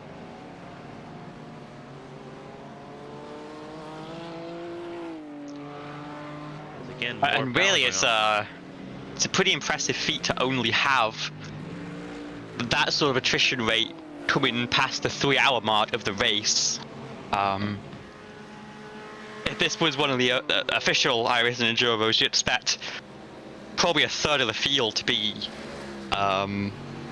multiple laps down at this point, if not out of the race entirely. So everyone's clearly been those practice sessions have clearly been paying off for these drivers and put on a great show for the first 3 hours, and long may it continue for the remaining 21. So that's the goal for everyone here, and obviously 40 cars easier to manage than the 50 plus cars we've seen most of the season here. But a lot of teams sort of consolidating their teams, especially the teams that have multiple cars in the rest of the season. Instead of having 3 drivers per car, now you have 6 drivers in 1 car. It's a lot easier to manage if you're consolidating your main cars to give them the best shot at those team points. And that's especially what we're seeing with the 11 cars specifically. That's one of the drivers that I think consolidated their 2 lineups to put them together for just a super lineup to get through this 24-hour race. That's what we in the business call a clown car.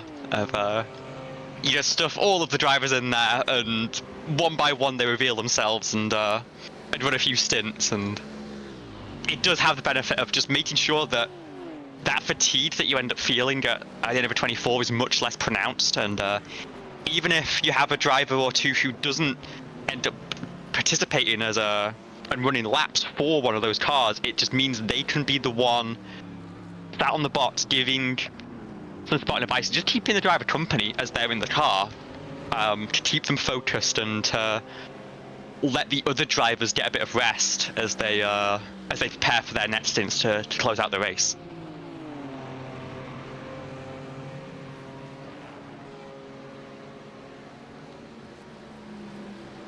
So right now we've started the 4th hour of this race, watching this battle for just outside the top 5 in GT3 Pro. It is Aritz Paz for Unos Esports, Joan Marti for Go Esports, and Gianni Peroni for the 276 Rider Engineering Esports GT3.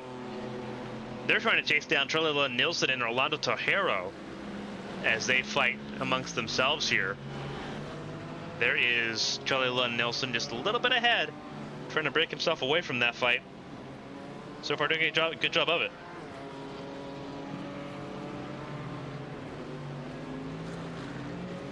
Again, we saw a little bit of a fight between the 274 and the 276.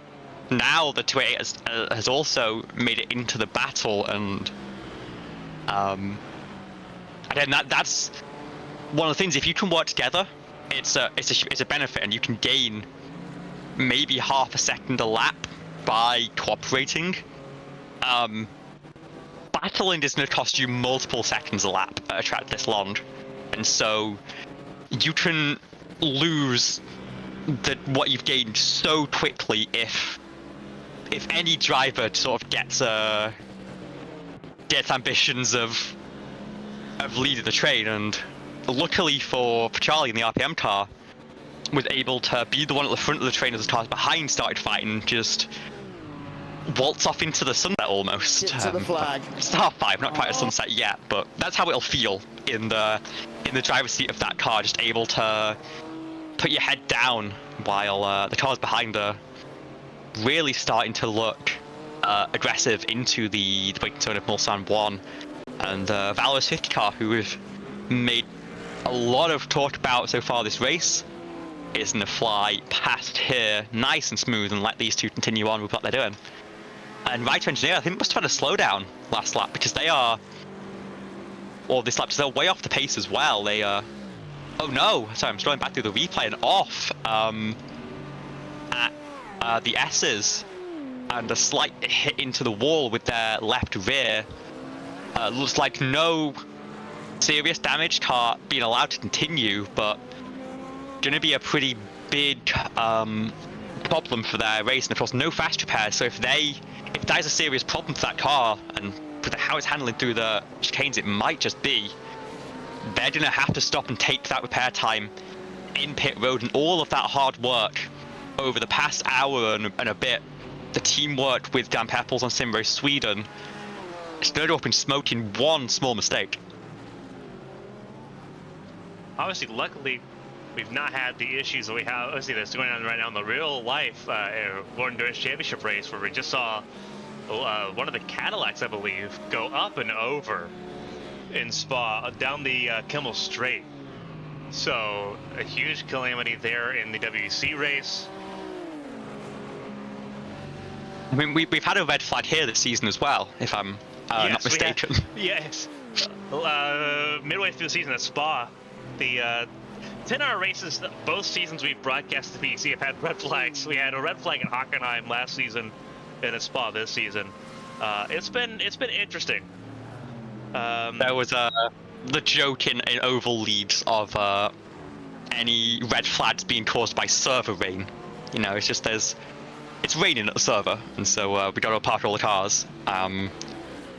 But obviously now we have actual rain to deal with, and we're still having red flags for server issues sometimes.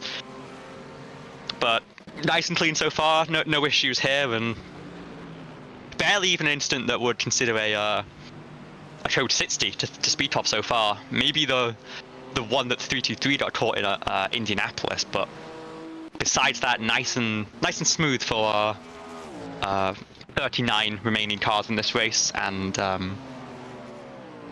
some really nice clean battles, all things considered. People, I think, coming into this race with the understanding of it's a 24-hour race, you have plenty of time to make things happen. Your overall pace on an average lap is going to put you where you should be, and it's more important to keep your nose clean and make sure you have a fresh car for the final hours where you really can start going gloves off and fighting for positions.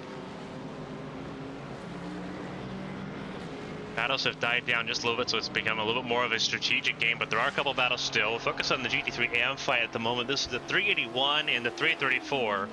Negative Delta Academy and Lithium Motorsports AM class car right now. And you see them battling. This is for 5th right now in the class between these two cars. And this is interesting because for the AM class car and Lithium Motorsports, they have been dominating the AM class racing so far, but still struggling here. Yeah, of course, I think their running position would still be plenty to clinch the title. The closest competition being Smurf Racing Team 391, who is currently 34 points back in the championship, and is not currently leading the race to really put enough of a dent into that. Negative Delta Academy, the main challenger for that position. But with any luck, this should be planned as a little bit of a victory lap for this team, and of course, winning Le Mans is the race that you have certainly calendar. If you run an endurance series like this, winning any 24-hour really, there's a lot of prestige that comes with that. But if you find yourself down here in 6th position in class, I think you're not being too aggressive to try and make that ground up. I think you're just running your race here. You hope that things can come to you later on, and with how this car's been performing all season, there's a good chance that it will. But worst case scenario, you take the slightly suboptimal result on the chin and still walk away with the trophy. There we go. Andre Campagnolo is kind of bringing that car around, just keeping that car safe at the moment. Obviously, definitely not out of touch from the rest of the GT3 AM field at the moment. And I think for Campagnolo, Campagnolo is the AM class car. This is something to sort of remember in this fight as well. The AM class is a little bit different from the Pro class in GT3. There are gold, silver, and bronze drivers in the PEC. Gold drivers can only occupy 25% of the race distance. That's a lot of race that has to be carried by silver or bronze drivers. So for Andre Campagnolo, he's really just gonna sit tight and wait for the other pro driver to come in later in this race. He's just gonna protect the car until then. Him and the rest of his team that has to kind of just sit and wait at the moment. So it's a very interesting situation to be in, where everything's just so different at the moment. Yeah, and of course, a little bit different because with how this race is running, we're not seeing any sign of sort of a stoppage being required. And so the strategy when it comes to when you put your sort of your gold drivers in compared to when you put your bronze drivers in, it's gonna be a little bit different because you want to have a fast driver in at the start. That's like you want to have them not just to gain positions, but also they're going to be the more experienced driver by most accounts, and race starts can be pretty chaotic, and it's less so with a single file start here. But you can rely on a gold driver to have a better chance of getting you through that opening hour. But once that's done, I think in a lot of real life series, you'd maybe, or any series that has regular stoppages, you would prefer to have your fastest driver in for those final couple of hours and try and work the drive time to suit that, because there could be a late safety car and suddenly it's almost a 1 hour sprint race or a half-hour sprint race to determine who wins the race. Here that's not so much of a factor because everyone's running pretty clean so far, and a gold driver can do a lot of work in the middle stints to build a gap and put a car into maybe a battle higher up than it would be for the bronze driver, and then you can put the bronze back in for that end of the race, and if they can't make something from that battle, it's not a huge deal because it's already sort of a higher running position than you were expecting. But it'll be interesting to see when these teams do choose to, or when they have to take those drivers, of course, got time zones to deal with, and so it could be more of a scheduling thing on what's going on in the real world than anything else. But with teams potentially bringing those drivers in at different times, that could lead to some moving and shaking in this AM field, and even more so than the upper class. We won't know what the true running order is and what the true pace of these cars is until we get into those final 4 or 5 hours. It's I feel like the window between 8 and 16 is almost the most difficult range to commentate for a endurance race, because at the very start you have a pretty clear running order from wherever rolled off the grid, and everyone's pretty aligned on strategy, and you know the running of things. In the final couple hours, you can start counting backwards and work out, okay, these teams have 2 pit stops left, so they're racing for position, and the table's set to work out what's going on as well. But in those nighttime hours, it's really all the teams are all over the place. They're all in the middle of their recipe almost, and you don't know who really has the upper hand until it comes out the oven. Everyone definitely still trying to figure out where they're standing. Obviously, everything changing as each driver change happens, and really just kind of throws things around a little bit. Watching it now as Campagnolo again stays in 6th place, just kind of just shielding himself at the moment. A little bit further up the field, you got the 399 Slippers Racing Team, sort of just in the middle of no man's land at the moment, sitting 2nd place right now in the AM class. Luke Smith about 9 seconds ahead. Pedro Machado for RPM Racing Orange about 9 seconds behind in the pro class. So he's sort of just on an island at the moment. Sort of just vibing at the moment. 15th place overall in GT3. But 2nd in the AM class. So we're just riding at the moment. As he rolls through the 2nd Mulsanne chicane, just sort of looking throughout, see if we can find some good battles here. There's only really one, and it's still at the fringe of the top 10 in GT3 Pro, where you see Dan Pepples has got back around the native Delta by Bueller's car, the 278, as they continue their fight.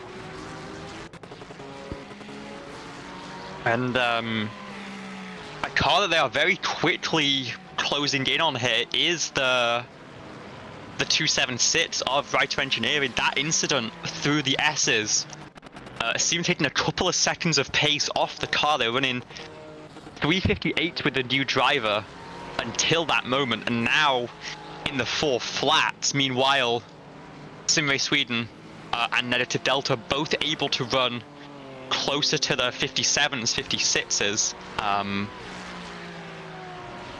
and try and make a charge towards that right engineering car. And it was a team have really just not quite found their footing just yet, and there's still plenty of time to do so, but the longer it takes, the further they're going to slip behind and the more catching up they'll have to do.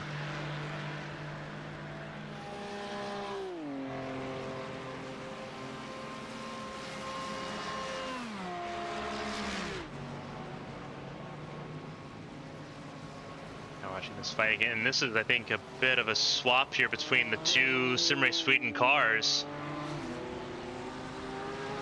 Both of them in pro. The Academy car, the 218, now down to 12th.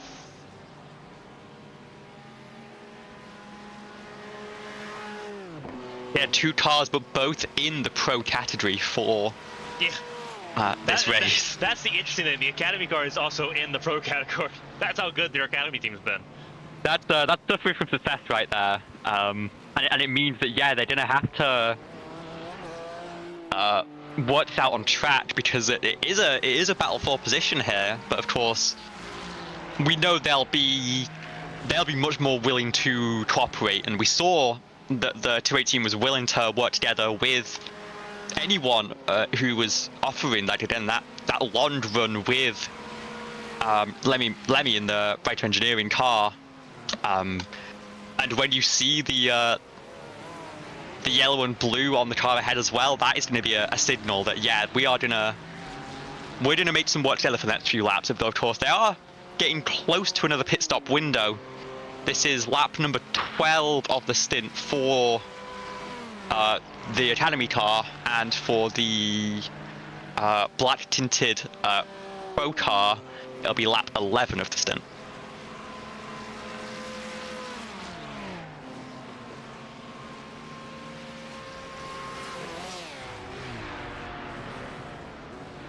Again, watching this is a battle for 10th, 11th, and 12th right now on the racetrack, with Rachinov, Awesomes, and Pebbles behind the wheel of those cars at the moment. A little bit of latency still. Again, Media Studios located across the Atlantic in the US. Obviously, we don't have the perfect connection to the European servers, but we're making do. A lot of traffic right now this afternoon. But if this was on the driver's side, it would be incredibly frustrating, because not only is there a bit of a distraction, but when a car blinks out from the cockpit, your client stops receiving any draft from them. So you're just going to start sinking like a stone with nothing to do about it. But yeah, fortunately, just on the broadcast end, just a little bit of a transatlantic connection issues. And for everyone behind the wheel, they are full focus and full speed ahead.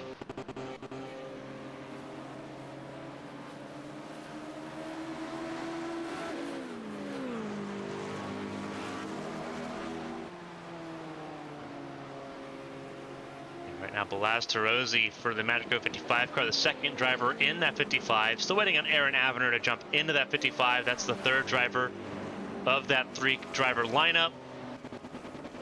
And it's a 35-second gap between the 55 and the 50, and a winner-take-all between those two, as they hope that Josh Tucker stays outside the top 5 for the Ryder Engineering 76 car.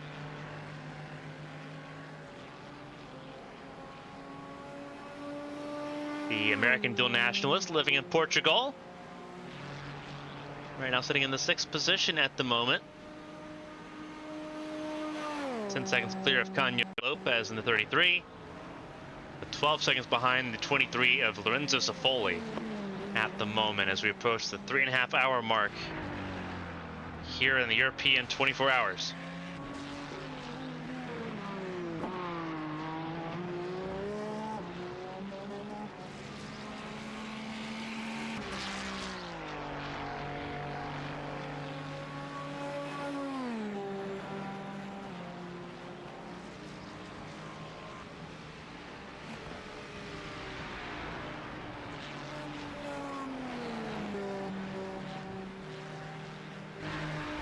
sitting, watching as Josh Tucker tries to take on the Porsche Curves here. There's a battle here a little bit further down the order in GTP.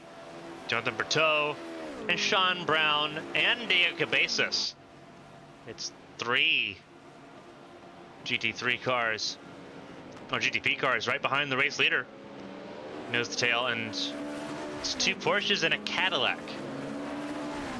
Right now going at it here, just outside the top 10 in this 11. This is 12th, 13th, and 14th right now. Patrick Silvasti holding the 11th position, 40 seconds up the road, and then Corey Ratliff for Dead Bull Racing in 10th, as things stand in the GTP category.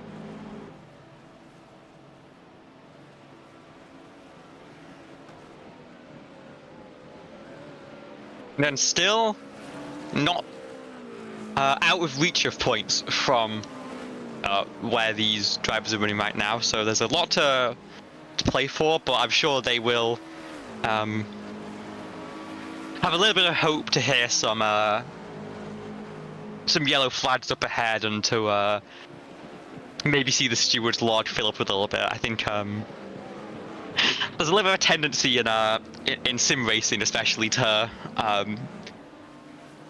be very sort of polite and friendly before a race, but as soon as the green flag falls, you're really praying for issues for everyone else around you to take the pressure off you. And I think for the cars back here for 12th, 13th, 14th, there's going to be a little bit of hope for that coming forwards, and maybe in the meantime a little bit of a potentially teamwork between them, just to try and start making progress ahead and put themselves in a position to capitalize on any of those mistakes. As the Project Valorous Academy 253 has made a pit stop now, that's the end of the 4th stint for any cars on the 13-lap strategy in GT3, so we can expect maybe a couple of cars to follow them in over the next few minutes. And the GTP pit stop cycle to maybe kick off as well. Again, you've got the 11, the 23, and the 76 all on their 12-lap stint. They're coming through Indianapolis and Arnage right now on the end of that 12th lap, so unless they've started to find a little bit of extra fuel in that tank, this will be them coming in for their 5th pit stop of the race. Oh no, their 5th pit stop of the race.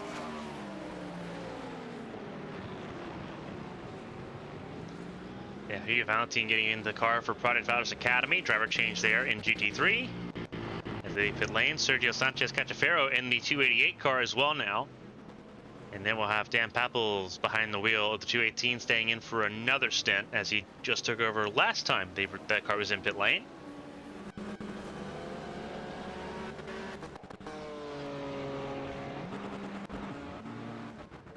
He's about to leave pit lane as well, as we see Lars Watzig in pit lane, the 12-lap stint car in GTP, also making a run for the pit lane on schedule.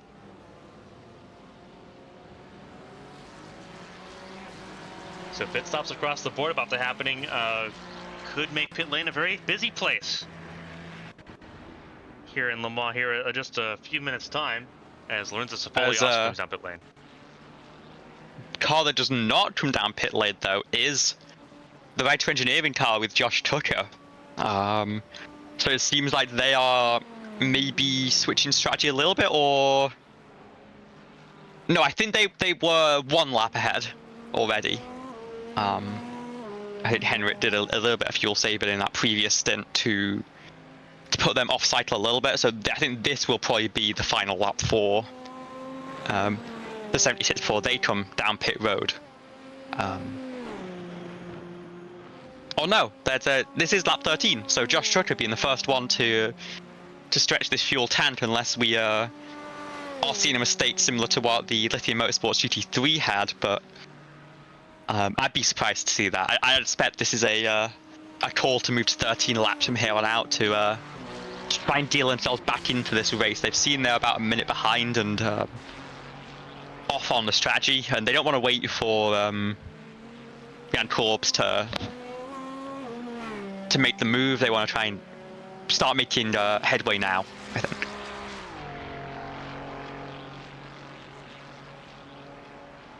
Yeah, the thing is for them, like the 12 lap strategy, like it works to a degree, but everyone in front of them minus the 11 was on the 13 or 14. Like that's hard to overcome when everyone around you is gonna just outlast you on the pit stop cycle. You've got to try to pivot to them a little bit and try to force their hand a little bit. So putting yourself on that strategy gets you just a little bit closer because now you're at least on level footing with them. And that's the conversation that I think everyone was wanting to have was, hey, just try to get on their strategy call just a little bit. As again, you see the battle here for 13th and 14th still raging on between the 77, the 99 and the 7 at the moment. And then also further down the order here, as we lose a little bit of connection, stability there, but it's coming and going. As this race goes along. And pit road, a busy place right now. Yes, a very busy place. As I kind of mentioned there, it was going to be a shared pit overlap here between GT3s and GT3s. It's a bit like a solar eclipse. They're on different cycles, and every now and then will overlap every 3-4 hours or so, and you see the two coincide.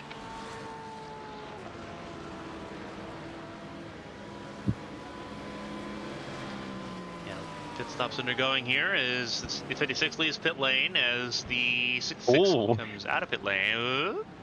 That's the Strumenti DS racing car that's also in pit lane, the 255 driven by Gonzalo Ferreira. I think that's a smart move for the GT3 to be the one to concede there, because they won't win the drag race at the pit exit line, so it's may as well just slot in behind early and get on with your stint next. Yeah. Definitely got to pick your fights just a little bit as far as where you want to be. So it is one thing to watch if we have two same class cars in that sort of situation, because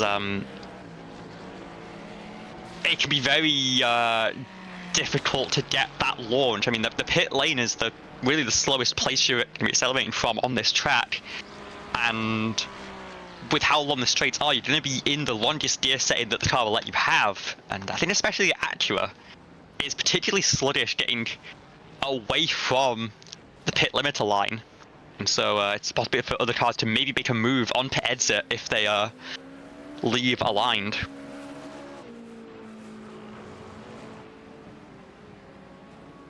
Yes, Josh Tucker in pit lane, 13-lap stint there as we're kind of expecting, but again, they're kind of playing from behind a little bit here. We're on lap 62 now at the front field with Tarozzi. He's got about another lap to go as well, so he's still going to have an advantage over the 76 strategy-wise. 55 and the 50 all came in last on lap 51. The 51 and the 33 came in on lap 50. Obviously, I think so did the 16, Corey Ratliff for Dead Bull Racing, also came in on lap 50 last. So there's pit stops still coming for a few drivers in the top 6 right now. As we keep an eye on Tarozzi at the front of the field here. Someone was asking where was the Ryder Engineering car. Pit stops have moved them back up to 6, but they've been sitting just around the 9th and 10th positions here. They've not really been able to make any inroads with Pironi behind the wheel than what they were with Mishk. Sort of just kind of pinned behind and around the Simray Sweden cars, which is where they're at right now. And I would be curious to know if they take an extended stop to try and fix whatever is lingering on that car from the incident in the S's, or whether they're going to try and live with it and chip away at the damage as they take fuel over the next few stops, because it's such a tight field across all the classes, but especially this GT3 Pro class, that if they spend an extra minute sat in pit lane to fix even part of that damage, it costs them a lot of spots, and it'd be very difficult to make that back. Whereas if you can get tucked in behind a car like the 219, who has had a pretty good pace over the last few laps, it maybe gives you an opportunity to just let them pull you along for a little bit, and then maybe you can take the repairs afterwards. Although, as I say that, in goes the 219, and the 276 is cut astray to charge through alone until the next stop. But yeah, coming up still to the pit cycle for the GTP leaders. The 76 of the other Vito engineering car, doing their best to stem the bleeding with that extended stint last time by, but it doesn't do any work to undo the damage that was already done by the short stints in the opening 3 hours. They'll have to make that back up just by basically catching it and hoping that it doesn't end up being the decisive difference in this race. Because I can't imagine a team that's been running 12 laps the first 3 hours is going to start feeling brave enough to run 14 lap stints, and that even if the setup is tuned to a low enough downforce trim to make it viable. It could be that this car has the extra downforce piled on for the Porsche curves, and there's really nothing they can do to make that fuel save happen. It's very interesting to me, especially how much those corners in particular determine so much about how you set up for this race too. Because it is literally just Porsche curves that you worry about, like Porsche curves and then the run towards Sarthe Rouge. That is it. This track is about 8.4 miles long, obviously about 14 kilometers in length. Those two combined sections are about half a mile, or just about a kilometer of the race. But the speed difference, if you don't have enough downforce, is enormous. It is enormous how different those corners make a lap, and how you have to really kind of base yourself around how you want to approach those corners, and how important you think the top end is. Yeah, it's kind of a game of how much downforce you dare trim out for those sections to try and give yourself the edge on the Mulsanne, because every clip you trim out is going to hurt you dramatically through those sections, but it will help you a little bit everywhere else.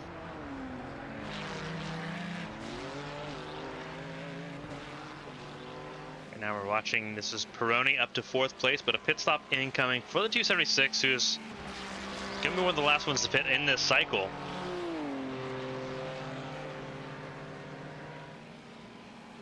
And of course, mentioning that damage, it can often be a factor where the any damaged car might not hurt your straight line speed too much, but it could add a little bit of aero inefficiency and increase the fuel usage by a fair click. And so while they've been going 14 laps, or from a lot of their stints so far, it's not too clear whether they'll be able to keep that up if the car does have a little bit of lingering damage from that one incident, or whether they're able to shut it off without too much issue.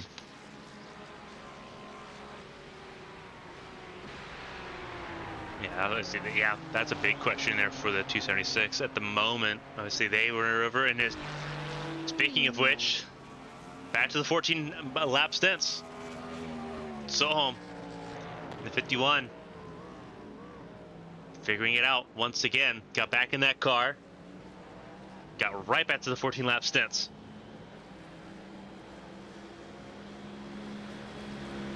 So very interesting, obviously, that he's got back in that car. Obviously, I think they've got multiple drivers that we haven't seen yet as well.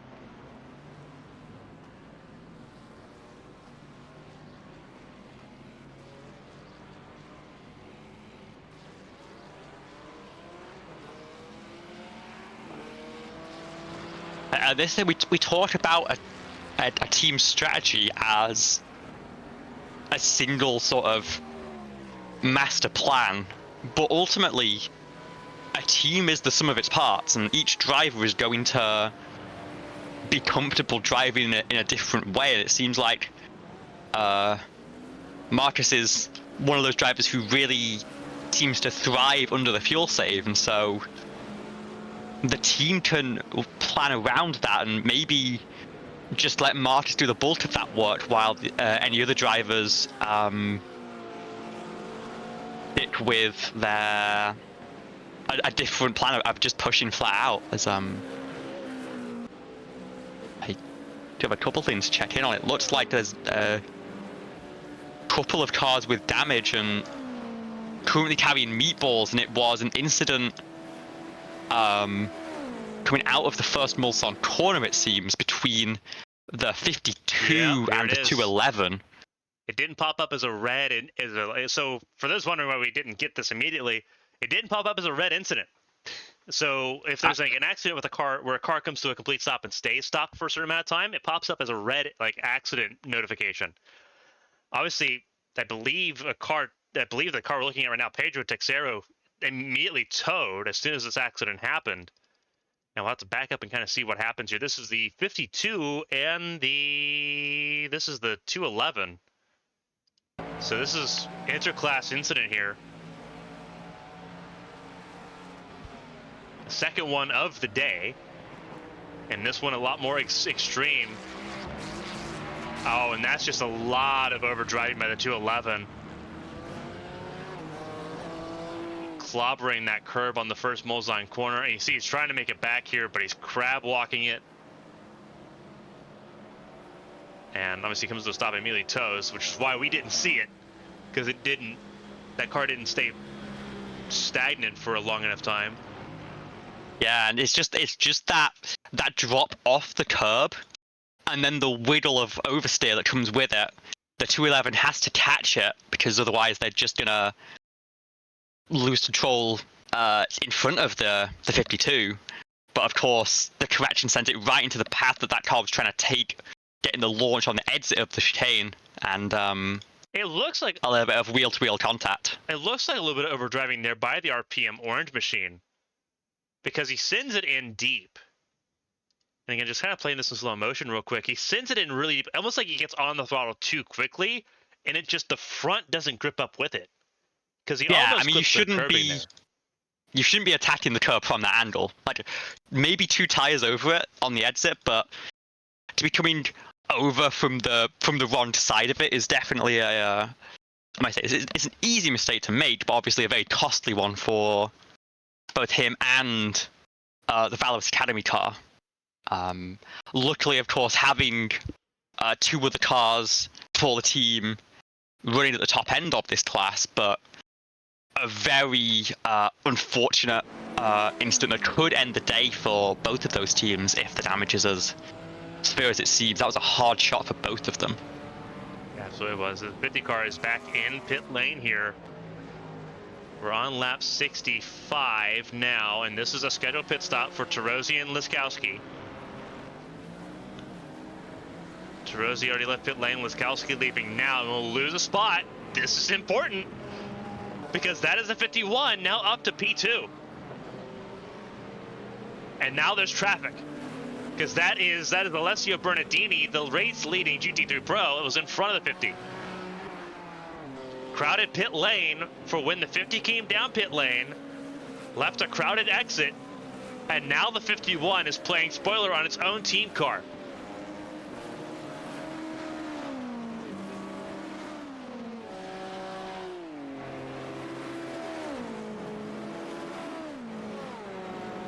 It's a huge moment here.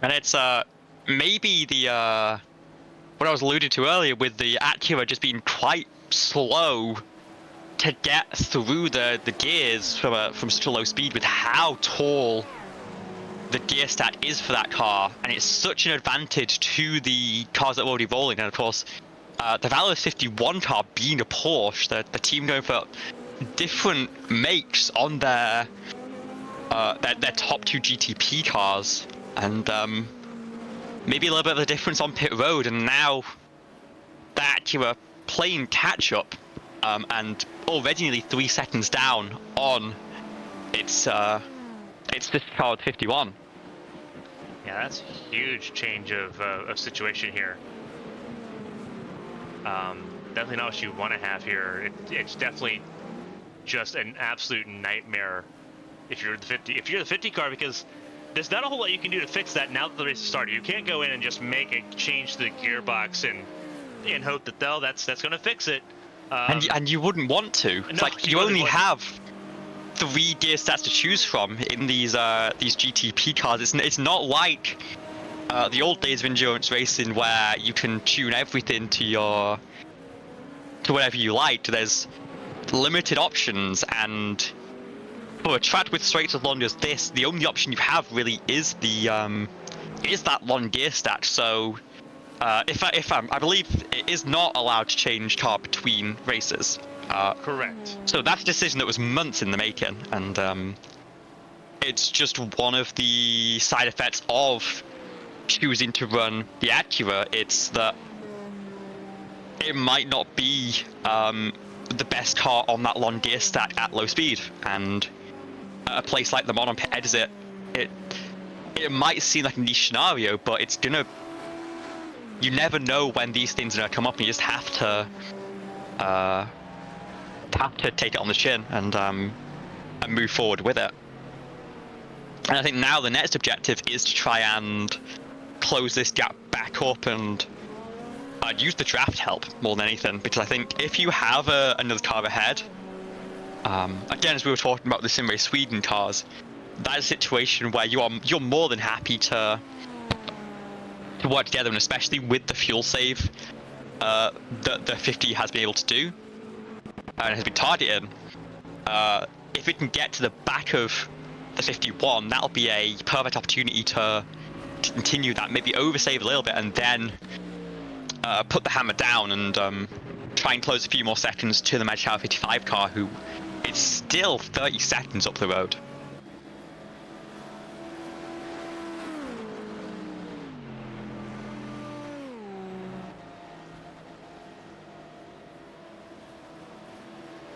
Approaching the end of the 4th hour here in about 10 minutes time.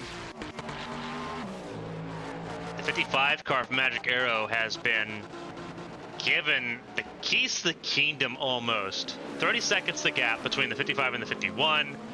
The 51 on a fuel save strategy with Solholm back behind the wheel. And now splitting the 50 and the 55 from each other on the scoring pylon. Again, for the 55 and the 50, right now it's winner take all. With the 76 right now in 6th, which is not enough to clinch the championship with the advantage they had entering this race. Yes, it's a lead of 26 points to the Magic Arrow car, 20 to the Project Valor's 50, and so would need to take home 24 points. If the Magic Arrow car won, maybe 25 given count back, and that would require them finishing 4th or potentially 3rd, and currently not close enough to make that happen. But again, there's still just over 20 hours left as we approach the 4-hour mark in this race. And with how close the midfield is, there's definitely opportunity for the 76 to deal their way back into that podium fight to try and hang on to that title claim.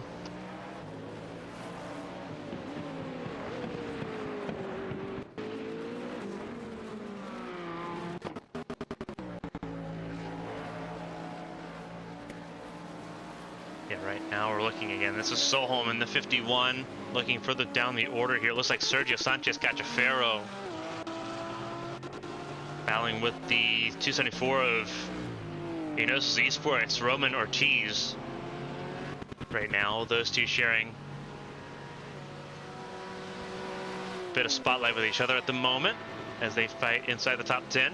Well and truly so. They're 10.7 ahead of Arvidsson, who is back in the 219 Sim Race Sweden senior car. And then the 218, the Sim Race Sweden Academy car, sitting in the 10th position, running out the top 10 at the moment. As we were sort of expecting, Gianni Peroni, who is now down in pit lane. The longer service here for Peroni. The 276 car, who we thought was going to need repairs, is going to have to take those repairs now. But he's not the only one. Car that came down pit lane a couple laps ago, Patrick Silvazzi, having issues as well. The Magico 56, the Cadillac of the team. This is approaching turn 1.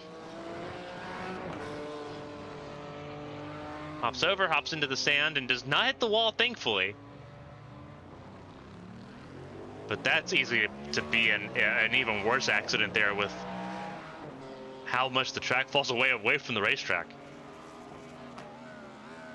Absolutely, it's one of those where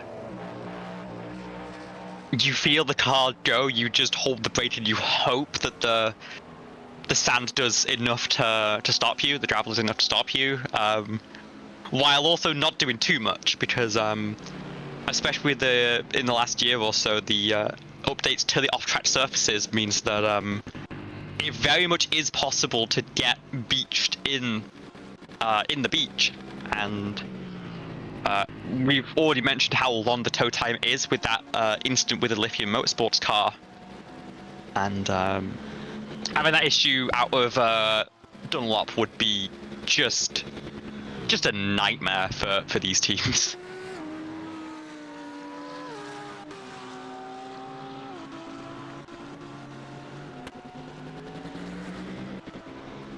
But like the Project Balance Academy car still in pit lane has managed to clear their meatball flag, as has now the RPM Racing orange car, but both still missing heavy pieces of bodywork, and I'm sure with the amount of time already lost, they are not too eager about that. Although, no, saying that, the Valorous car is now fully repaired. It was an 8-minute stop after they brought the car back in. I apologize, in replay mode a little bit. And I'd imagine that's probably them taking all the repairs. I doubt they're trying to optimize it too much with already catching a meatball, and they want to get a car just in working condition to run out the rest of this race and hope to pick up spots through attrition more than anything. Yeah, obviously right now at the moment, obviously, and that's one thing I'm looking at with the 52 at the moment. You see where the 52 is, where it's not holding a perfectly straight line at the moment. It's still like there's a lot of sway in the wheel of that 52 car that they still got to work out. Whereas the 211 still on pit lane, as is the 276. So trouble for both of those cars. Not what they wanted to do here in their 24-hour race, as they're losing lap after lap after lap at the moment. Obviously, the RPM Racing orange car, 14 minutes on pit lane. That is well and truly over 3 laps, about to be 4 laps here with Alessio Bernardini in the Mulsanne corner, back behind the wheel of that car. Doing a fantastic job so far. Yeah, it's maybe a little bit easier to take for the RPM Racing car, knowing that they do have a car to race, as they do now pull out of the pit box and rejoin the race. They are 4 laps down to the class lead, it appears, but they do still have 7 laps ahead of the Red X 323 car that had that incident at Indianapolis at the start of the race. And so they have something to race for. They know as long as if they commit to this effort and keep it clean, they will at least gain something out of this by holding on to that spot over 323. I think for the Valorous Academy car, it's a very tough pill to swallow, especially because from at least my view of things, it was kind of a wrong place, wrong time. They didn't really have much chance to avoid the incident, and it's put them 3 laps down and right at the back of their class, with 2 laps to the next car ahead.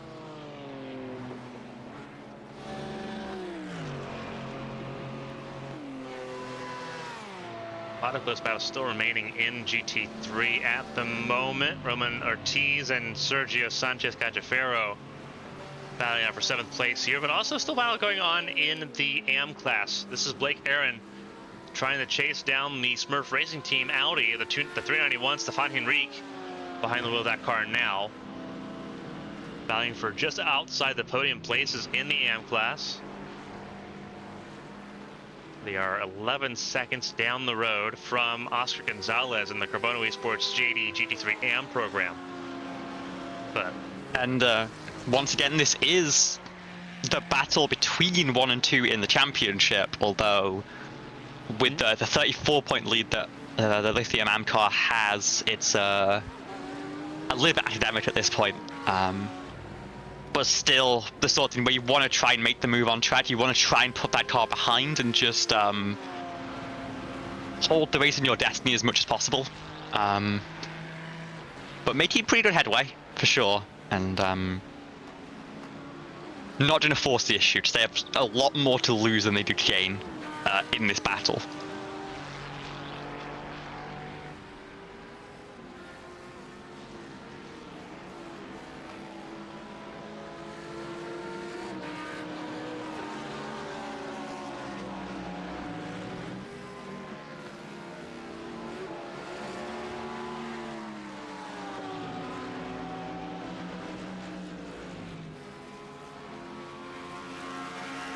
The Right Engineering GT3 did leave pit lane after a 5-minute stationary time. That'll pretty much lose them exactly 1 lap compared to the cars ahead. And sometimes when you have some lingering optional damage, that's kind of how you will decide it in your head. You'll say, okay, we'll take the 1 lap of repairs and we'll go back out where we were. And try and run the race as similarly as possible. Obviously, except you've had to take that stoppage. But they are now down to 21st across all GT3s and 16th in the GT3 Pro class.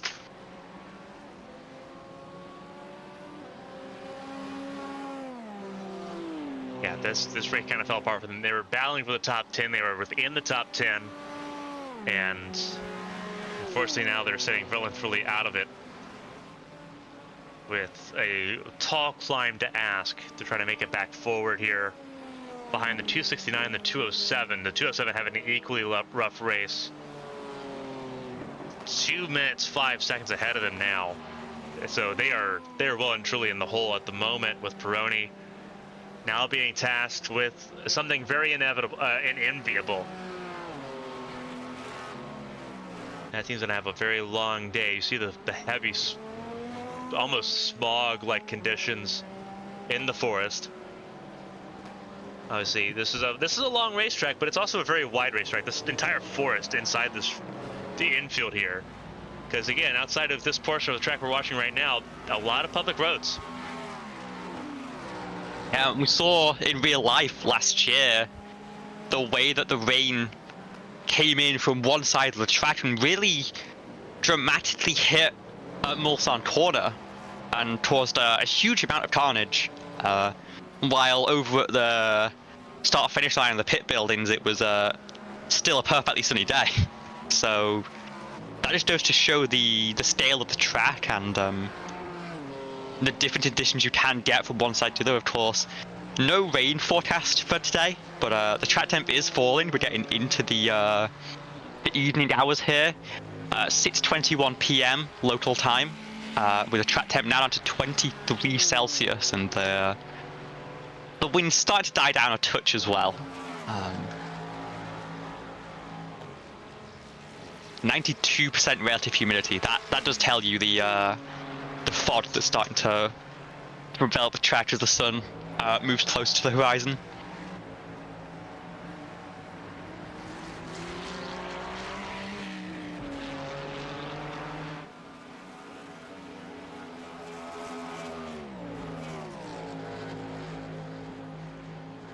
Right now we are officially into the 5th hour of the race here in Le Mans, the European 24 Hours. ongoing still. Click our current class leaders at the top of your screen. The Magico 5507 Racing, their GT Pro category, leading the way in GT3 Pro, and Unlucky Luke Racing still leading in GT3 AM. Again, all that's at the top of your screen now. You want to just a brief look at the class leaders.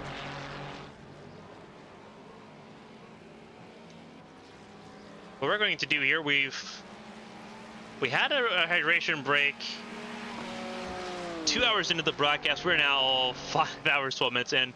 We're taking a step aside here for about 10 minutes for another break here. Obviously, I think, Olivia, you've been on here for 2 hours nonstop, so we're going to step aside here for just a few minutes to kind of get re-energized, refreshed, use the bathroom, everything that all the drivers are also going to do. Yeah, absolutely. But everything the drivers are going to be doing throughout the race, we need to do too. So, and that includes snacks and everything like that. So we're going to step aside for about 10 minutes. We'll come back. We'll have more coverage here on AB and Esports 1. Again, keep a reminder that AB and Esports 2 will take over coverage at 4 p.m. Eastern Time in the U.S., 9 p.m. in UK time, 10 p.m. in Germany. So keep an eye on that as well. We're going to step aside here for about 10 minutes. We'll see you on the flip side of this hydration break, of this refreshment break, for more coverage here in Le Mans. Don't go anywhere.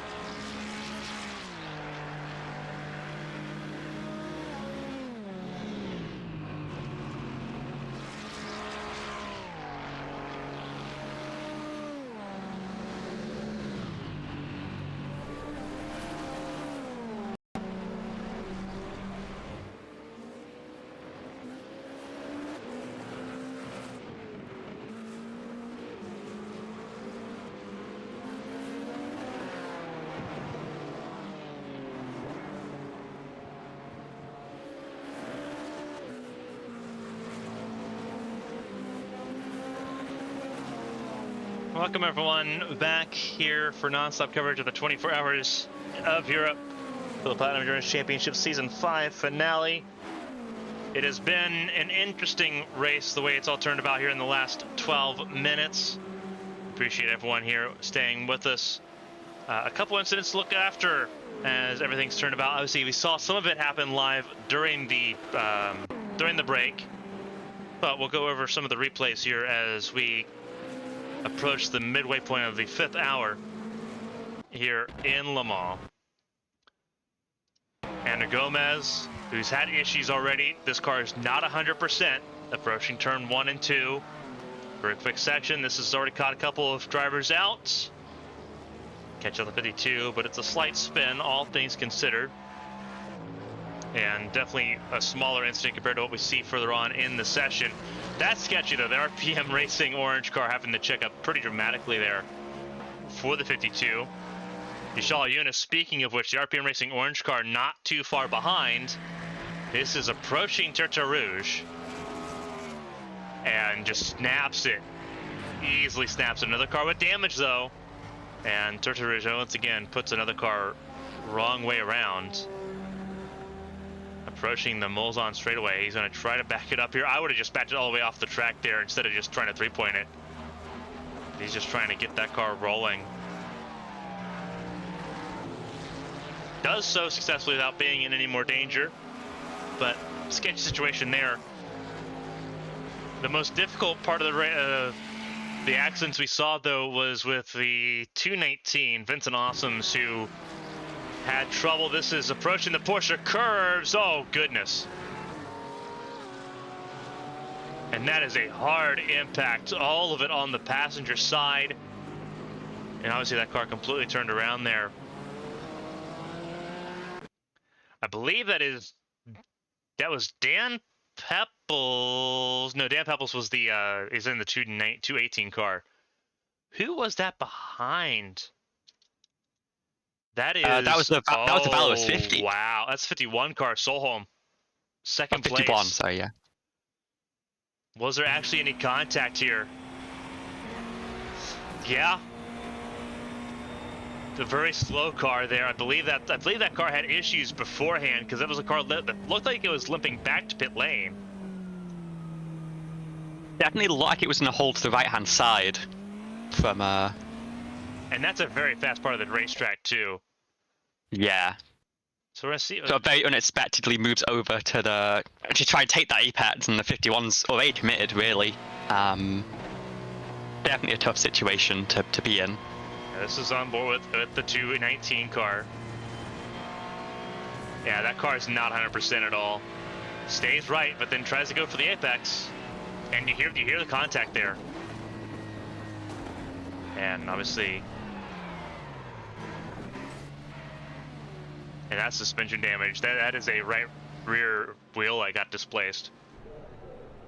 Yeah, similar damage to what we saw from the RPM GT3 in that earlier incident that caused the issues it had. That car has now just been given a drive-through penalty for its responsibility in that they sort of coming off the track quite awkwardly and coming back on into the path of the 52. And here, yeah, the right of engineering GT3 again.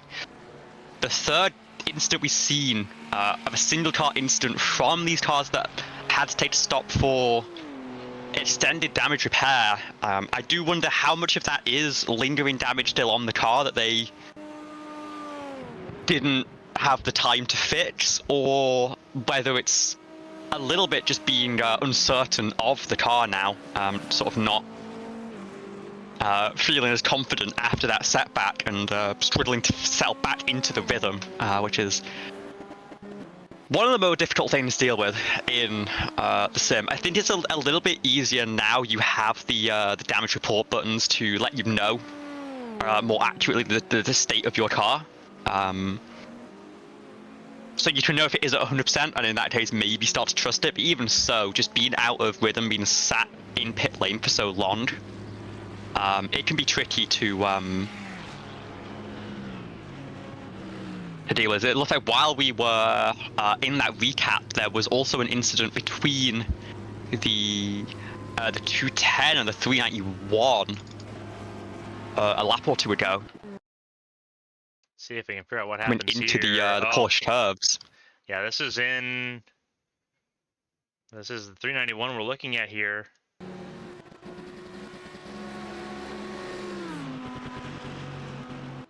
A little bit of latency here, going to affect how we see this incident. This is in the Porsche curves, and it looks like a little bit of latency for them too. Because both of them go off there. A little bit of netcode glue, it seems like, but it seems like the 391 did kind of try and commit to the apex. Maybe try to slot in behind the RPM car, and just wasn't clear. And yeah, both cars go off, lose a little bit of time. The Smurf's car does give up the position, but I think not going to be particularly happy with the outcome, considering that as those are cars in different classes who really don't have much reason to be racing each other. And not even on the same lap either. Yeah, but both in similar spots, I think, in their class battle. But at this point, yeah, that difference between Pro and Am has separated them by an entire lap. So things starting to get a little bit more dicey as we head into hour number 5 of this race. Maybe a little bit of fatigue starting to hit these drivers. It's very difficult to keep up the high driver times we had in the first 3 hours for the remainder of the race, and yeah, a couple of pretty big mistakes, and I believe our second full retirement of the race, unless someone is planning to hop back into that 219 car once the repairs are done. Still extensive damage on the car, and still meatballed, not allowed to leave pit lane just yet. So we'll wait and see if they try to bring that car back out, or if their day and their season ends at the Corvette curves.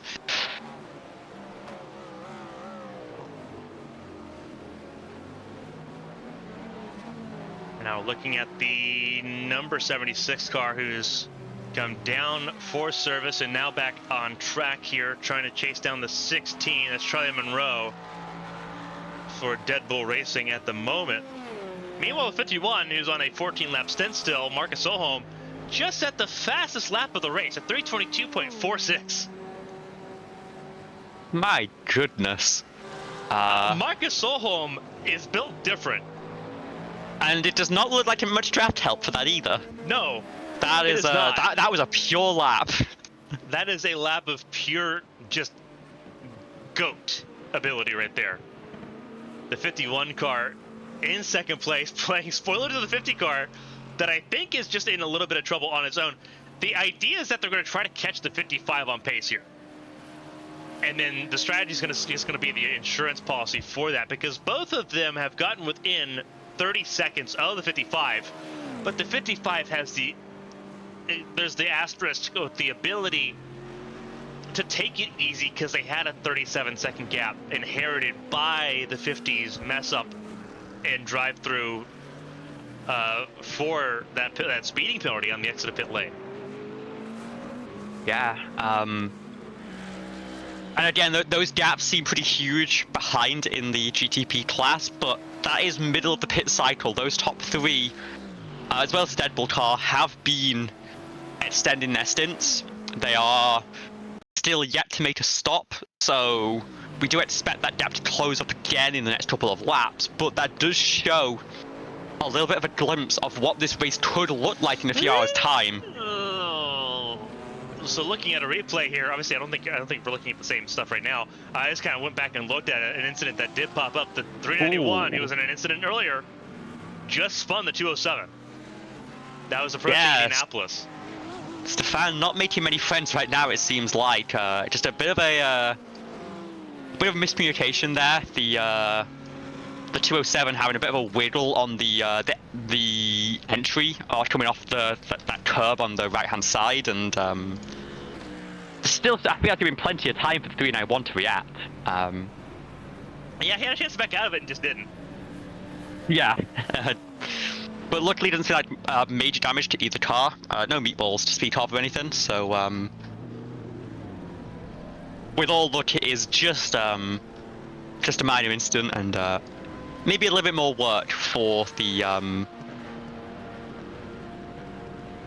stewards to do in the next hour or so. Yeah, a little bit more work for them to do. Driver swaps for both the Valorous cars here, second and third. Casper's back in the car for the 50. Krzysztof Jakura, I should say. They corrected us after Sebring. Jakura back in the car for the 51. I believe this is Jakura's first time in the 51. Casper's getting back though. He started the race in the 50. So some driver changes there for both the Valorous cars as they came in together 5 seconds apart. And those were, I believe, different stint lengths for those two cars. So getting back on cycle here, and it will be the 51 leaving pit road first and getting up to speed. I'm probably pulling a bit of a gap, as we mentioned. The Acura struggling a little bit on pit exit to build up speed, especially with the fact that the pit exit is going uphill. So if you are sort of bogged down in the revs of first gear, doesn't quite get the pull, and in fact there's a bit of a formation flying right now because the Project Valorous Academy 52 car has ended up coming out splitting the two, of course, 3 laps down due to the earlier incident, but all 3 of their GTP cars sharing the same little bit of track for now.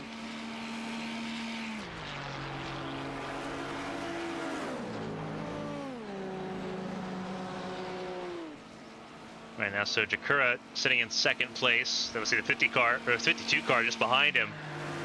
Now, just kind of almost creating a slipstream chain between the 3 Valorous cars in GTP.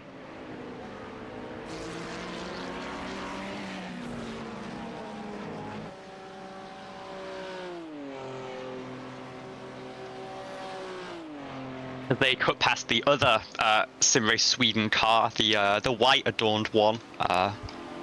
Dark mode, unfortunately, still sitting in pit lane, but light mode charging on, and currently sits. Yeah, the 218 is 11th in GT3 11th Pro. in class. Yeah. Yeah, unfortunately, this is a rare L for dark mode. A rare L, but it's an L nonetheless right now. And anyone that says that light mode's better, please get yourself examined, please. Yeah, get some sunglasses, because you'll need them. Yeah. Just fill out the sheet of paper and let us know who hurt you. Do you think when the iRacing Sim UI changes come soon, if they'll add a dark mode for the top and bottom bars? Huh? They're updating the iRacing Sim UI. They mentioned in one of the blog posts. Oh, I thought you were talking about like the actual the launcher UI. I was like, it's already got dark mode, huh? Now I'm following. I've been up way too long. I hope. I really hope. It'd be nice. It's like the checkbox in the garage. You can switch between metric and imperial. You can switch between having working eyes and not. Well, I wish it worked like that. My eyes already don't work. Obviously, they don't work. I'm colorblind, got astigmatism, and obviously, if anyone's watched Wednesday nights, you can see that my rec avoidance has not been the best either. The 2 Project Valorous cars, the main team cars, they swapped places. Sort of the white and purple. They have swapped. It's now 50 in front of 51, and they're starting to drop the 52 car, which Carmen, what color is that car? Gray and more gray. I know it's gray and like a greenish color. I know that because they've all got different colors. They put the Acura on like almost like a homage to like the Meyer Shank Acura. The Porsche is a bespoke design, and the 52's just got that two-tone color design. It is quite a fantastic livery.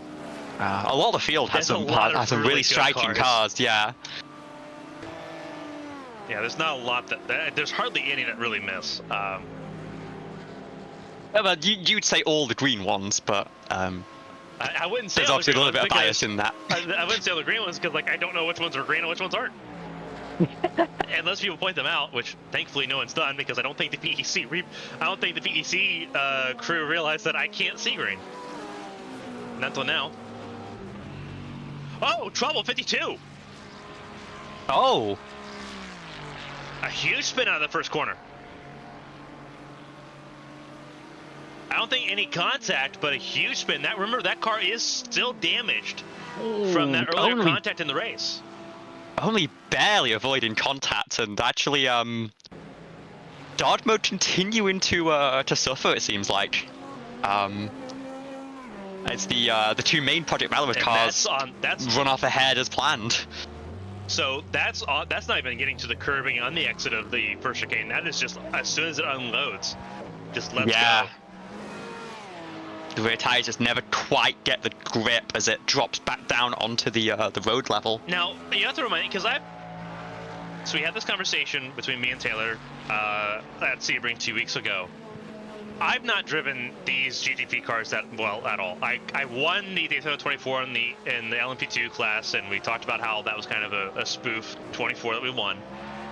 I've not driven sports cars since. So the hybrid system in these cars, there are hybrids in these cars. They're a standardized hybrid unit that's across all 4 models.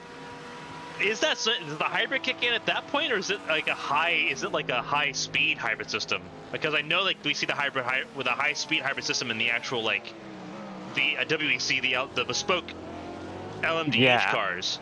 Is that something that is that applicable in these cars too, or does it actually apply similar to what we see with like the F1 cars, where it can apply at low speed? Well, I think there's a conversation between whether we're talking about iRacing or we're talking about real life, because we're talking about iRacing because we obviously just saw the 52 spin. Yeah, in iRacing, the fact is that the hybrid system is still modeled on what was developed for the Mercedes W12 and W13. It still uses at its core the F1 energy deployment system, complete with its attack balanced build modes. And so really any place an F1 car would deploy hybrid, you can expect these cars in iRacing to do the same. As the 52 car comes down pit road, and we saw it slot in sort of off cycle with its sister team, but now pulls down pit road. But yeah, in real life, especially for the hypercars, because they have deployment on the front axle, they want to prevent it from being too overpowered, basically, compared to the LMH cars on the front axle, and it'd be too overpowered compared to LMDH cars, which are the spec that IMSA developed. And so those are restricted. They cannot deploy below, it's something like 180 kilometers an hour. I'd have to look up the exact specs, but I assume there's a similar restriction on the LMDH deployment, maybe a bit less restricted because it's on the rear axle. But it is one difference that iRacing does have to the real life cars. And one thing I do hope that is worked on in the future, because I do know that there have been more realistic recreations of the real life hypercar hybrid systems, and so I'd love to have a perfectly accurate at least GTP system, because I suspect that incident may not have happened if the hybrid system was built in a more realistic way. But who knows? It could have very much have just been the rear tires never really found grip. No matter where you're finding the torque from, it would have been too much to try and continue cornering at that speed. Driver changes throughout the field here as we approach the end of the 5th hour. Both of the Magic Aero cars, the 55 and the 56, have changed drivers. Aaron Avner in the car for the first time today. did not make a start last time out at Sebring, but now 100% in the car right now. Looking at him leading the way in the 55. The 56 has Dominic Vaquete in the car. The Eastern European driver, just ahead of his teammate right now. I was trying to stay on the lap though. Not quite where I wanted it to be, but it kind of just shows the pace the 55 is holding right now as it pursues a second straight championship in the GTP class, trying to go for the Platinum Endurance Championship world titles here in GTP.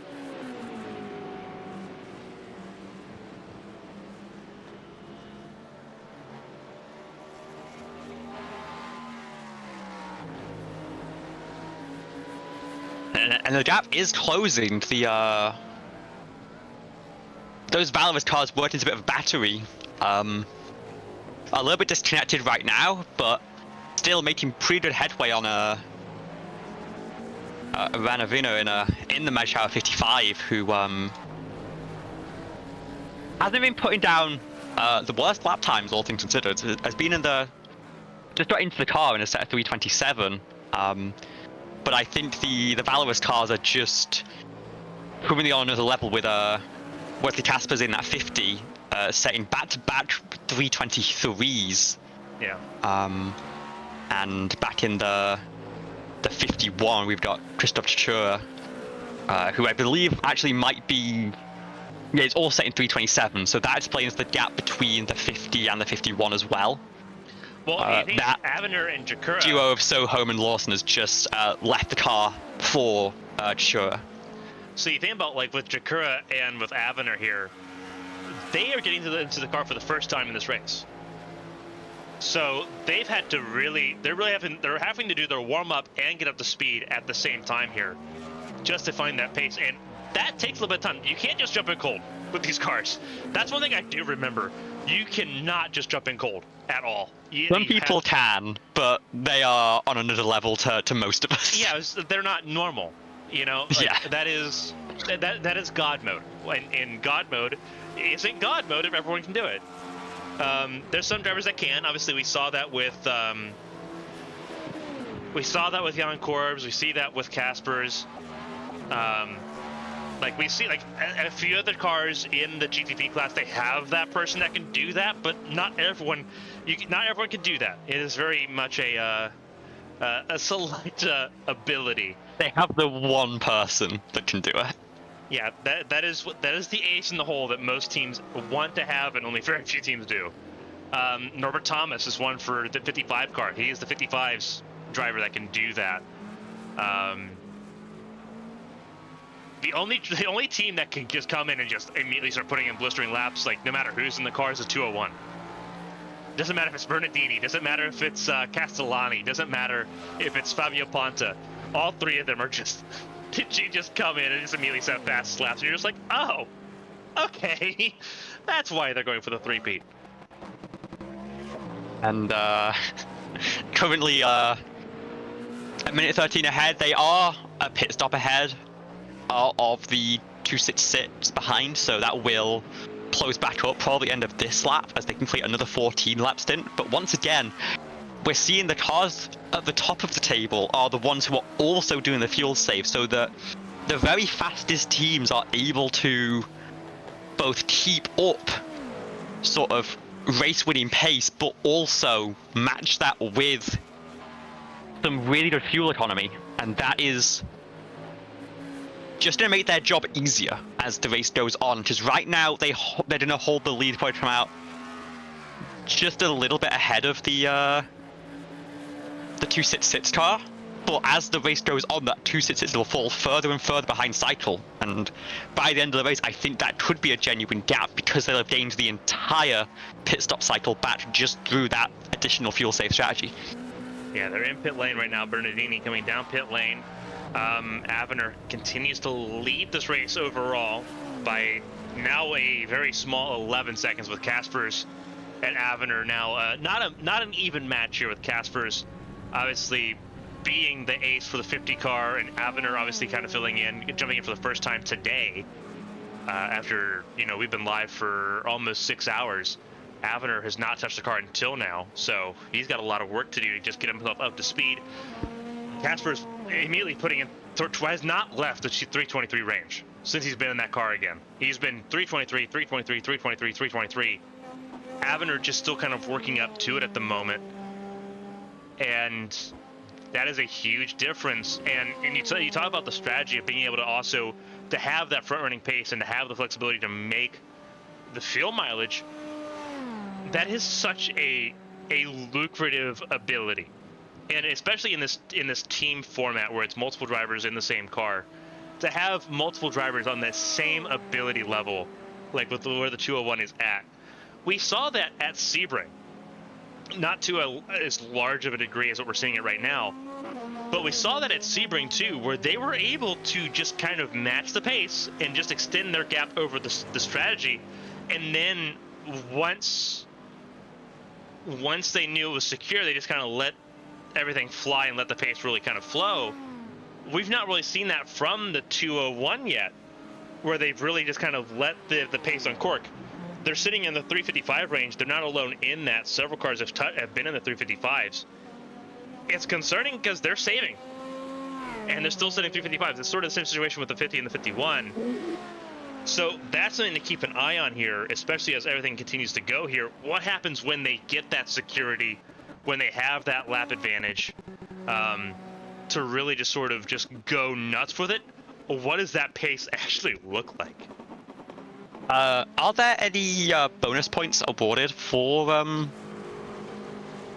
fastest lap or for any other sort of leading at a certain interval in this race, or is it just straight up get to the checkered flag first, whatever it takes?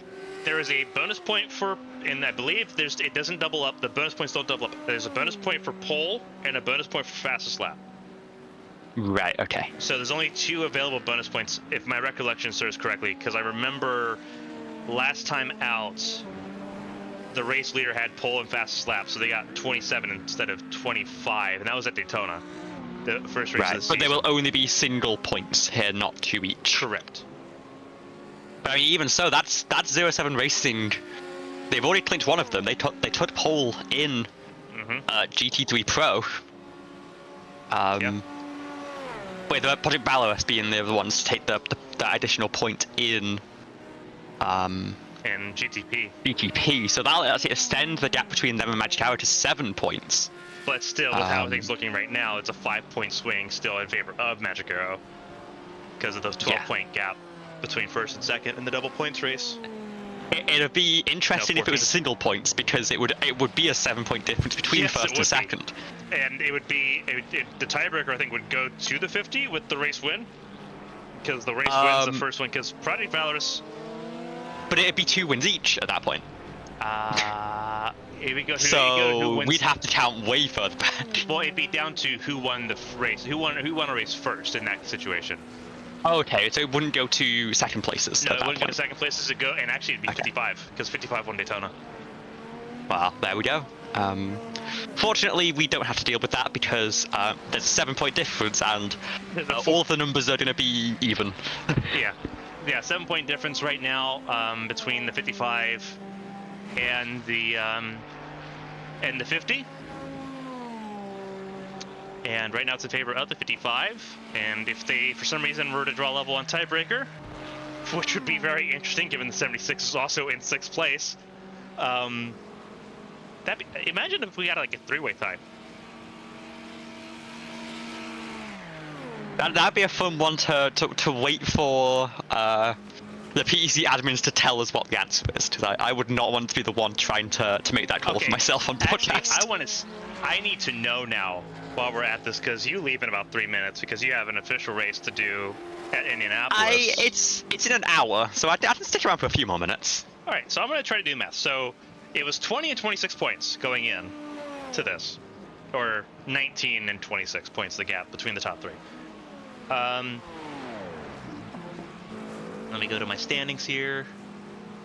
Rider Engineering had 115. All right, so say Project Valorous, say the 50 car, say they finished second, right? That's 95 plus, so they're scoring 36. Yeah, 37 technically because the pole point. Yeah. So that's 132. for Project Valorous. If they won, well, actually, no, we need them second place, right? 89 plus 50 is 139. So that's not going to work. Doesn't work out too tightly because that's still a 7-point difference. How do we? How do we make this as annoying as possible for ourselves? I actually don't think it's possible to get it through a tie, even if we tried. Well, that's good news for, I think, everyone involved. And plus, those calculations assume that the 50 car finishes second, and that gap is now below 9 seconds. The 55 can keep setting 26s, 27s, as does the 51. To be fair, they're holding lockstep. But the one who isn't is Wesley Casper's in the 50 car, who has wavered, and this is truly disappointing from Wesley, and I'm sure the team is incredibly gutted. It's only a 324.9 this time. Yeah. All right. So here's the interesting thing. Still gaining more than 2 seconds on our current race leader, so that'll be probably a battle before this stint ends. Yeah. So interestingly enough, we said like, hey, you gotta feel like the 76 has to finish like 5th or better to win the championship. Not true. I was wrong on that. They still lose. If the 50, they've got to climb to like 3rd or 4th, right? So they've got to do better because right now the 55 sits. If everything were to finish like right now, the 55 would have 139 points. 5th place would get Rider Engineering the 135. They'd still be 4 points short. They need to finish 4th or better to beat the 55. If the 55 Valorous wins, it's even worse. They probably would have to finish third. They have to be podium, yeah. So it's not even close to over. It's basically the whole saying, like we were like, hey, they need to finish like 5th or better. No, they need to be podium to really secure this one. They need to be podium, and that is hard to do because they're not even top 5 yet. Yeah, and they're on the back foot strategy as well. Yep. But again, they're ahead of 07. They have 2 laps less on their stint than the 07 car directly ahead, and 3 fewer laps than the 11 German sim racing car. But the issue, the top 3 who they're fighting are all ahead of them on strategy because they did those 13 stints very early on, and I think in some cases even 14 stints. Yeah, the 50 and the 51. The 51's been doing the 14 lap stints more often, but everyone in the top 3 has been able to do at least 13, which is not great. But also, again, the ace in the hole for Ryder has not shown up. And Jan Korbs, we know, at the moment, is the fastest driver, not only for Ryder, but the fastest driver that set practice times for this race. The fastest driver in the series. The fastest driver right now in the series, yes.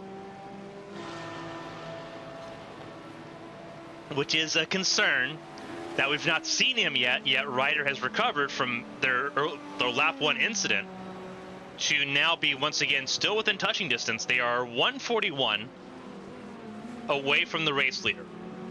Sorry, 144 away from the race leader. They are from the podium about 1 minute 30.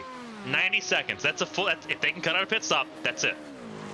They've got to cut out a pit stop. A pit stop and change. Yeah, but it's a pit stop and change, and they got to cut that out on the 51. That's gonna hurt. Absolutely. Though, if we bring our eyes forward, I think we might be only about a lap away from a battle for the lead.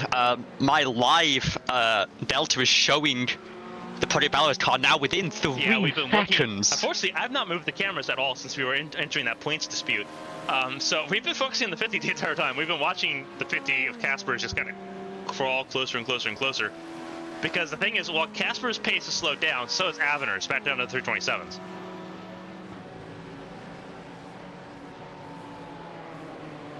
Yeah, it was 3.5 seconds last lap. And we'll see what the times are when they come across the stripe. But the gap was 5.4 at the line, and I'm seeing more like 2.4 currently, so it's probably another 3 seconds or so. And maybe by the time we get to Mulsanne Corner, this could all be to play for. And I think one thing I'm noticing is that the times that the 55 seems to be losing time are often navigating these GT3 cars. We just passed the team at 323, and it just seems like Wesley Casper's had to cut through like butter and give up so little time. It's a 3.3 second gain last lap, and the gap is now under 2 seconds. So I think I'm gonna stick around to at least watch this happen, because this could be a very pivotal moment as we approach the 5-hour mark in this race. Yeah, we're about to finish the 5th hour, start the 6th. Here in this race. Again, we're past 1 p.m. on the East Coast here in the US. We're past 6 p.m. over in London. We're past 7 p.m. over in Berlin.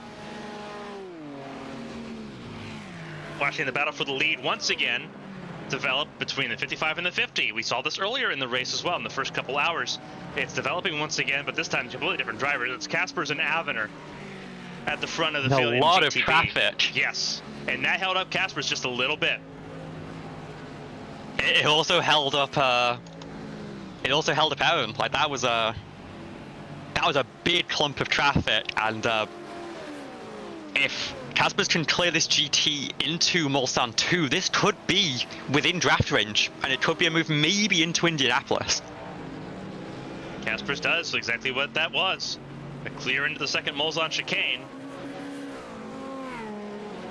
Oh, this is not even going to be Indianapolis. I think once you get the draft like this, once you get in a Mulsanne corner, as long as you nail Mulsanne corner, let it rip. Let it eat. Yeah, it'll be all done, filed away and took back into the drawer by Indianapolis. It's under the braking. You see the closing rate under braking. Yeah. That Acura just looks so much more planted under braking than where the Porsche is right now. The Porsche using a little bit of slipstream from the 255, the Strumeni DS racing car. Going a long way around the Acura, may actually not get there by Indianapolis. I think Avener beginning to try to turn it on just a little bit here. Yep, Indianapolis, the 50 doesn't quite get there. Thankful for the draft in the GT3. The launch, pretty even, but it's all under braking, and right there, under braking for our notch. The 50 was right there. The problem is though, once you're at the rear bumper of the car ahead, you can't just keep out braking them while stuck behind in their draft. You have to try and find a way around, and now we're heading into the Porsche cars, which is a pretty difficult place to try and make the move.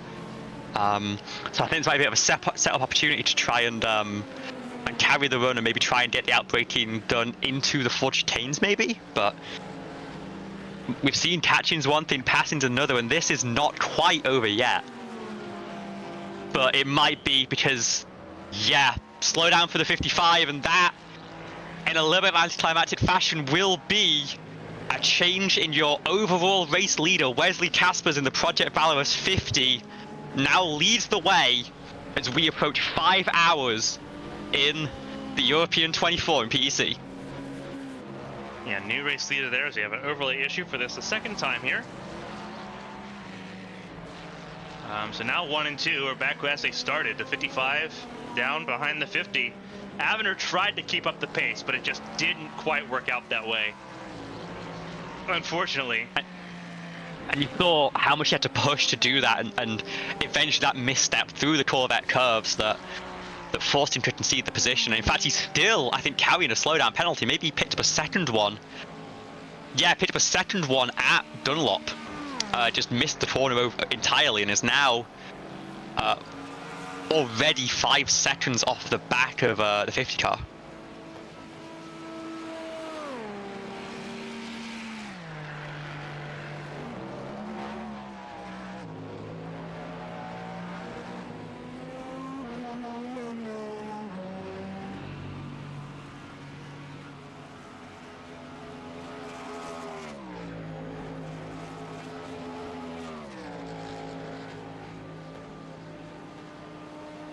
Alright, as we get ready to finish the first 5 hours here in Le Mans.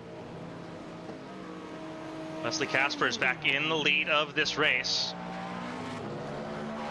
Again, for the 50 and the 55, it is winner take all between those two. Everything else up for grabs as the 11 and the 23 make their next pit stop here.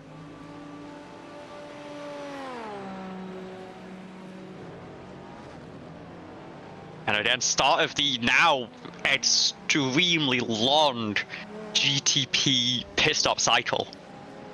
That's the first car in. Cars like the Magic Arrow are still in about halfway through the stint. And so we're now at that point where we're spending just about as much time mid-cycle as we are out of cycle. And again, once we get towards that sort of 10-12 hour mark, it'll all be up in the air, and you'll see the cars that have managed to extend actually hold on to that permanently as they take a full pit stop lead over cars like the 11, and if they can't do anything to stem the bleed in the 76 as well.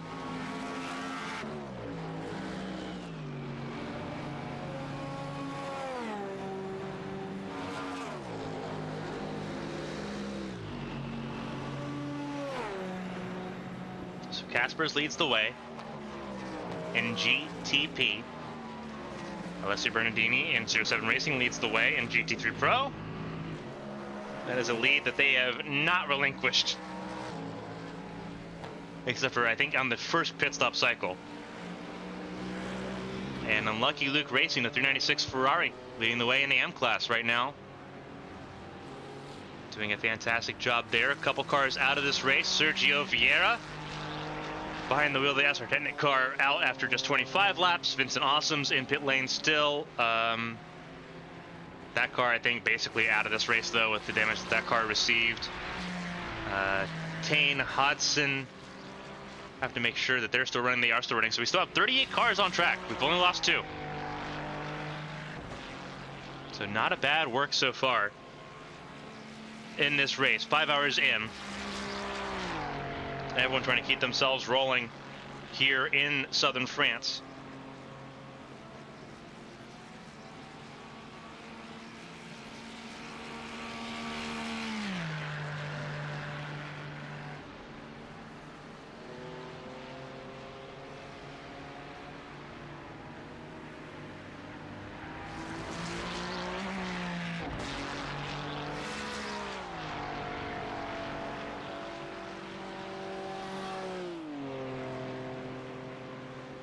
Sitting here at the 5 hour mark. 5 hours completed, the 6 hours beginning.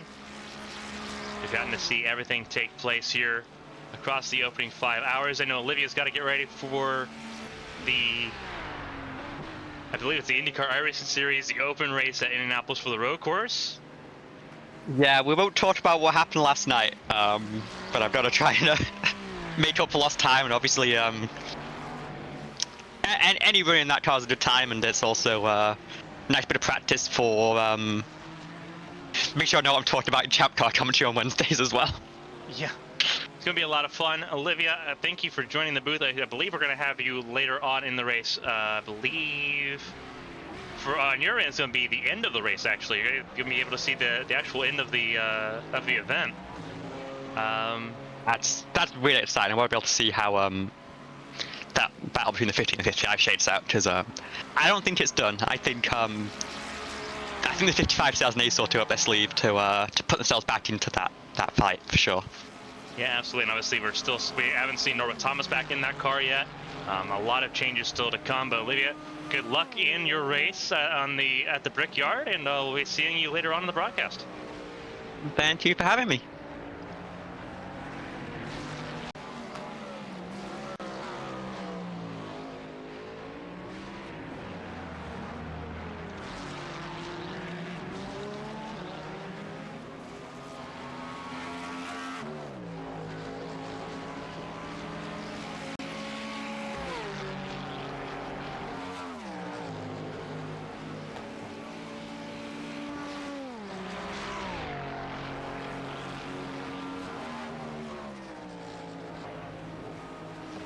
Alright, so we're glad Olivia spent 3 hours with us. She'll be back for the end of this race. Hopefully we have Taylor Mills with us as well. Taylor having issues with her internet provider, unfortunately keeping her out of the booth so far for this race. But we're 5 hours in here. And now we get to interact with the group. I've been saying that Le Mans is in southern France. It is not. The Circuit de Neverland-Nicourt is in southern France. Le Mans is actually in northern France. Someone corrected me in the Twitch chat. Yes, you're 100% correct. It is in northern France. However, I am also not the most skilled with directions. It is in northern France. It's about, you go down the A11 from Paris, you get to Le Mans. It's between Paris and Nantes. Rouen, if anyone remembers Rouen-l'Isère, that's the northernmost racetrack in France. And obviously you look at Clermont-Ferrand in southern France. Obviously Monaco on the southern coast in the Principality. And then Nevers and Magny-Cours. I'm willing to say south central France there. Unless I'm wrong, and that's also in northern France. I don't believe it is. I could be wrong.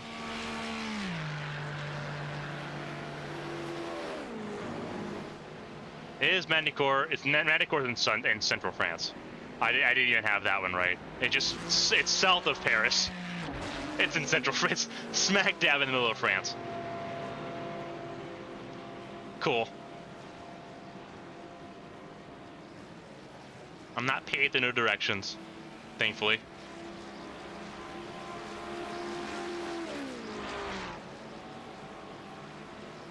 But we've got a little bit of time here. Well, obviously, we'll be moving to ABN2 at 4 p.m. It's gonna be a lot of fun. Getting everyone over there in ABN2.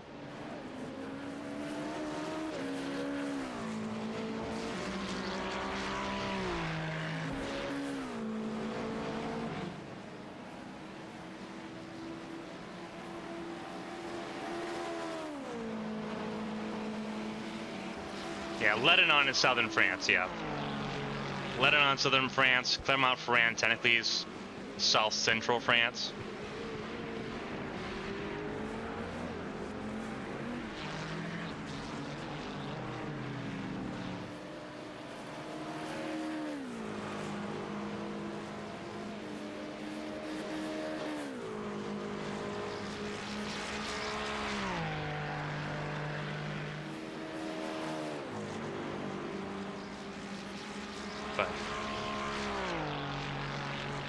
Is the 399 catching the 396? The answer to that question, kind of. The issue is that the 399, who's sitting right now behind the 234, has been stuck really just sort of battling with the Lithium Motorsports Pro car. Vincent Marsh behind the wheel of 234. The answer to the question right now, no. Right now, the 396 is pulling away again because the 399 is dealing with the 234. There was a period of time where the 399 was moving forward, which is why we were focusing on the AM class, but that's since changed. Not really a lot of it gaining anymore, it's stagnated out.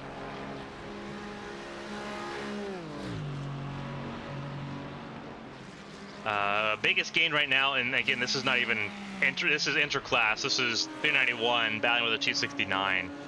The Smurf racing team with Narbonne behind the wheel again, trying to catch up to Mauro Dragoni for Code Esports. That's a battle that actually is kind of closing in a little bit. It's not the gap's opening now. It was about 4 seconds. Now it's about 5. So the gap is extending just a little bit over lap after lap now, which is not what you want to hear if you're at the 399, because they've done a really good job so far. But unfortunately, that is the situation everyone is currently in. But we know how much the situation changes.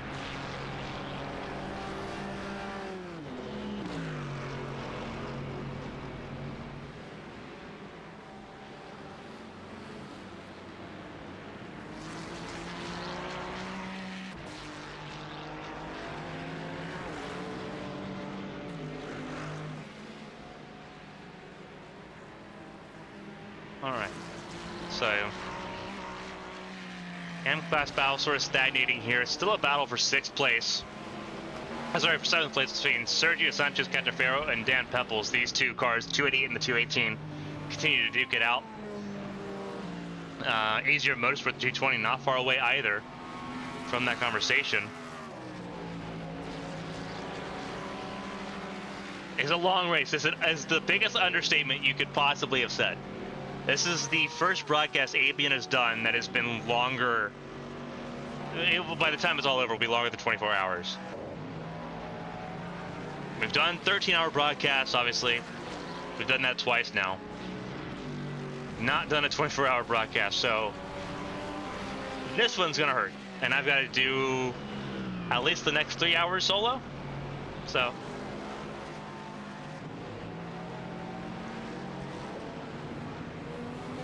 we are well and truly feeling it right now.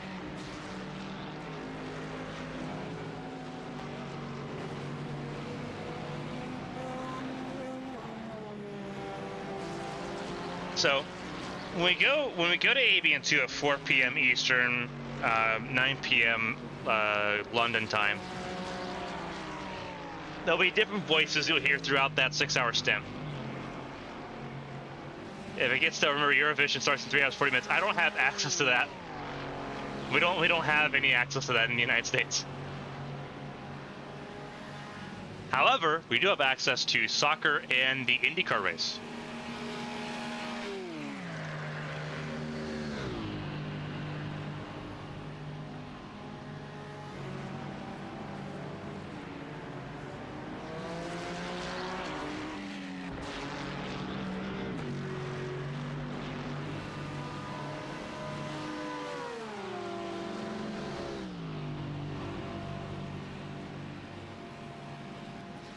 Oh, 1 hour 40 minutes. Yeah, gotcha. Yeah, I've seen the drama on Twitter, but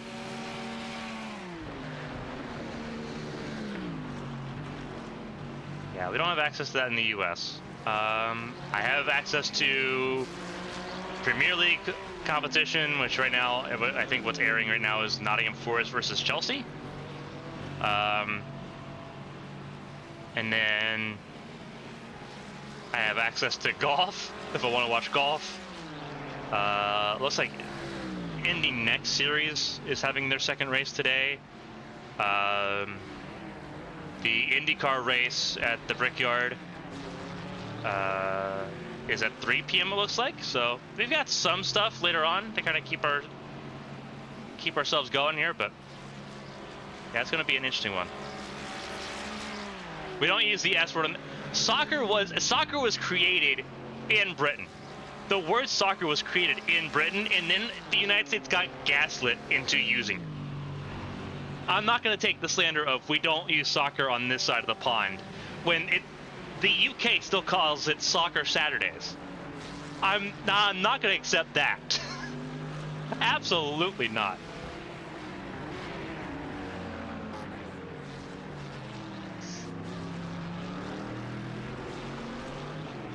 Britain invented both the terminology of football and soccer, and then gaslit the U.S. into taking soccer. Still uses the word soccer for Soccer Saturday programming, and then still also shames the U.S. for using it. No, absolutely not.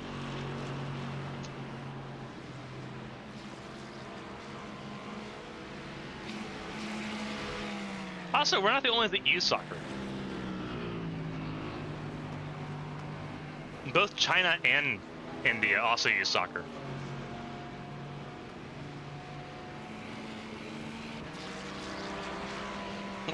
I'm not going to be gaslit for using soccer when it was given to us almost 300 years ago.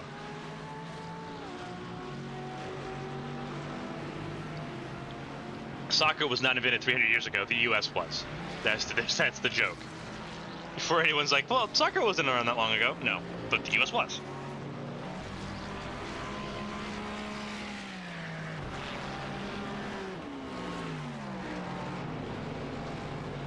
We don't use soccer over here. That's all. You may not use it that much anymore, but you did. Because that's where we got it from. Yeah, $3.99 396. The gap is slowing down. The reason why it's gone down a little bit here is because the 234 has pulled away. Now 399 is no longer like fighting the 234 actively. He's just kind of shadowing the 234, trying to get a draft here, which has worked. The gap is now 3.5, but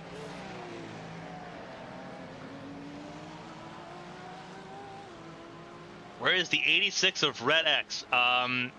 The 86 has not had a good race. They are sitting 12th at the moment. They are well and truly a lap down to the leaders of GTP. They've had a couple of issues. Right now, they are, to the car in front of them, the 56 of Magic Arrow, they are 1 minute 25 behind.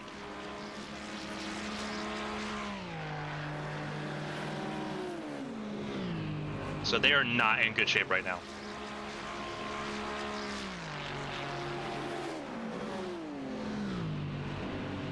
They last pit on lap 85. They pit a little bit earlier. They're not on the same strategy. They've been one of the 12-lap stint cars, and most of the 12-lap stint cars have been left behind. The big exception is the 11 and the 23, which right now stay in the top 5.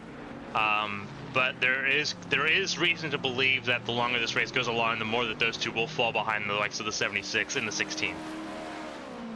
Just based on predictions at the moment. Again, keeping an eye on the Slippers Racing Team 399 as they try to catch up to the race leaders in AM, because that is the biggest class lead battle going on. Alessio Bernardini, they have a pit stop in hand right now over the 266 for Carbono Esports and GT3 Pro, and they're still holding a 15-second advantage. There's some battles outside of that, like there's a battle for 4th place between Enosis Esports and RPM Racing. There's a battle for 8th between Go Esports and A0 Motorsport and GT3 Pro. But a lot of it has become very much a strategy game in terms of when these pit stops happen and if you can get a pit stop advantage over the car in front, because you're trying to cut out time. If you're trying to go longer on your stints, you're trying to cut out time and try to save yourself time in the race. A pit stop sequence here at Le Mans is 88 seconds. So if you save yourself 2 pit stops over 24 hours, it's 3 minutes almost, which is huge. That's huge. That's, for GTPs, that's a lap. For GT3s, that's almost a full lap. So that's a huge difference, especially in a class that's still really close together, minus the front of the field.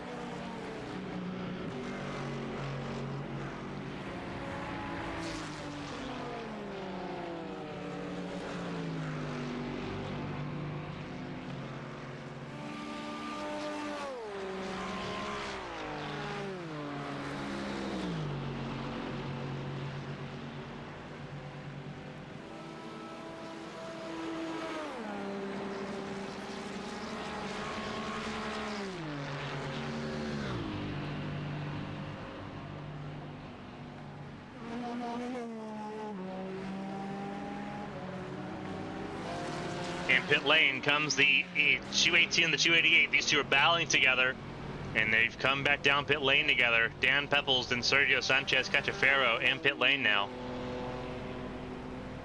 So keep an eye on that. Vincent Marsh has caught up and gotten around Luke Tennyson at 396. The 396 had a slowdown.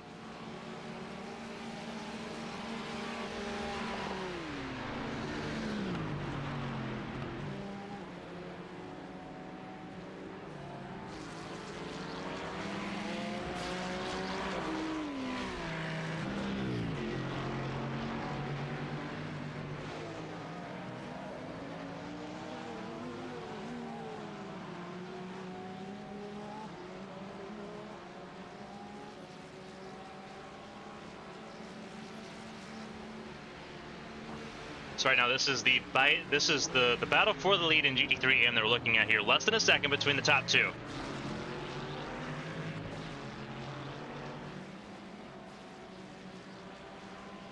Slippers Racing Team in second place, trying to catch up to Unlucky Luke Racing. He was in this position at one point last week was leading the way in GT3 AM, and then as the name spells out, on bad luck, struck the 396.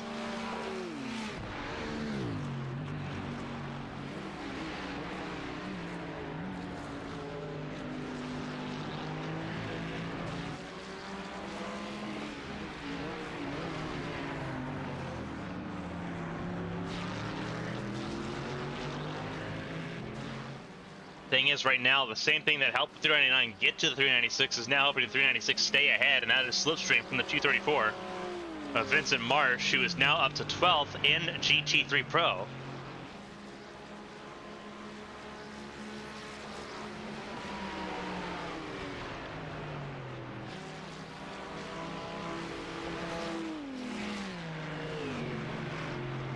You got Ander Gomez in pit lane, the 52 car, 15th and last of the GTPs. None of the GTPs, important to note here, none of the GTP class cars have retired from this race. It's all been it's been 2 GT3s that have retired from this event.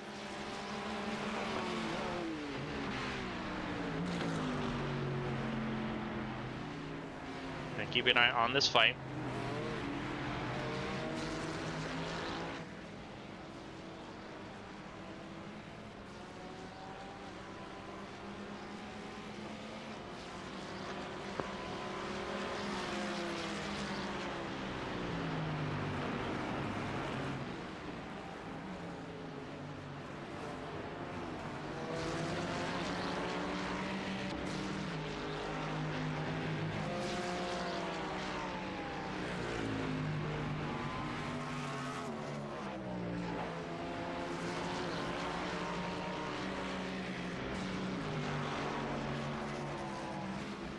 Right now, Slippers Racing Team sitting in a really decent spot at the moment. Just kind of shadowing as one of the GTPs goes through. I believe that's the 23 that just went by. And it was.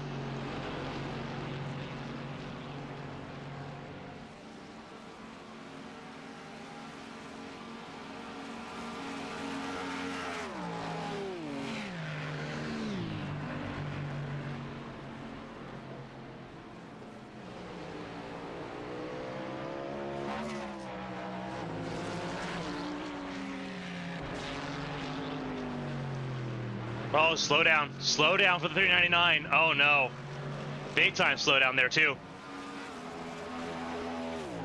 That hurts, big time hurts.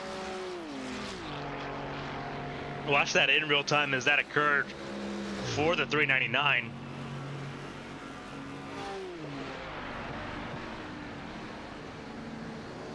That did not help at all for that team, who was so close to being in the championship fight. Or not being in the championship fight, but being in the race winning fight.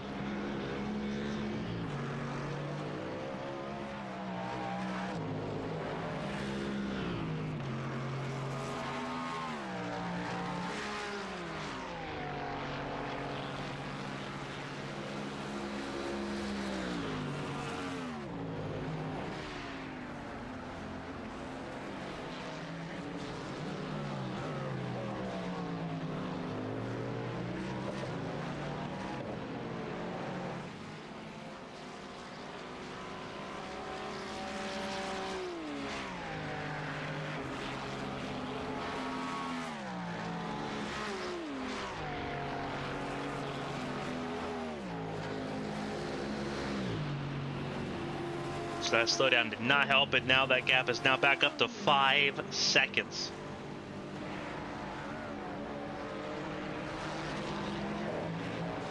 So let's go ahead and kind of just peruse through the field now that we've kind of got stability here. I know Discord was wrecking havoc for a little bit. Now it's not wrecking so much havoc. Now it's pretty well straightforward going into the, now we're almost halfway through the 6th hour of this race. Wesley Caspers leads the way. Started this race on pole position, but did not have a chance to lead a lot of this race. Has been a lot of the race recently just sort of playing catch-up mode to the 55 after a speeding penalty early in the race, put them behind the 8 ball by over 30 seconds. They had to really just race it back, and they eventually did, putting Caspers back in the car while Aaron Avener was in the 55. Really helped them get ahead, and Avener's not really responded super well. Avenir came down pit lane recently, sitting in the second position, but still sitting in second. Not a bad run of form so far. They came down pit lane on lap 90, which is a little bit early for where they want to be. That throws them off a little bit. Actually, no, they actually went later. My bad. My apologies. They went later than that because they just came down. So Avenir on the super safe method now, in comparison to the strategy being used by the 50 and the 51 right now, which have been pretty solidly in the 13 lap runs. Avenir went 14 that last stint, but it's thrown them away from the 50 in the hopes that they can still get a pit stop out of it. Christoph Jakura, the 51 for Project Valorous. Jakura is sitting in third still. They've been pretty well on an island. They've not really had a chance to really touch the 55, and they've been relatively consistently ahead of the 11 car since the second hour. But Jakura now in charge of keeping that car on the island and on the podium places, because them staying on the podium and gatekeeping third, with the 50 and the 55 duking it out for the race win, would guarantee that the 50 has the best chance to win the championship. But the 50's also got to hold its end of the bargain too. German SimRacing.de once was the Leiper esports machine. The Golden Eagle on the side of that car, rolling around in fourth place. Jens Holman behind the wheel. Gianpaolo Filippi Cristini, the driver that started to 23 for 07 Racing in the GTP class, occupies the top 5, which is so important right now for the car behind them by 23 seconds. Hendrik Ibsen in the Ryder Engineering 76 crew that have a lot of work to do with a lot of time left on the clock. Alberto Garcia Blasco back behind the wheel of the XPD Racing GTP, the Spaniard, sitting in 7th place, having started this race in 6th. They're sitting 41 seconds behind the Ryder Engineering 76 car, so a lot of time between them and the cars around them. Alexander Cartier, though, looking at the 33 and seeing Target acquired Old Firm Racing Purple, one of the 2 French-only teams in the GTP class. Carlier behind the wheel of that 10 car, trying to get to the top 7 positions here. Right now, they're where they started, and that was 8th. The 56 car, sister car to the championship contending 55, a lap down, the first car a lap down, sitting right now in the 9th position. Dominic Paquette behind the wheel, the Eastern European driver, sitting 2 spots above where the car started. They started 11th up to 9th. Deadbull Racing, Jimmy Marietta behind the wheel of the number 16 car in the top 10. They started in 10th. They're sitting 10th at the moment. 4.9 seconds away from the 56 car, though.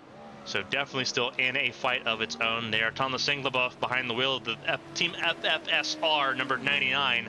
That's also gained a spot, but it could have been a lot worse. An early incident in the first hour of this race almost took the team out completely. Instead, a small repair work done for the number 99. Saw them come back out, and now they're still in contention to try to get a top 10 out of this. Jonas Jadam, someone asked about the Team Radix car in the GTP class. They are 12th, and they're over half a lap away from any meaningful competition here. They have not had a great first quarter of their race. Obviously, being such a long race, things can happen in the blink of an eye. Technical issues, accidents, we've seen a couple already. But they've had their fair share of bad luck to kick off this race, and it's not been easy. Alex Gonzalez, the Cabano Esports JD number 66 GTP, coming down pit lane now, 13th place. They are well and truly a lap down, about to go 2 down with this pit stop as they make another pit stop here on lap 92. Hugo Preto in the 7 for Focus Racing, what was pick up the pace.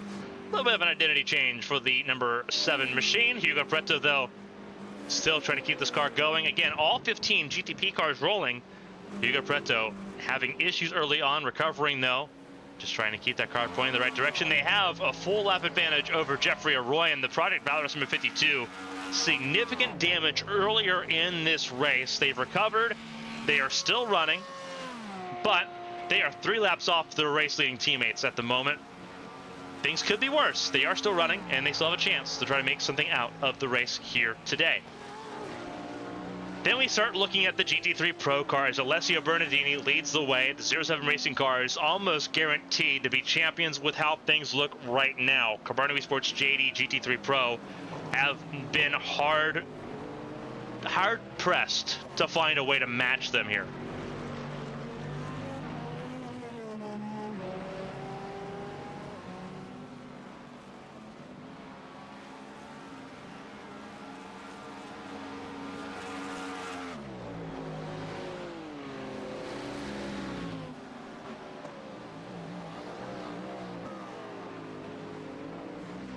Bernardini leading the way at the moment. Entering this race, they had a really good advantage over Simrace Sweden. That was the biggest concern that they had. Simrace Sweden, that 219 car, out of this race. So for 07 Racing, they have, they had 134. Carbono Sports JD GT3 Pro, the car behind them in second place, entered at 91 points. They almost had a 50-point gap immediately over the third place car.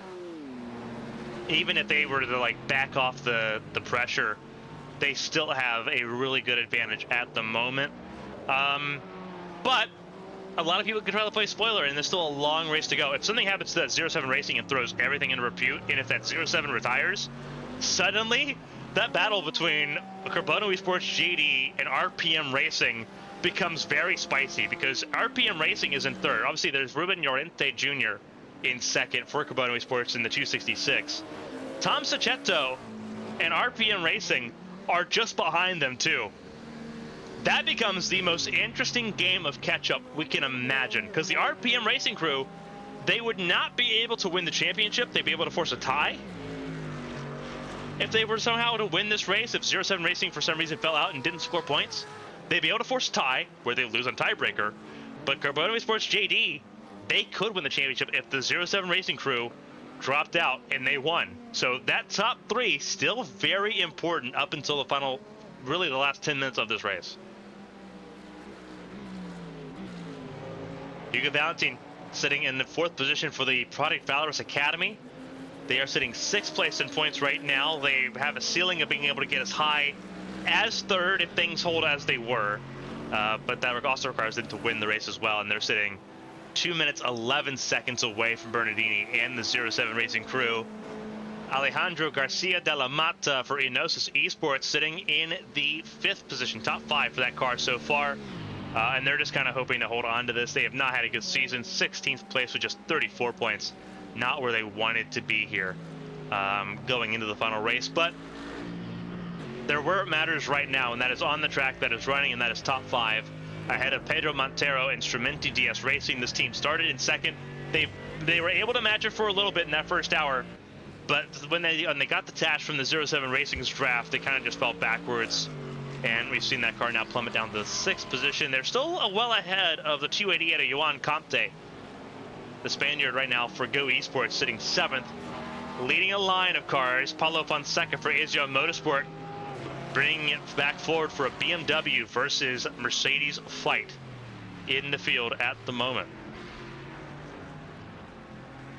And why don't you stick with this, because they're nose to tail at the moment, see if there's actually a move made by Fonseca to go after Comte.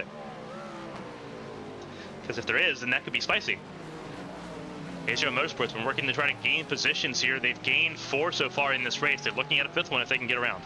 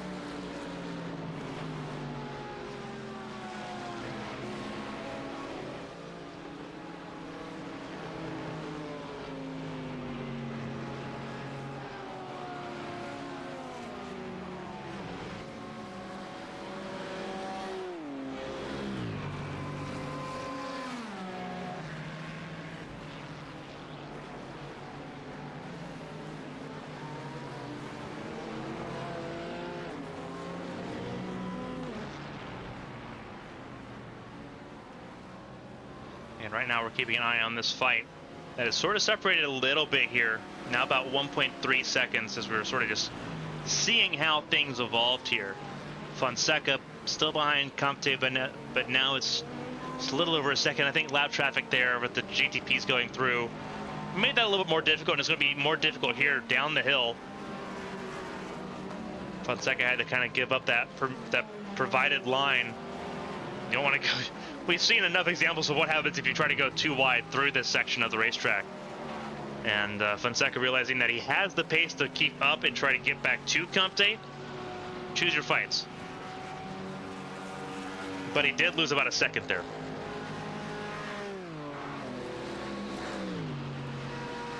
I know a lot of people rooting for the 399 and 396 fight. That fight is not really closed up. It was extended to 5 seconds, and it's only come back down to 4.5. So the 399 back to gaining, but it's very much a crawl right now in terms of the positions that they are trying to get here.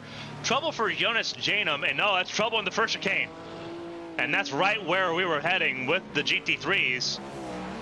Jonas Janum in trouble. That was after we had issues with Maurice Dienker. Dienker behind the wheel of 323, who took over after issues early on in this race. What happened to Dienker here? Oh, this is once again in Indianapolis too. Oh no. Once again, Indianapolis, a little bit of a wiggle.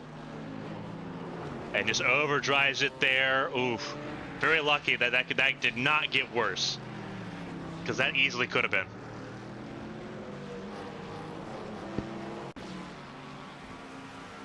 And 399 comes down pit lane, so that fight, for the time being, is on hold at the lead of GT3 AM.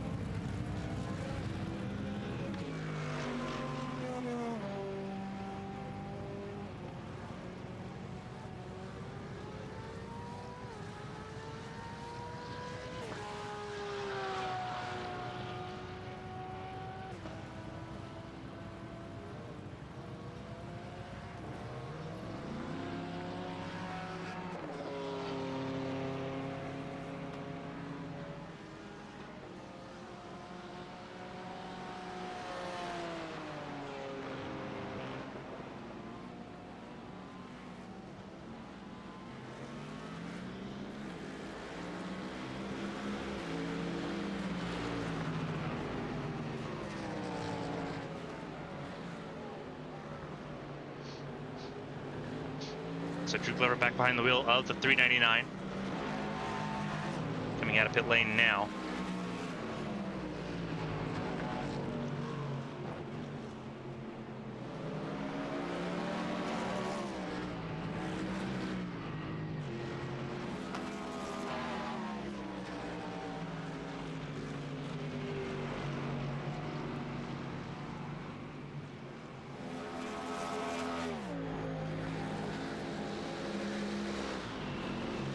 Fights have died down just a little bit here. As we wait for pit stops to once again roll their way through.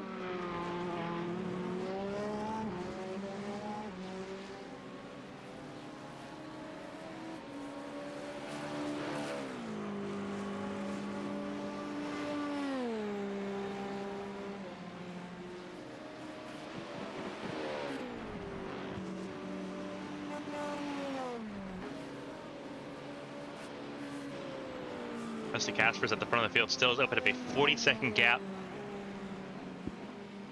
over Aaron Avener, who's still in mega fuel save mode at the moment, as things stand.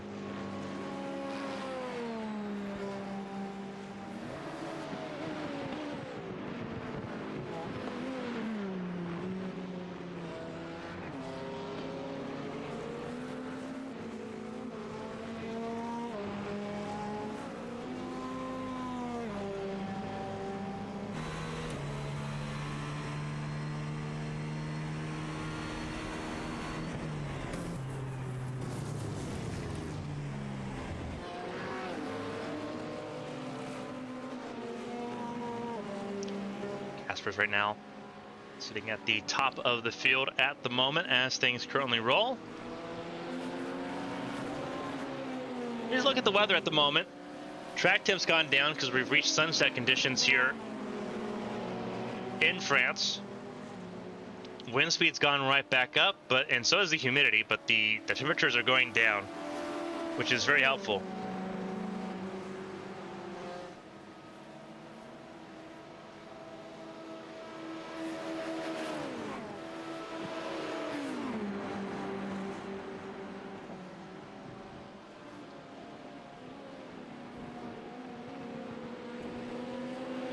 I believe if that is correct, I believe that was I think that's the Gabon Sport 66. It is. That is Pablo Riesta slotting in behind the race leading car there. At 11 down pit lane now. And this is, again, keeping consistent with where they were 12 lap stints. Without fail. So Jens Holman behind the wheel. Same with Gianpaolo Filippi Cristini. Both of them have been devout on that 12 lap stint. And they're going to keep it that way right now.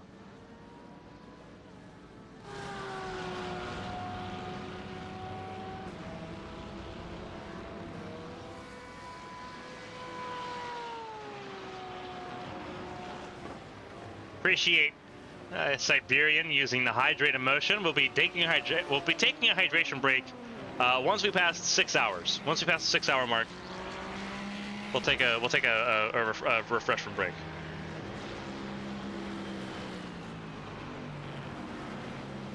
So I got you.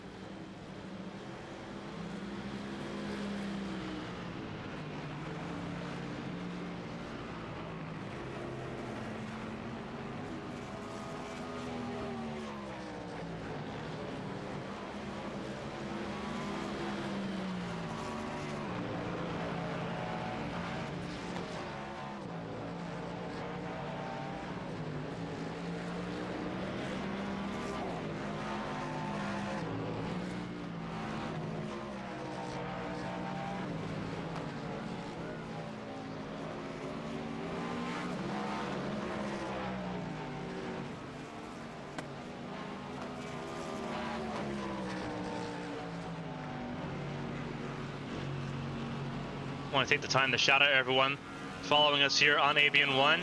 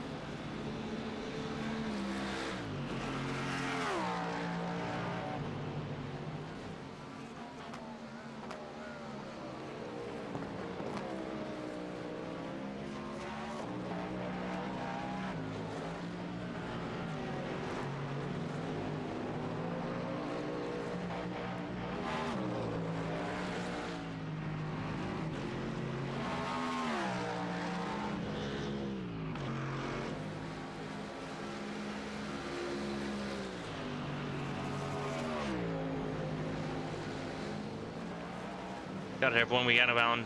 So sorry, I was getting distracted because I had a message there. So again, shout out to everyone, as I was saying, because before I got tracked off there. To everyone that's gotten us above 1,200 followers here on Avian 1, we appreciate the support. It does mean a lot to us. It means a lot to me. Obviously, we're celebrating our 5-year anniversary in November, and everyone that's been along for the ride, we appreciate it. Doesn't matter what series you're following or what you're here for, we appreciate it. Shouting out Esports Sim Racing, I believe that's Nick Kirsten's in the live chat. Well done, support for the stream. We appreciate it. we've had to really adapt because Taylor Mills has had an ISP issue. She was supposed to be a part of the beginning of the broadcast, but that's not been the case, unfortunately. We're hoping to have her for the second half of the broadcast once it comes back to ABN 1. And yeah, it's been a really good race. Only 2 cars of DNF from this race so far. 38 cars still running. It's been absolutely outstanding to see everyone still running and all the teams keeping their heads about them here.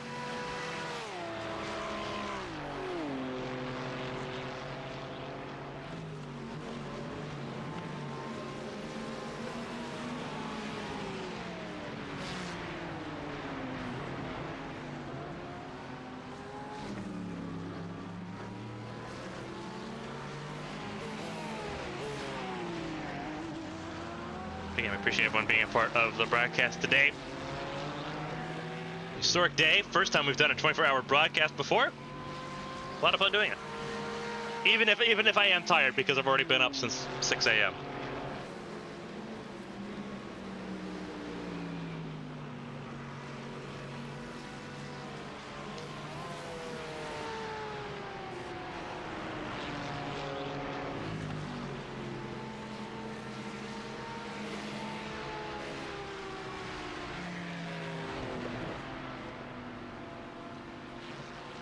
Core Motorsport's 299 down in the 10th position for Core Motorsport.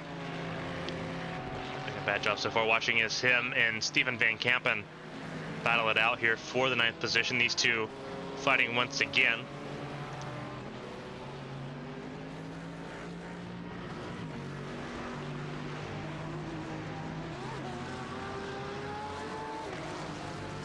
Again, 38 cars running in this race.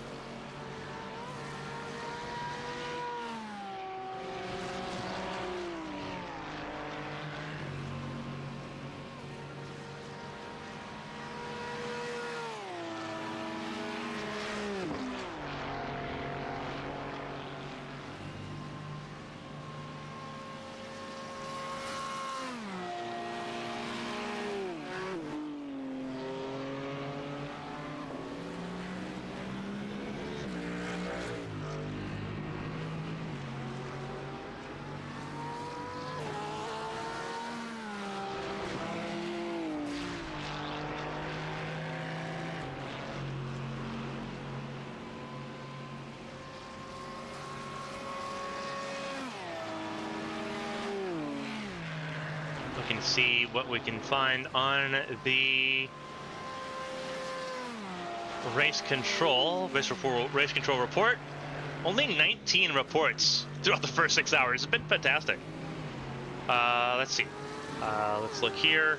16 total reports, well, 19 total reports, and really not even all of those are actual reports here. We had a drive-through for the 7 Focus Racing, which was served. Stop and hold for the 269 Code Esport car. 234 had a drive-through. 213 had a drive-through. 269 had a drive-through. Had a stop and hold for 120 seconds. 211 had a drive-through for an incident with the 52 that we covered because both those cars were involved in that incident. The 51 had a stop and hold, which is why it lost a little bit of time there.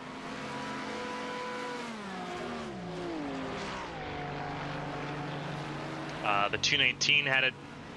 Let me look. 219 had a drive-through, but they appealed it and won.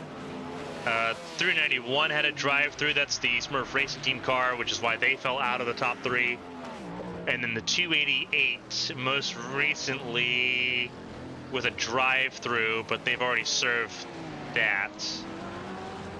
So, not a lot of craziness going on in the race control.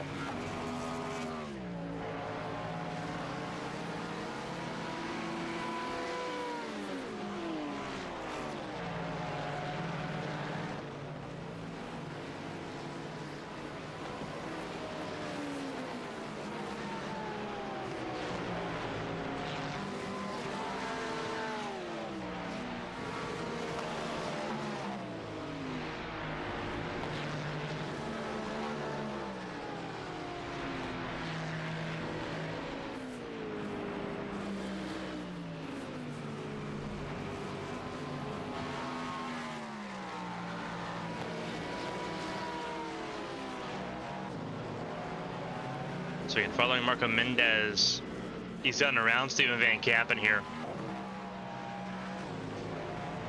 Just barely at the moment. There's GTP traffic. This is 51. And that's a drive-through, not drive-through, that's a stop, that's a slowdown. That is a slowdown for Marco Mendez from the Ford chicane.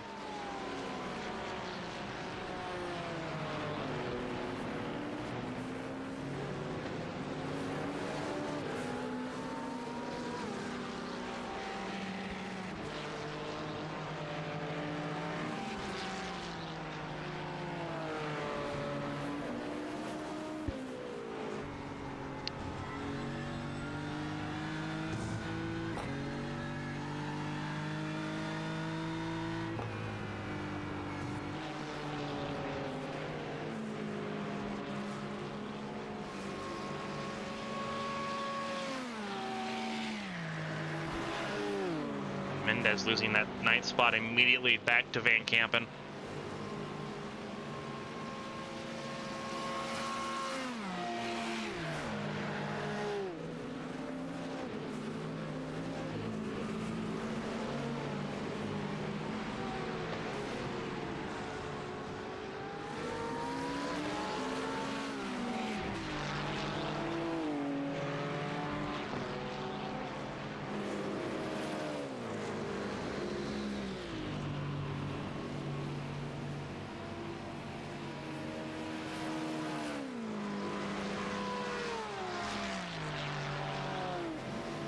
So Mendez back down to the 10th. Jonas Janum back down pit lane now. In the 12th position here.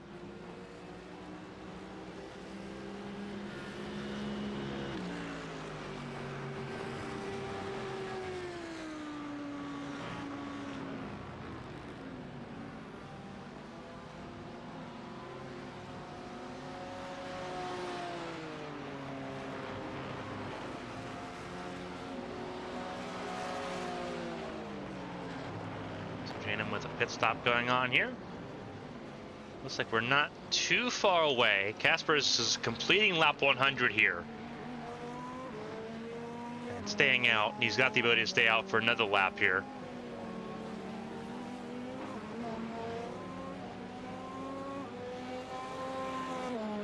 See the colors around the track as the sun begins to truly set here in northern France.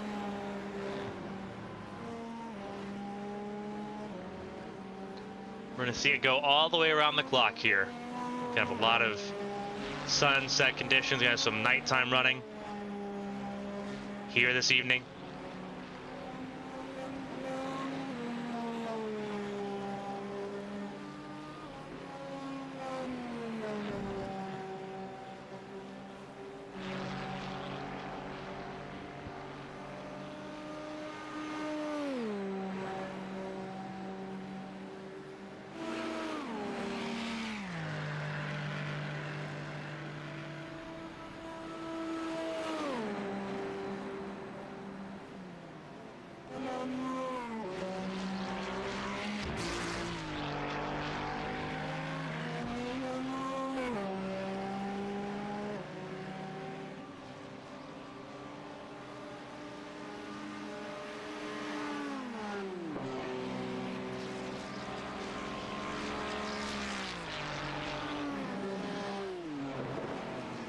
Kasper's right now leading the way by about 54 seconds. It's a pretty interesting gap here. Let's see if we can pull up the intervals here between each car. So this is the interval we're seeing right now. You see the battle between the 255, I believe that's 255 and the 210. See if you can look at that. That is Pedro Montero in the 255 in 6th, and it is the 210 just ahead there.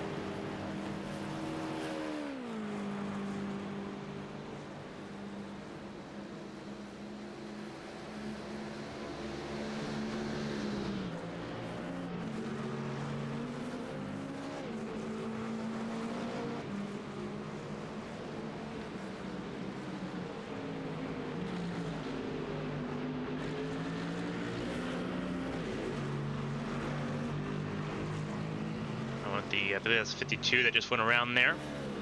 Watching this battle going on at the front of the field.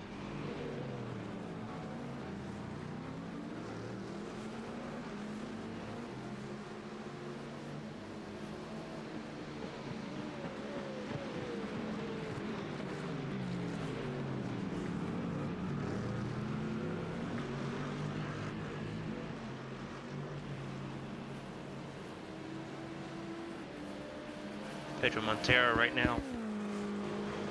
So chasing down Charlie Lund Nielsen. Mercedes versus Mercedes here for the top 5 spot in GT3 Pro.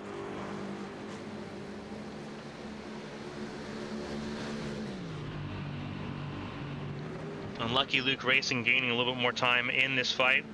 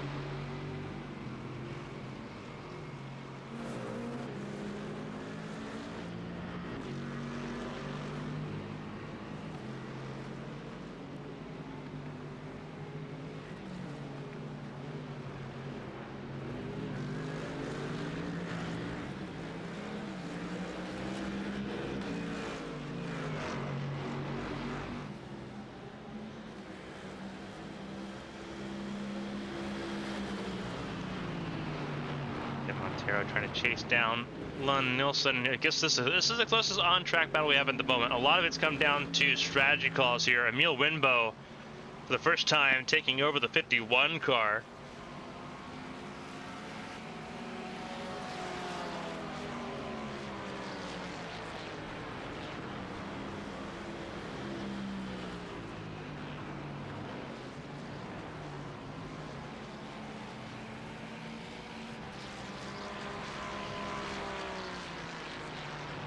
So Emil Winbo going to take his shot here.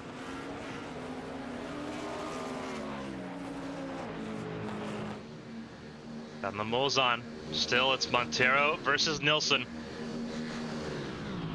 Finding things out at the moment. Seeing what they can come up with. The 255.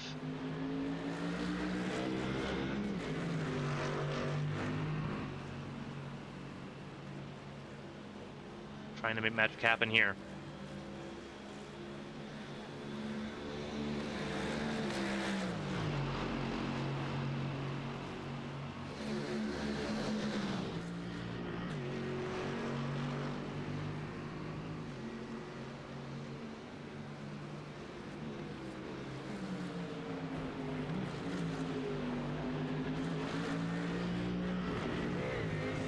Right on board here with Montero.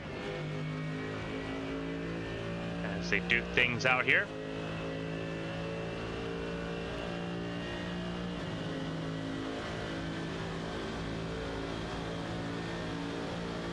This could be a move into the Molzon corner. He's decided not to.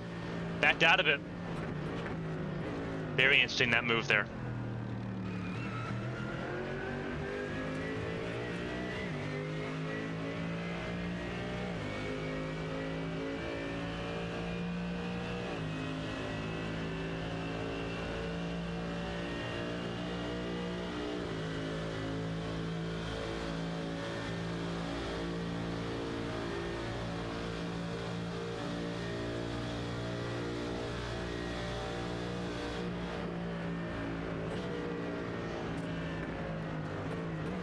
Seeing how dark the track's beginning to get here.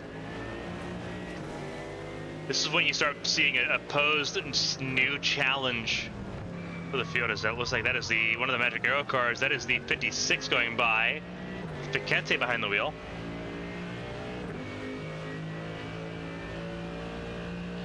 Racing at night here at Le Mans is a struggle no matter who you are, how much experience you've got, because outside of the front straightaway, not a lot of lighting around the track.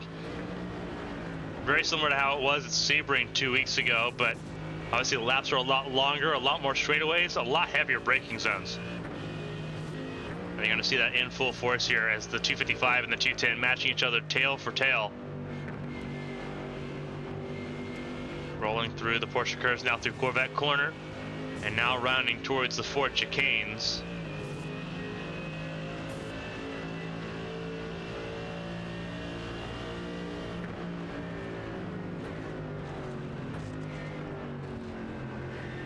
Running through the second chicane here. So the 210's just a little bit better than that last chicane, but not enough to pull away meaningfully.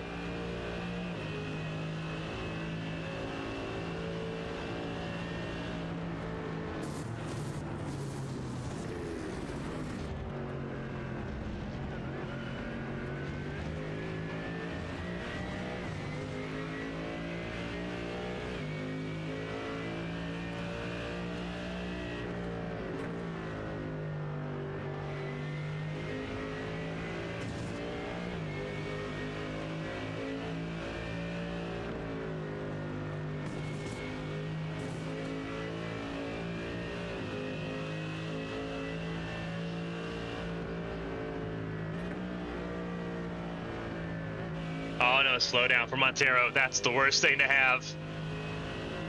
That'll break up that fight, as most slowdowns do. That hurts. From being right on the tail end to now having to drop 3 seconds. That's a heartbreaker. And on that disappointment, we're going to step aside for a refreshment break here. We'll be right back with non-stop coverage here on ABN of the European 24 Hours for the Platinum Endurance Championship. Don't go anywhere.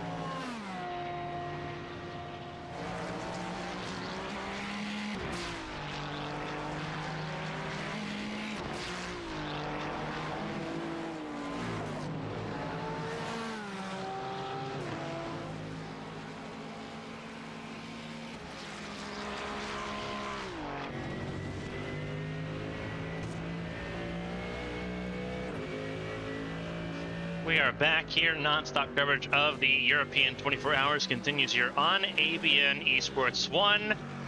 Reminder, we'll be going to ABN Esports 2 at 4 p.m. Eastern, 9 p.m. London time.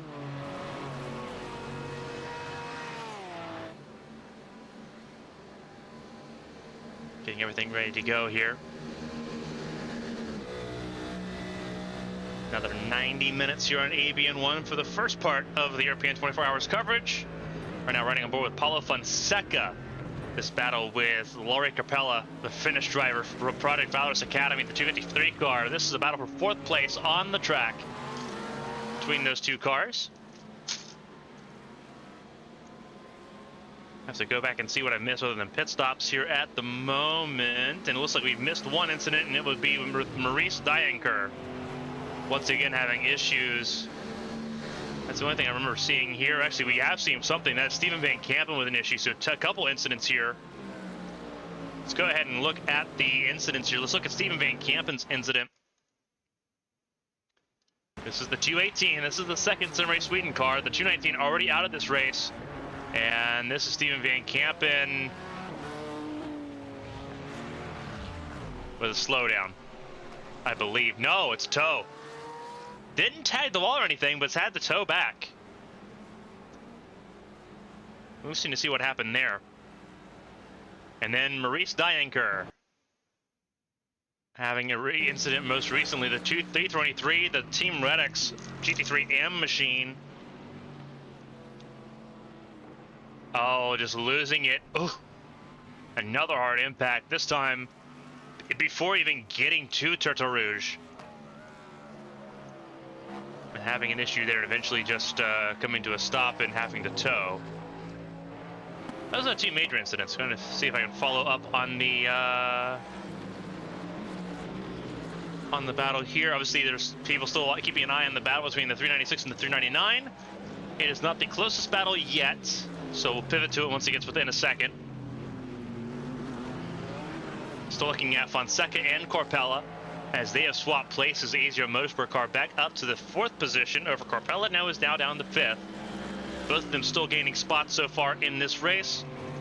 The 220 now up 8 spots, whereas Corpella and the 253 up 5.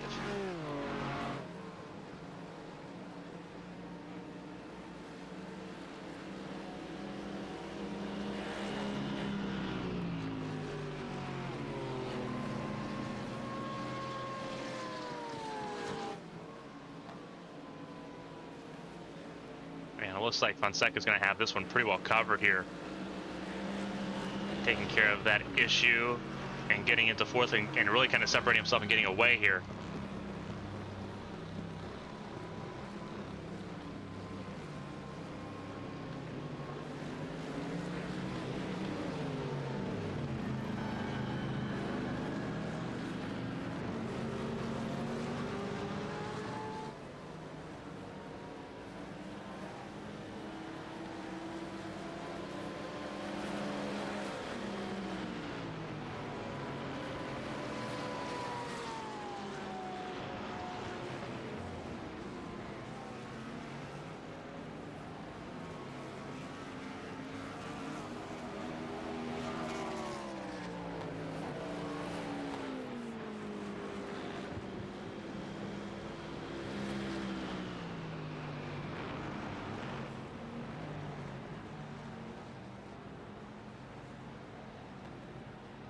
Fonseca now in pit lane, got around the 253 just to end up having to lose it all again. Glover now within a second. Sorry, within 2 seconds of Luke Smith. Luke Smith still battling with the Sim Race Sweden Esports Academy car that is now back out on track and in the 10th spot still. So Sim Race Sweden still in the top 10. Definitely not over for that team. But some work to do if they want to get back to where they were.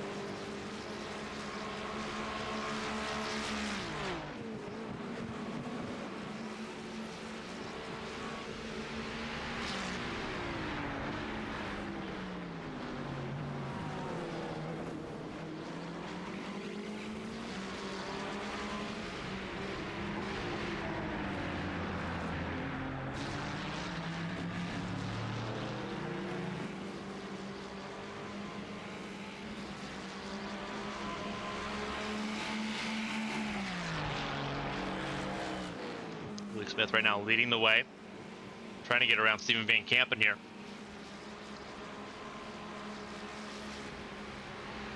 He's trying to put a car between them and the 299.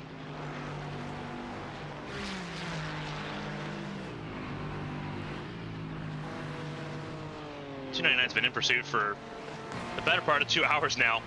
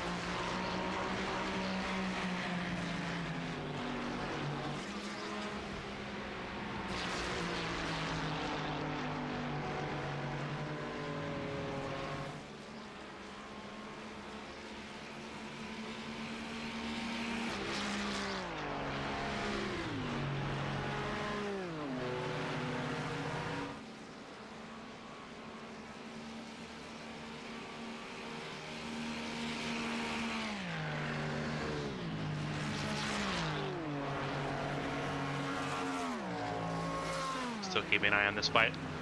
Luke Smith closing in now, 1.2 behind Drew Glover.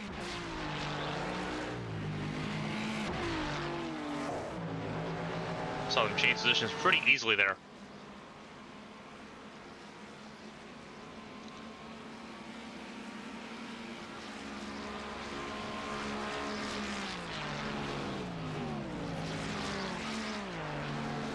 So Drew Glover now in the lead for the first time. His racing team taking it away from the Ferrari. Answering the question in the chat, what is the strongest GT3 car at the moment? Right now it's the Mercedes. Mercedes now lead both classes, the GT3 Pro and AM class.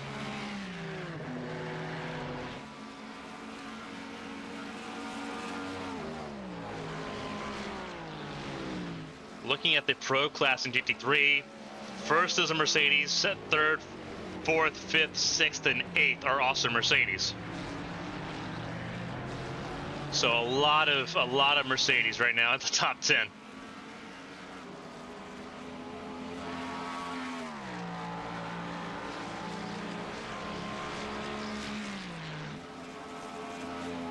Silver race team have put a lot of effort into this race, and it's paying off.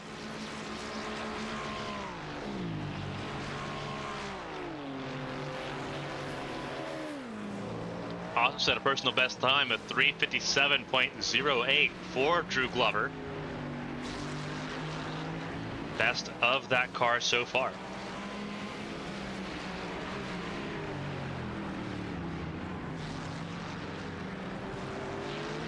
As pit stops begin again in the GTP class.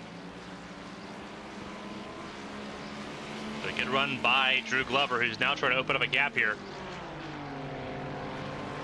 And really put a stamp on that lead in the class.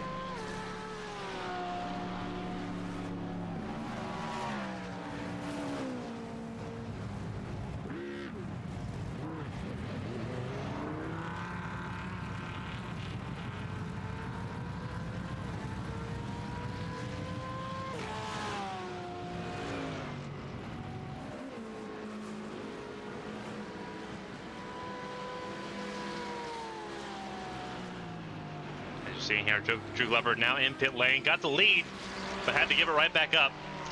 So Luke Smith now back out front for unlucky Luke Racing.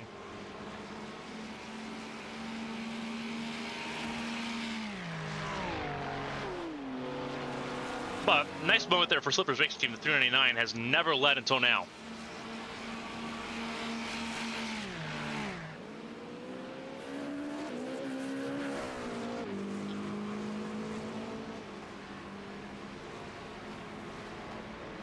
Pit lane now is the 399. Still second in the class, firmly so. So they're still doing a fantastic job so far in this race, managing everything.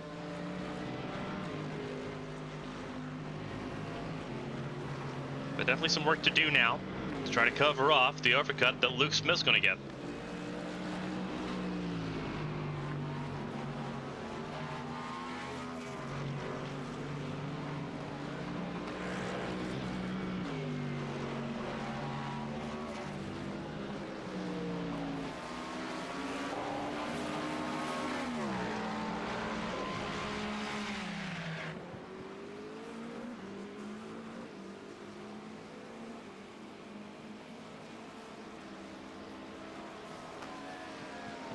In this fight right now, we're seeing Kadimi Murrieta for Dead Bull Racing taking on Thomas Senglebov. This is for 9th in GTP.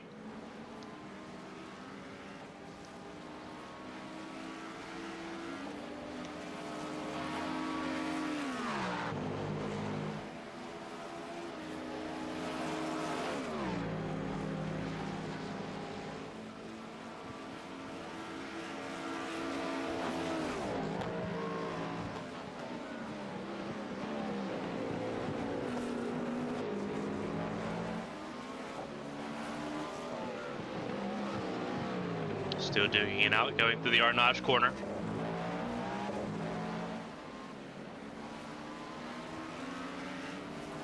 Senglebov just set his fast lap at 324.74.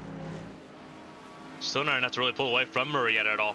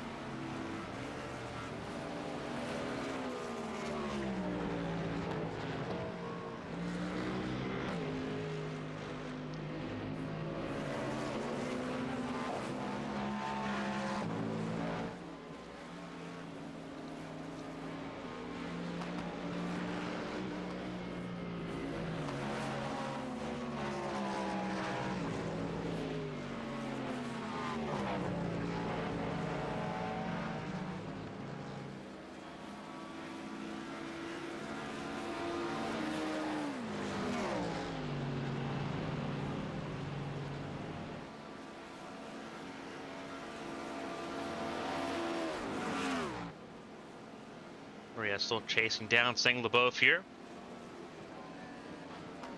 Smith in pit lane as well, as is Charlie Lund Nielsen for RPM Racing. Just now getting to his box.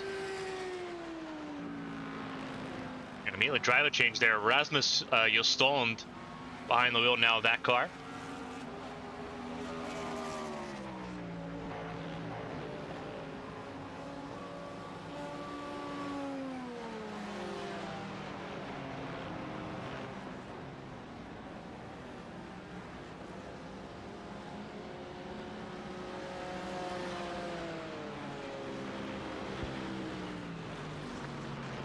Stone's still staying in pit lane there, losing a spot to Lori Capella. Now up to 3rd. Meanwhile, Drew Glover still right behind the 396. The fight's back on.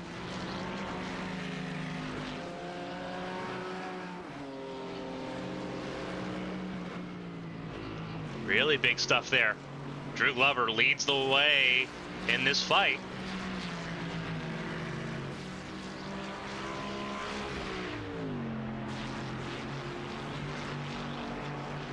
Being the first challenger and right out of pit lane 2. 396, Luke Smith has to be really good on it.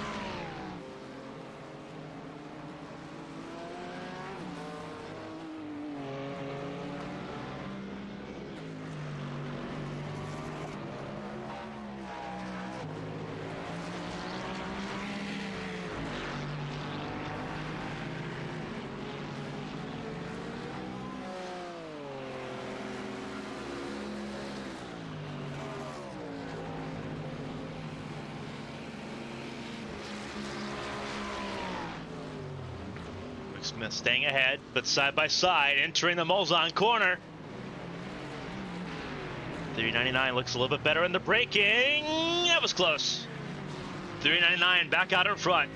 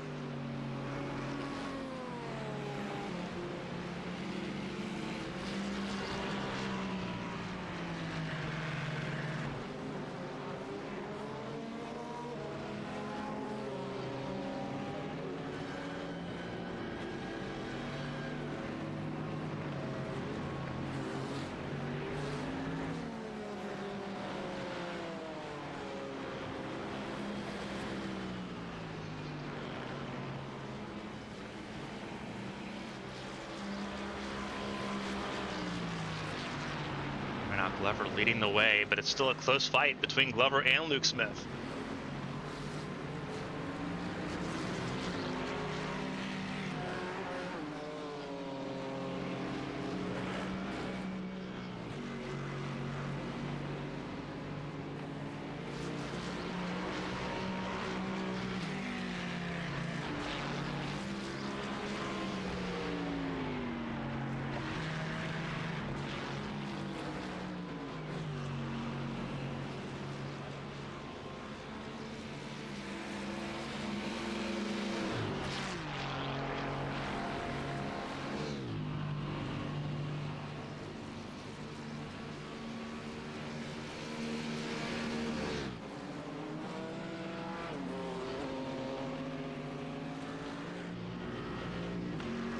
Very interesting, this fight going on right now between Glover and Smith.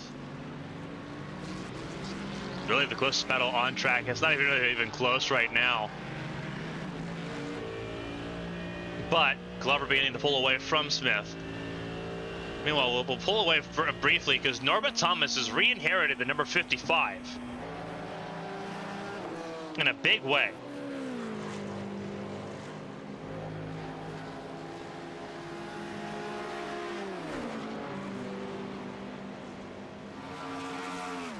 And that is something that is absolutely huge right now.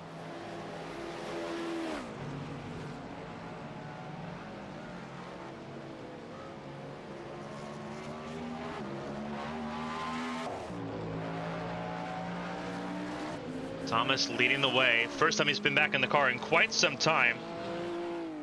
As Liskowski's back in for the number 50, and Winbo is in pit lane right now for the 51.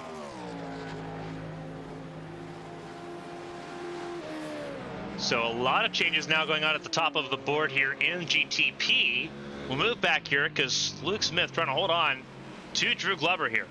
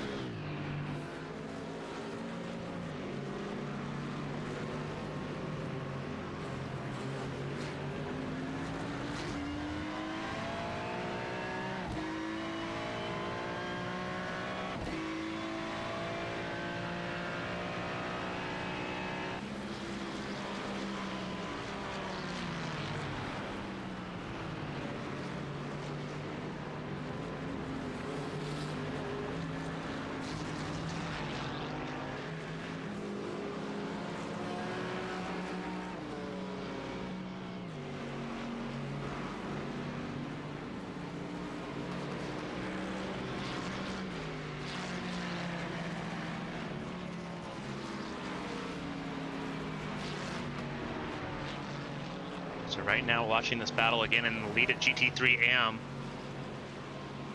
Only battle within a second at the moment. Again, Norbert Thomas leading the way in the GTP category at the moment.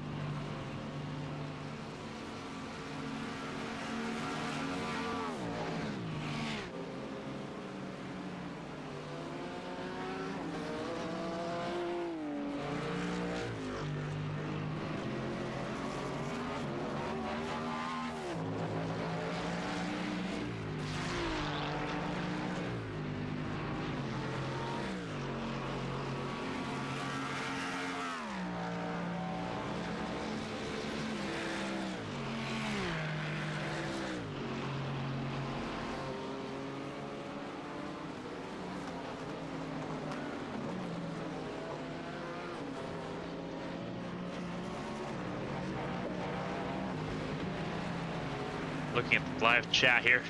Siberian, our drivers are giving us heart attacks. Yeah? But it's a good fight at the moment. Really good fight at the moment.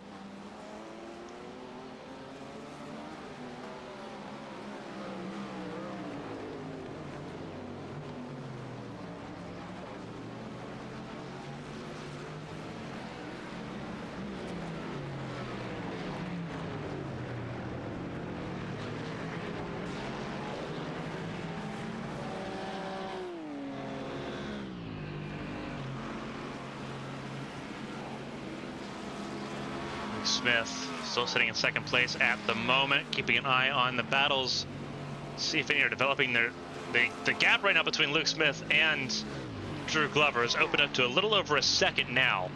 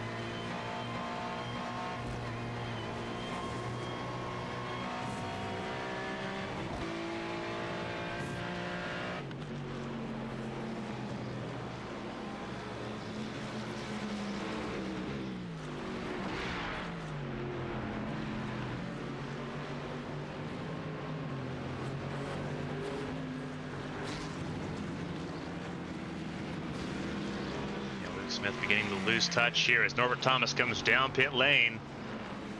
Erlen Wiskowski will make his way.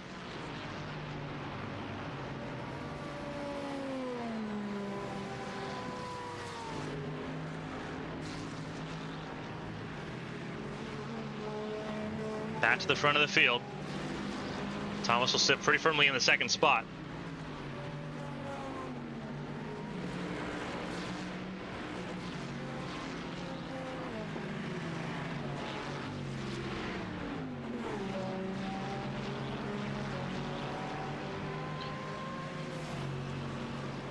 More cars in pit lane, Kajimi Murrieta and Robin Versaletto, but now it's Reagan Cardi in pit lane.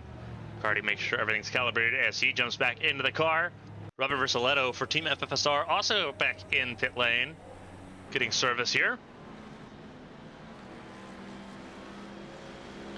Norbert Thomas dropping now off the jacks. Full fuel, 4 tires, and away we go. But now with a minute between him and the 50.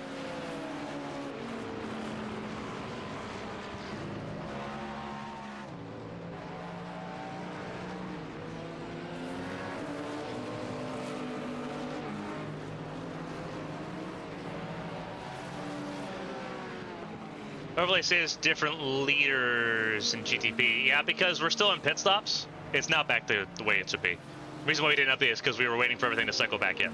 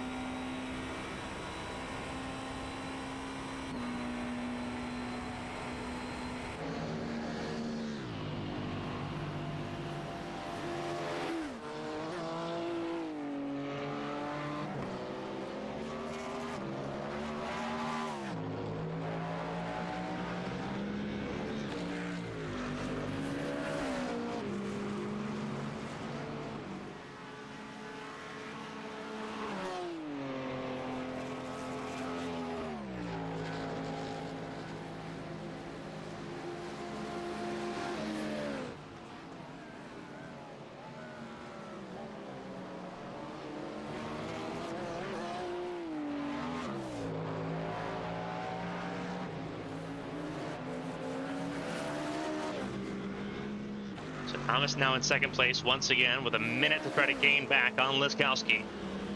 But if there's anyone that's going to gain that time back, it will be Norbert Thomas.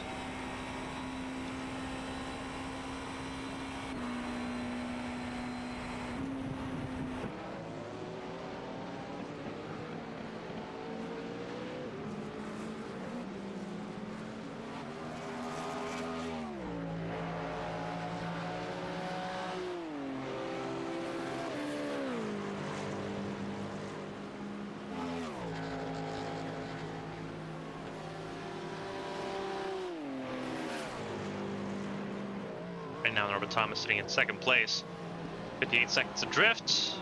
of the race lead, but with work to do and a lot of time to make that work happen. Alex Cowan has likewise taken over for the race leading GT3 Pro car for 07 Racing. Everyone getting a chance to get in that car. 4 drivers behind the wheel of that car.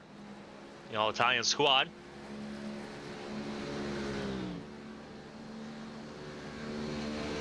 Four-driver lineup. Alex Cowan joining Lorenzo Castellani, Alessio Bernardini, and Fabio Ponta behind the wheel of that car.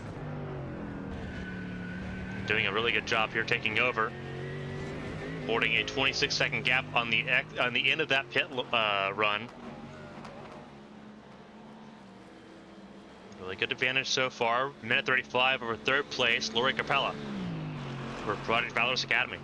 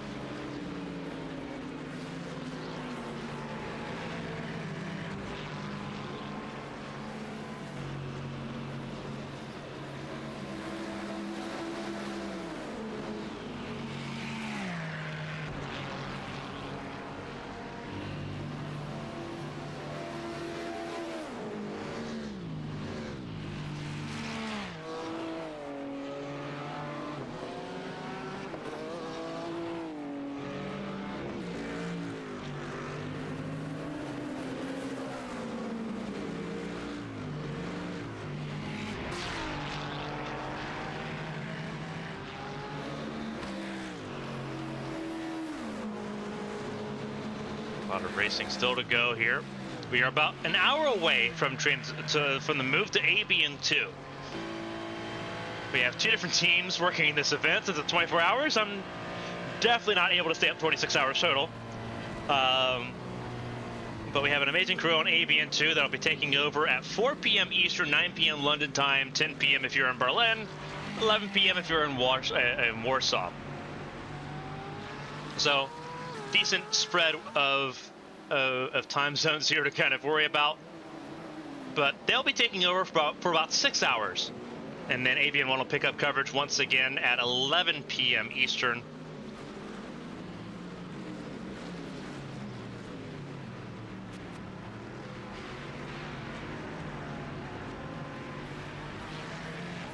Sorry, no, at 10 p.m. Eastern. My apologies. 10 p.m. will be when he comes back.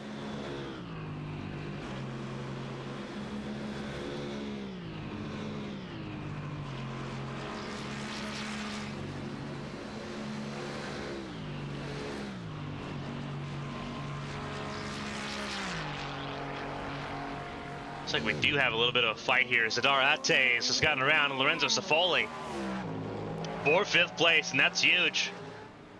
That's one more spot in favor of Ryder Engineering. They need to get the 3rd to secure themselves a championship regardless of the race winner.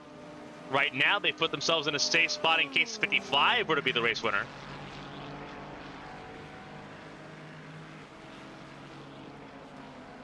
But right now, it's the 50, and they have to beat 3rd or better to outlast the 50's onslaught. That is way easier said than done right now with the pace that the 50 is set all race long. The pace the 55 is set for most of this race. Definitely not an easy situation to be in.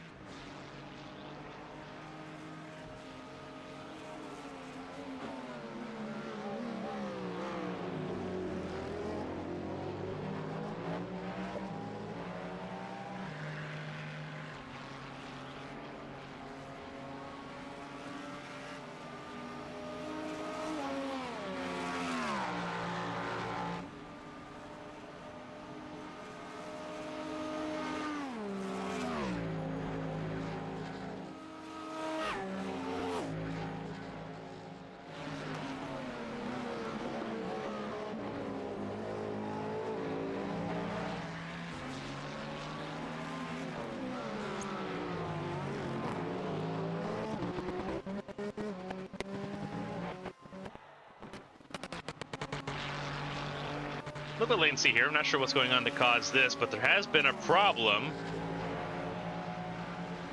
It looks like Emil Wimbo. Oh, the 51 The 51's had a huge incident. What has happened to the 51? Emil Wimbo. This is not the same as what happened with the... Oh, no. That was on the outside of the Porsche curves, and into the wall goes the 51, which breaks the left rear suspension.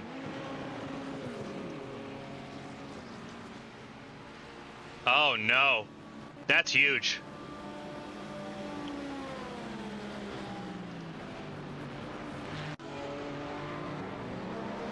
Lorenzo Safoli back out on track here.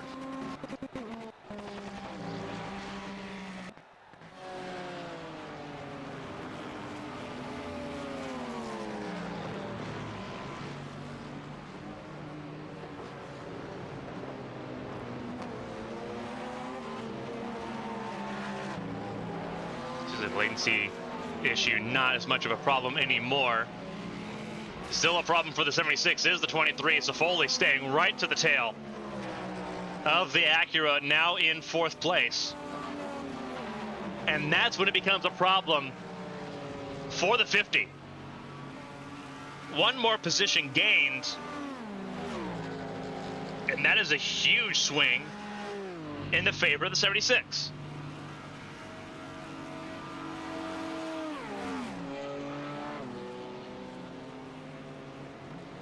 And that's exactly what they were hoping for. They need a little bit of luck on their side, and that's what they got.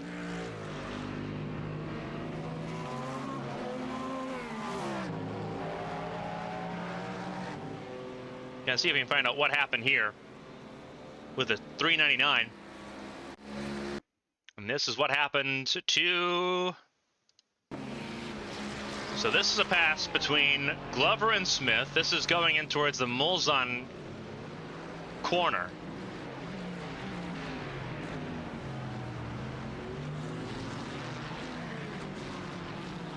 And then looking further down the order, still side by side. I don't believe this is accurate.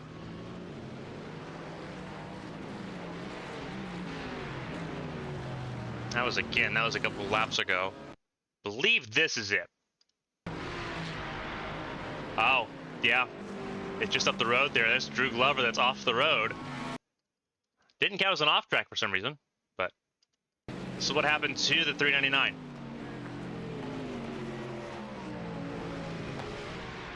Yeah, just clipped the grass there just a little bit too far to the right for Glover. No damage, thankfully. But now he's got a lot of work to do once again to catch back up to Luke Smith, with the gap now 2.5 seconds between the two. Back focusing on this battle for 4th place. Ryder Engineering and 07 Racing trying their best at the moment.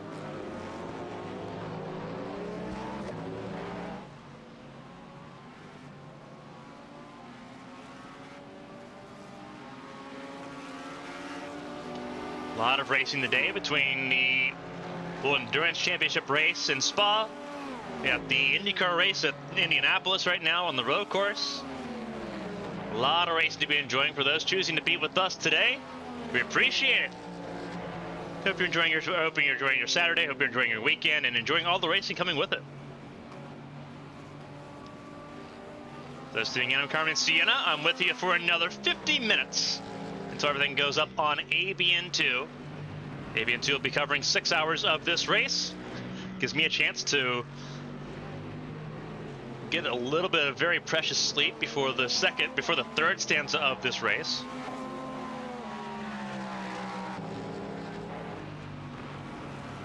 Big development, Emil Winbo in trouble in this race. Number 51, which was looking so good strategy-wise to be on the podium, messes up the outside of the Porsche curves, entering the Porsche curves. Went for a wild ride and paid for it. Another battle in GT3. This is between Alejandro Garcia de la Mata and Laurie Carpella for the podium in GT3 Pro. This is for 3rd. Garcia de la Mata sitting,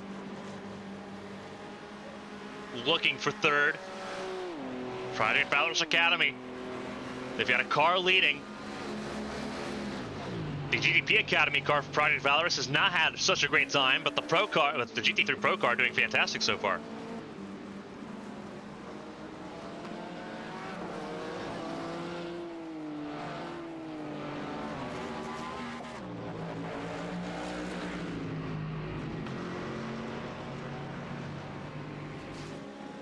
Again, a huge fight here in the GTP category. Zidar Ates, the German, behind the wheel of the Ryder Engineering GTP,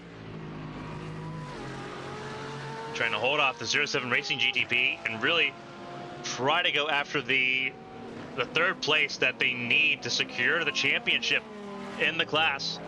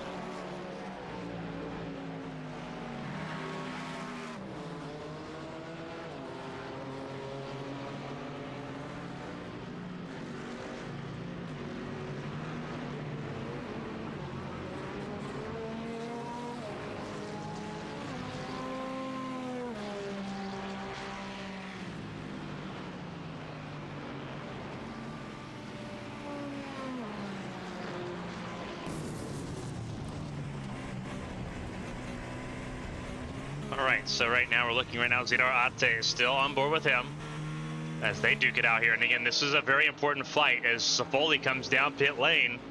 Undercut time for the 23.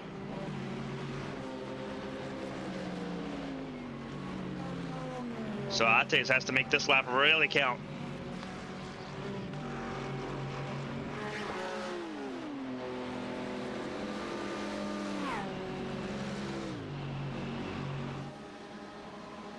Undercut's going to be really important here for a driver change. Alessio Bonino behind the wheel of the 23. So, picking a new hot hand to get us going.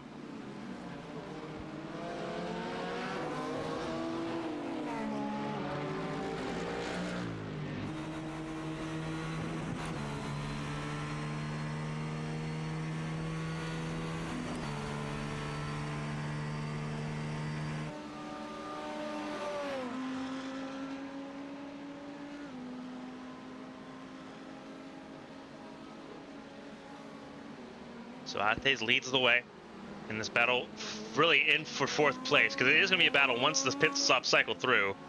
That battle will renew. Looking a little bit further down here, Venislav Rechinov trying to chase down Steven Van Kampen, native Delta by Sim Gear, taking on Simrace Sweden's Esports Academy, and they are nose to tail going through Arnage.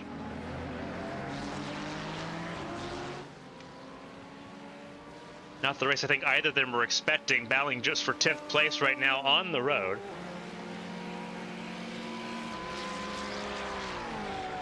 Still an important fight for them to go through.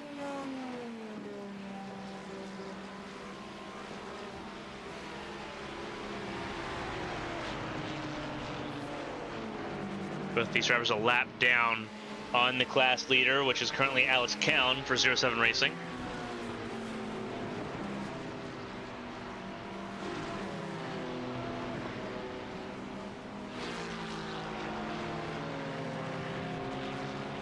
Work continues on.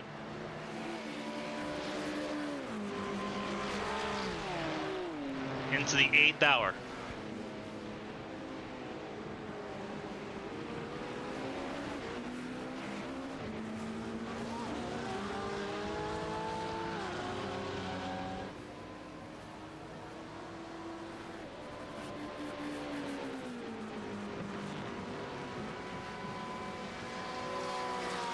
Sarachanov trying to really hold off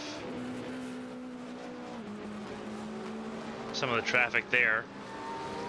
Van Kampen comes down pit lane, so does Kiko Lakai.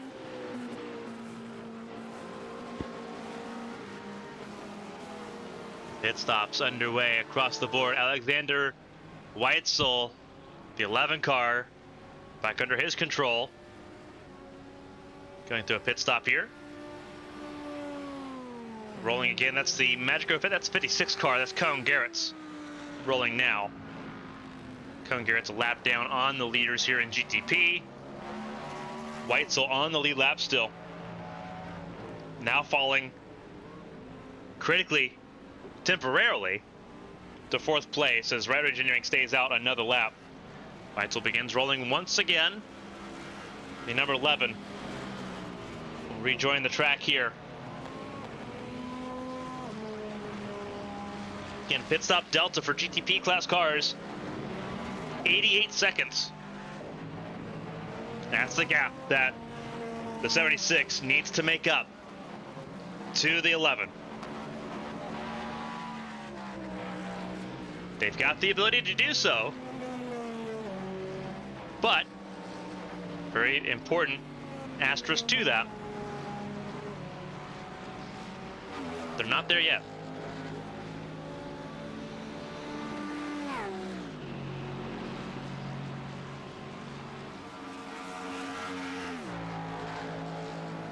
The 11 now out on track once again, in between the 76 and the 33.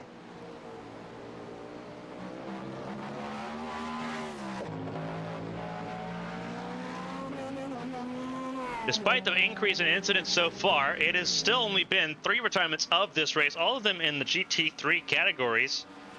1 GT3 AM car out, 2 GT3 Pro cars out of this race so far.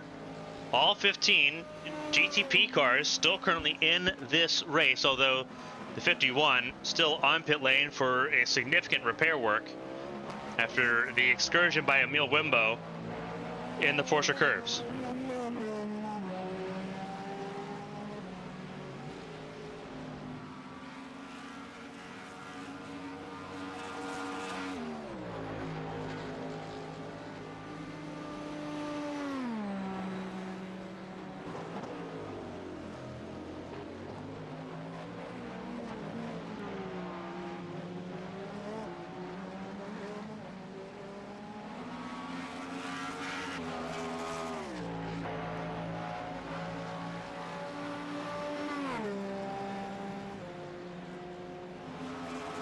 So Weitzel still trying to close in on the fight as Van Kampen tries to close in on Drew Glover at 399.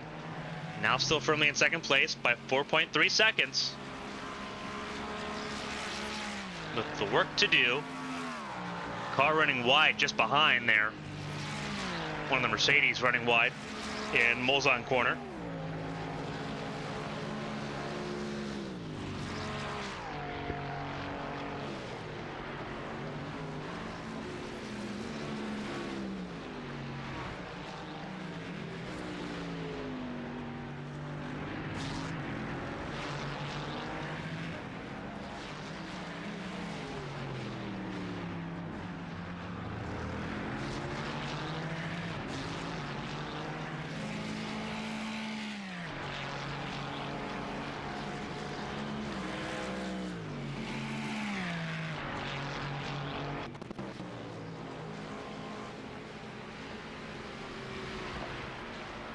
Right now the 218 trying, not really battling for position here.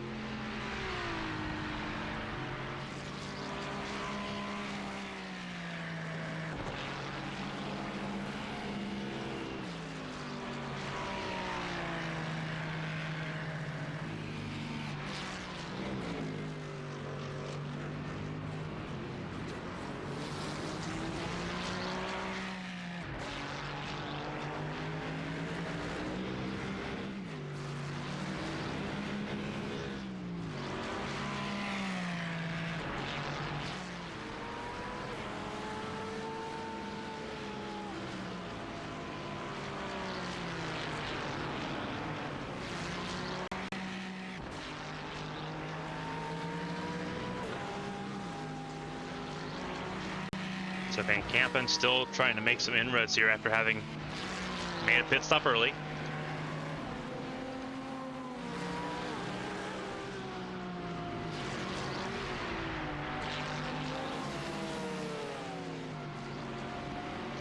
Interestingly now, Luke Smith's gone around Rachinov in the native Delta by Sim Gear car, which is what Drew Glover's working on now.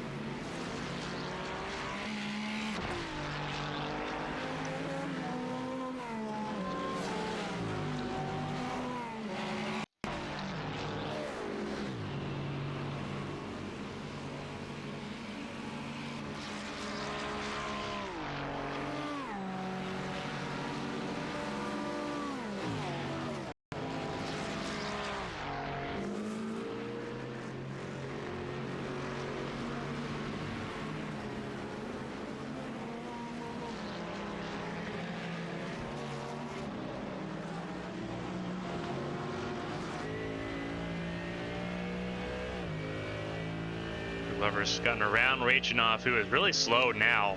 Not sure what's happened to that number 278 machine.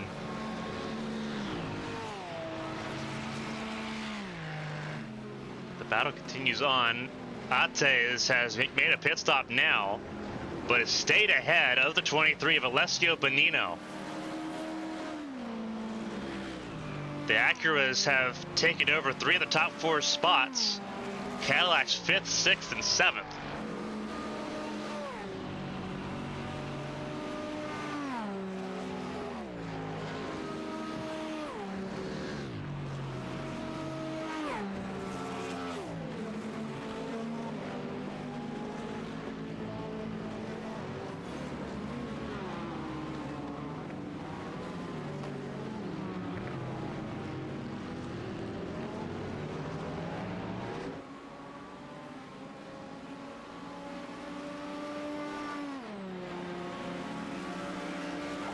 Is right now sitting 4th place, holding on to it here. Bonino in 5th, Weitzel still in 3rd with 49 seconds adrift here.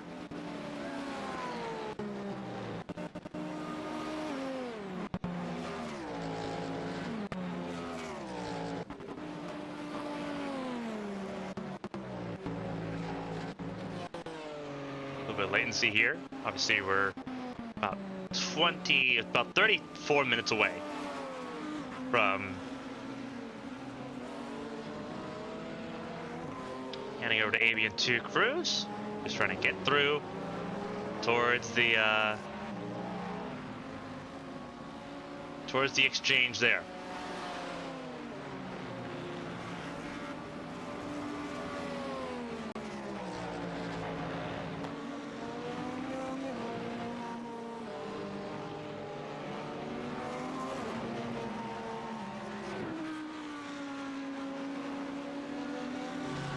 Carpella back in pit lane for Product Valorous Academy.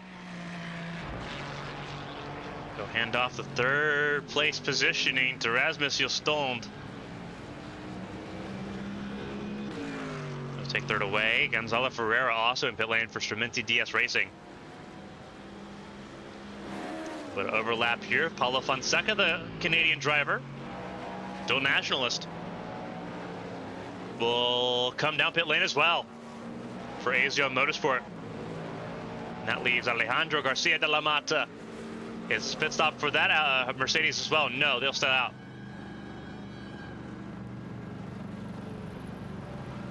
Celio Mendez further behind for Core Motorsports, the 299 machine, as most of the GT3 cars beginning to come in now. Steven Van Kampen stuck behind and not really gaining on Rachinov now, as the GT3 AM cars have both picked up the pace and moved into the top 10 overall in GT3.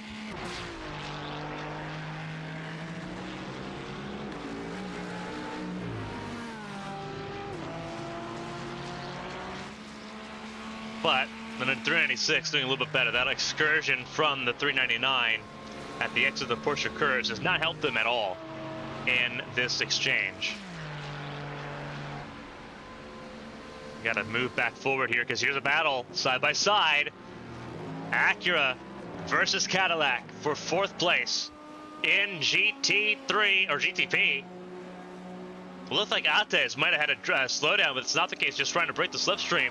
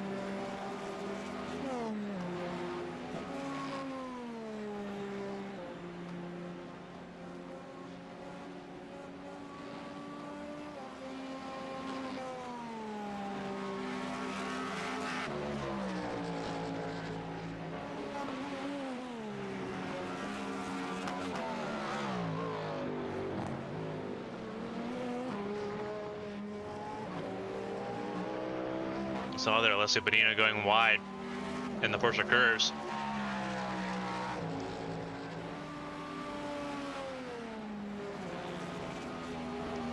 With work to do.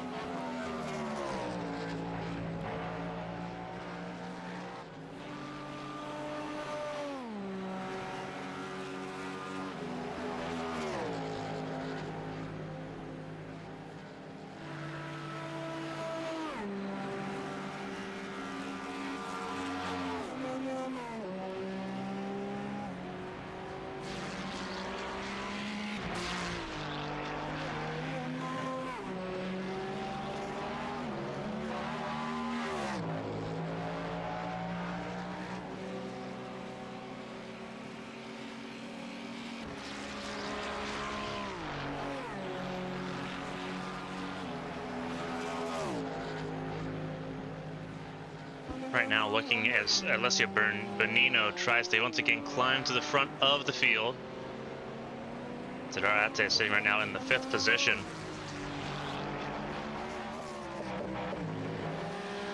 As everything begins once again. About a half hour away from moving to ABN2. Welcome everyone to join us there as well.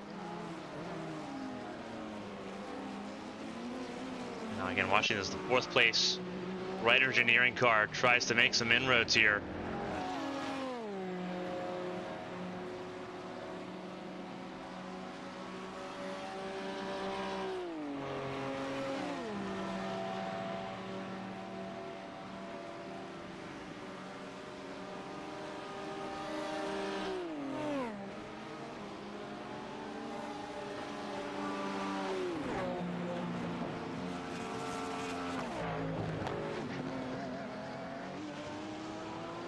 Looking at the racing as it continues on here, Sarthe is in the 4th position.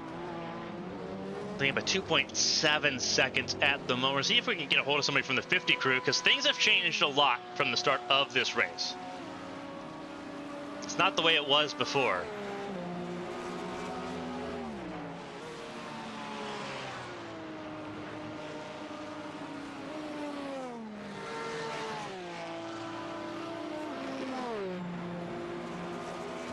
Obviously the 50 in the catbird seat to try to win the championship, but that's pending that Sarthe cannot get to the 3rd position, which is what they need to secure the title.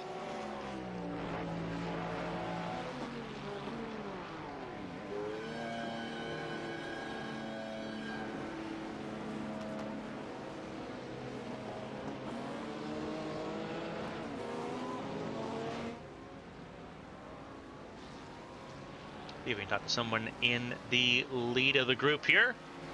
Let's talk to Ryan Littlemore here, the leader of the number 50 camp for Project Valorous. Ryan, this is Carmen from the ABN booth. Get a copy. All right, so obviously we're seeing Erwin Laskowski coming down pit lane, leading this race. 50 cars had a lot of pace in this race, but it's a little bit more of needing some luck here further down the order. 51 car having an issue there in the Porsche curves about half an hour ago. Has put the 76 close to the top three. Obviously, you're managing your race the best that you can.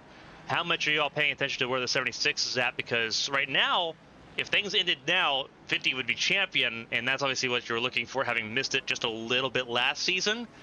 How much is the 76 positioning change kind of affecting how you all are really focusing on targeting this race now, going into the middle stanza as we approach the end of the 8th hour?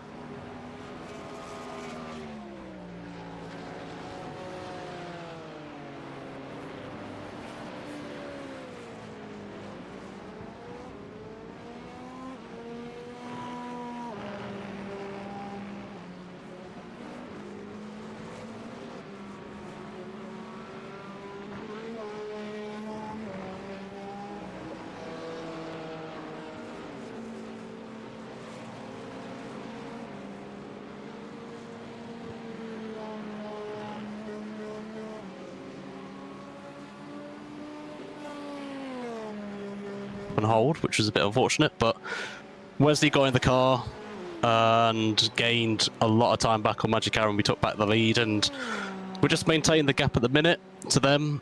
We saw Royce had some issues at the start. They had a slowdown, dropped them to 9th, and they're managing their own pace, which is fine. But unfortunate for the 51, they were right up there with us and whatnot. But this is racing; these things happen.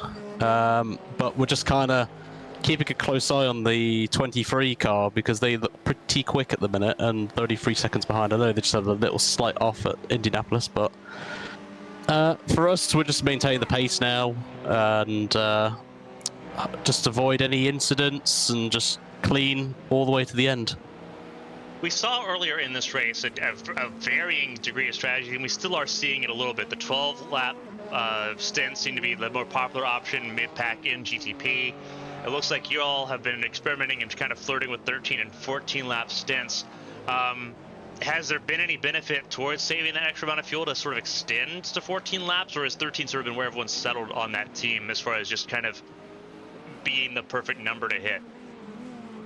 Well, in the Acura, we can't hit 14 laps. The max we can go is 13, but we did 13 to start with in the hotter temperatures, but now we're now at 20-degree track temp. We're just pushing now.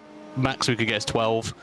I think a lot of the Acuras out there will be doing the same. I think the Porsches could slightly go a lap longer than us, but we've kind of realised that if you're saving fuel to try and do an extra lap, it doesn't really gain anything when it comes to the end of the race. So we're just going full attack now, do 12-lap stints, and just go full pelt, which Erwin and Wesley have been doing so far, as the two have been driving at the minute. But we've got some newcomers coming in after Erwin's third stint.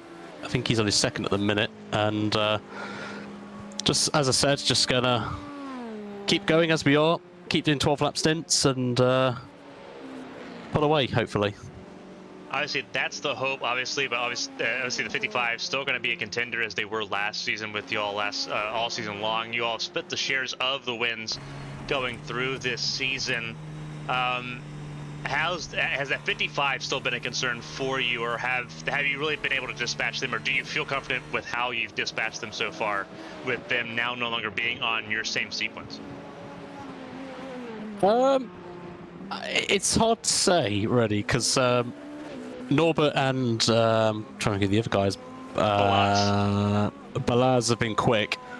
The other driver we've not seen before, so we're kind of like not sure what his pace is, but from what we're seeing, he's probably the weakest of the three, but still on pace. But we're kind of using his stints as like the go-to, because I think basically 2 of the 3 drivers were matching pace with them or slightly quicker, especially around here. That's why we needed a good start, which Wesley did a good job, and we know the Porsche is quicker at the start of stints with its battery in their car compared to ours, but then the Acura comes back into play after like 4 laps onwards, so the start was crucial, but Magic Arrow have been pretty good competitive in terms of driving between us this season. And in this race as well, we've got to keep them in mind. Yes, they're 50 odd seconds behind us at the minute, but in this race, still 16 hours to go. 50 seconds is nothing at this time. One penalty, one crash could change everything, and we're going to keep a close eye on their pace, but it seems they're equally matched with us at the moment. And one more question before I let you go and get back with your team there. Obviously, Erwin now back running and on pace here. The nighttime is coming up quickly. We see that we're in dust conditions. It's getting foggy. The work between GT3s and GTPs have been a lot better than what we saw at Sebring or what we saw at Monza. But a lot of the incidents we see happen after it gets dark, and there's not a lot of lights around this racetrack. Is that something to kind of be aware of, and is that going to affect the pace that you all are running right now? Obviously, it's full push. Does that change once we enter the nighttime? Because we do still see the GT3s that could have issues or could pose a risk for the team in the nighttime, because it's going to be about 10 hours darkness in this race coming up. So it's not going to be a walk in the park either, and we have to get through all of it before we get to the other side and see where everyone's at. Is that going to change the way the team is really kind of pushing at the moment, or is it still just kind of just keep going? Do you feel confident with the cars that are on track? We feel confident in our pace at the minute. When we get to GTs, we'll obviously be very cautious. We've seen the GTs have actually been pretty good so far, and obviously we're trying to keep an eye on making the right moves in the right places, and if it's not worth it, we just back off, lose a couple of attempts, nothing serious, and just carry on. But no, our approach in the night is the same as it is in the day. Just keep pushing and maintain the gaps, and just keep an eye on the guys behind, especially Reuter. Well, Ryan, I appreciate you spending your time and talking with us here. I'll let you get back with your team and then overseeing the beginning of the nighttime shifts here in Le Mans. Obviously, the team going to be reinheriting the lead once the 55 comes in to pit lane here, I believe, in the next couple laps. So we'll let you get back with your team. Thank you for taking your time to talk to us, and hopefully we get to talk to you again later on in the race. No problem. Just let me know, and I'll be there. Absolutely. Sounds fantastic. Ryan Littlemore, the product manager, the team manager for Project Valorous. One car looking for a championship, trying to get there, and they have the pace to do so.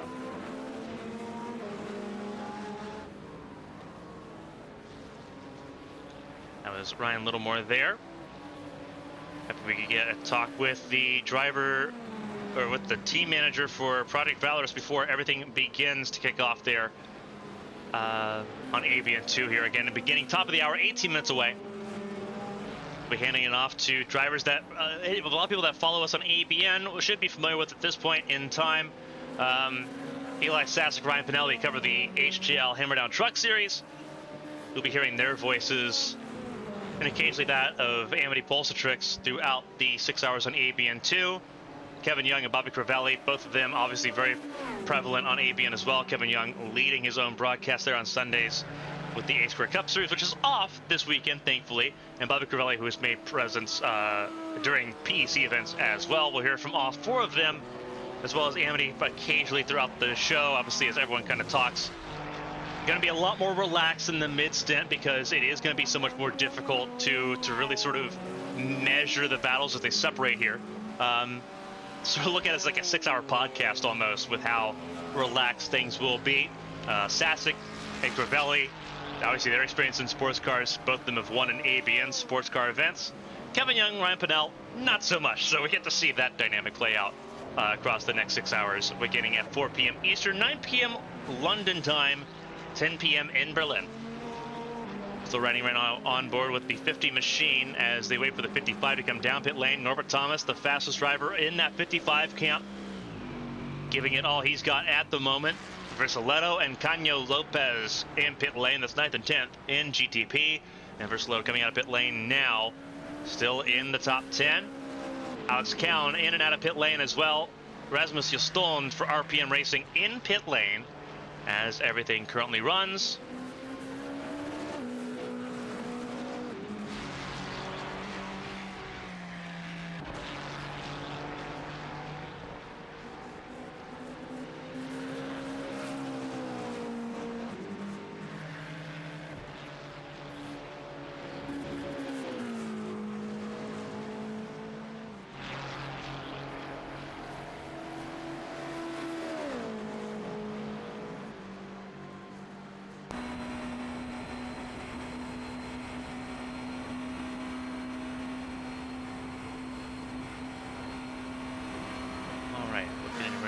right now.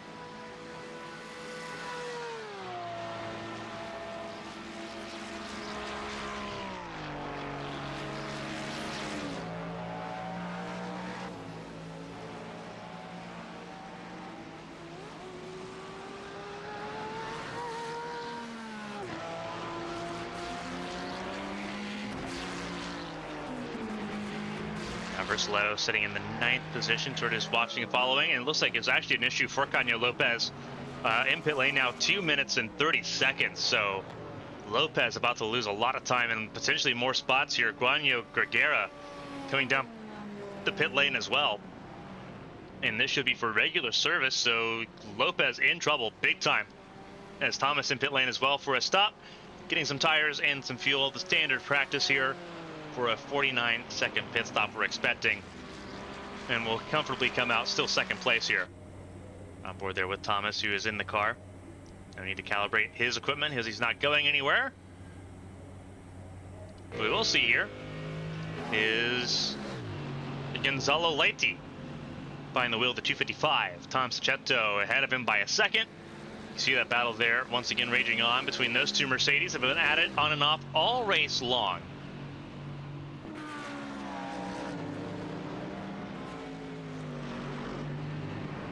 Again, for everyone spending your Saturday afternoon, Saturday evening with us here on ABN, join us on ABN 2 here in about 14 minutes as action begins once again. And continues on ABN 2 as we go into the nighttime hours. It's going to be a lot of fun. It'll be nighttime, almost the entirety of the ABN 2 stream. It'll be nighttime when we come back on ABN 1 at 10 p.m.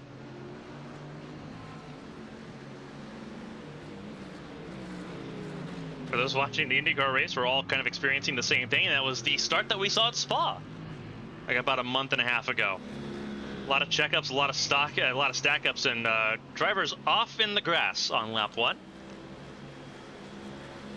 But letting it go, so obviously everyone's still going. So we're going to be multitasking here for the next 15 minutes. Obviously, huge IndyCar fans here in ABN. We have a Champ Car World Series on Wednesday nights. Our season finale's on Wednesday. Josh Tucker, one of the drivers, trying to get 2 crown jewel races in 1 week, in 4 days.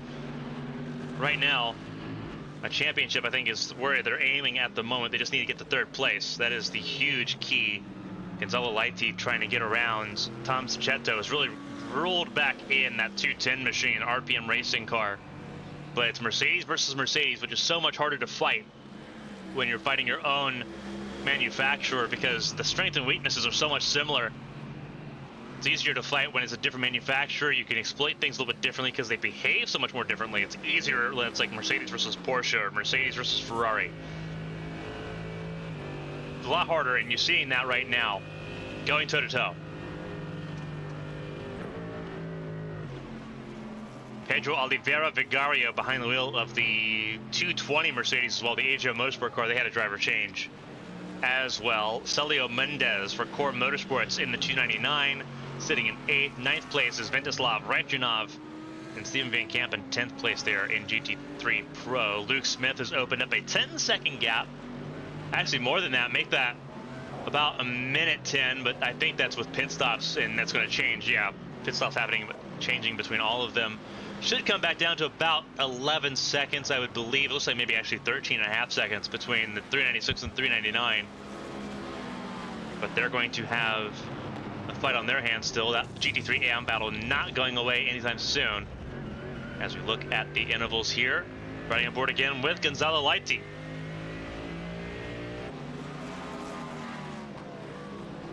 Down past the Dunlop Bridge, into the S's, towards Terte Rouge.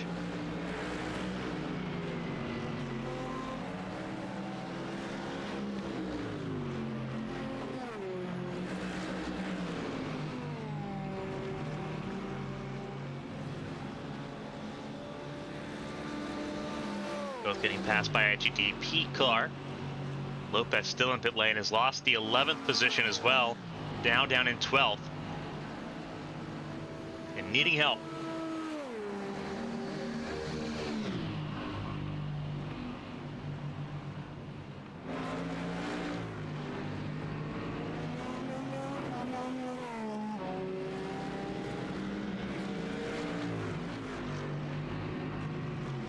He's gotten around Sarthe here. Very important. As you see, now that the sun's set, darkness is here big time and quickly down the Molzon straightaway, and it's foggy too. That is, I think, the scariest part of the entire situation is the fog that has rolled in over the last 10 to 15 minutes has been immense. Looking at the weather forecast here, 97% humidity, no rain in the forecast. Much of the drivers, I think, happiness at this one because the fog is going to be bad enough.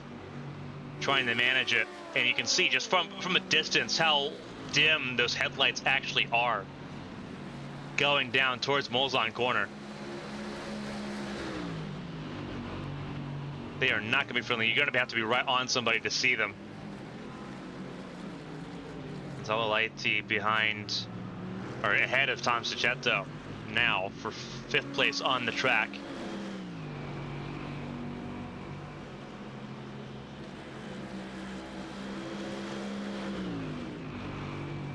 Wind has died down a little bit, less than 20 kilometers an hour wind speed.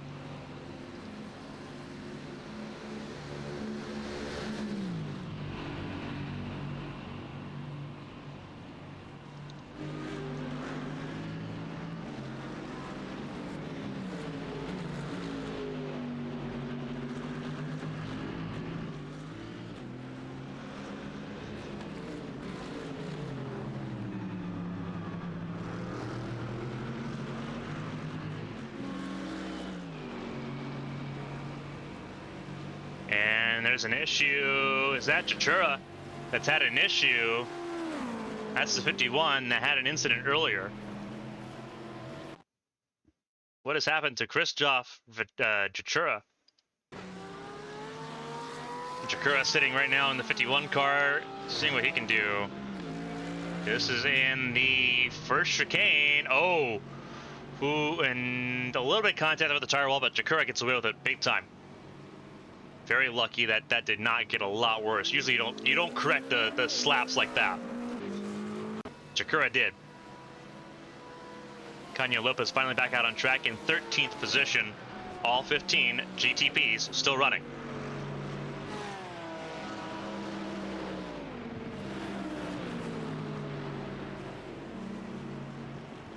Still have 37 cars running total. 1 GT3M, 2 GT3 Pros out of this race already.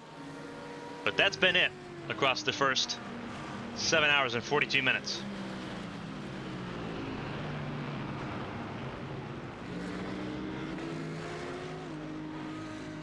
For everyone that's followed us, we appreciate getting ABN1 above 1,200 followers.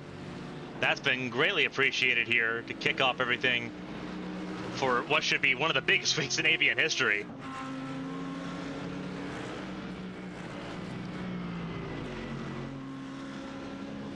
It's been an absolutely wild time.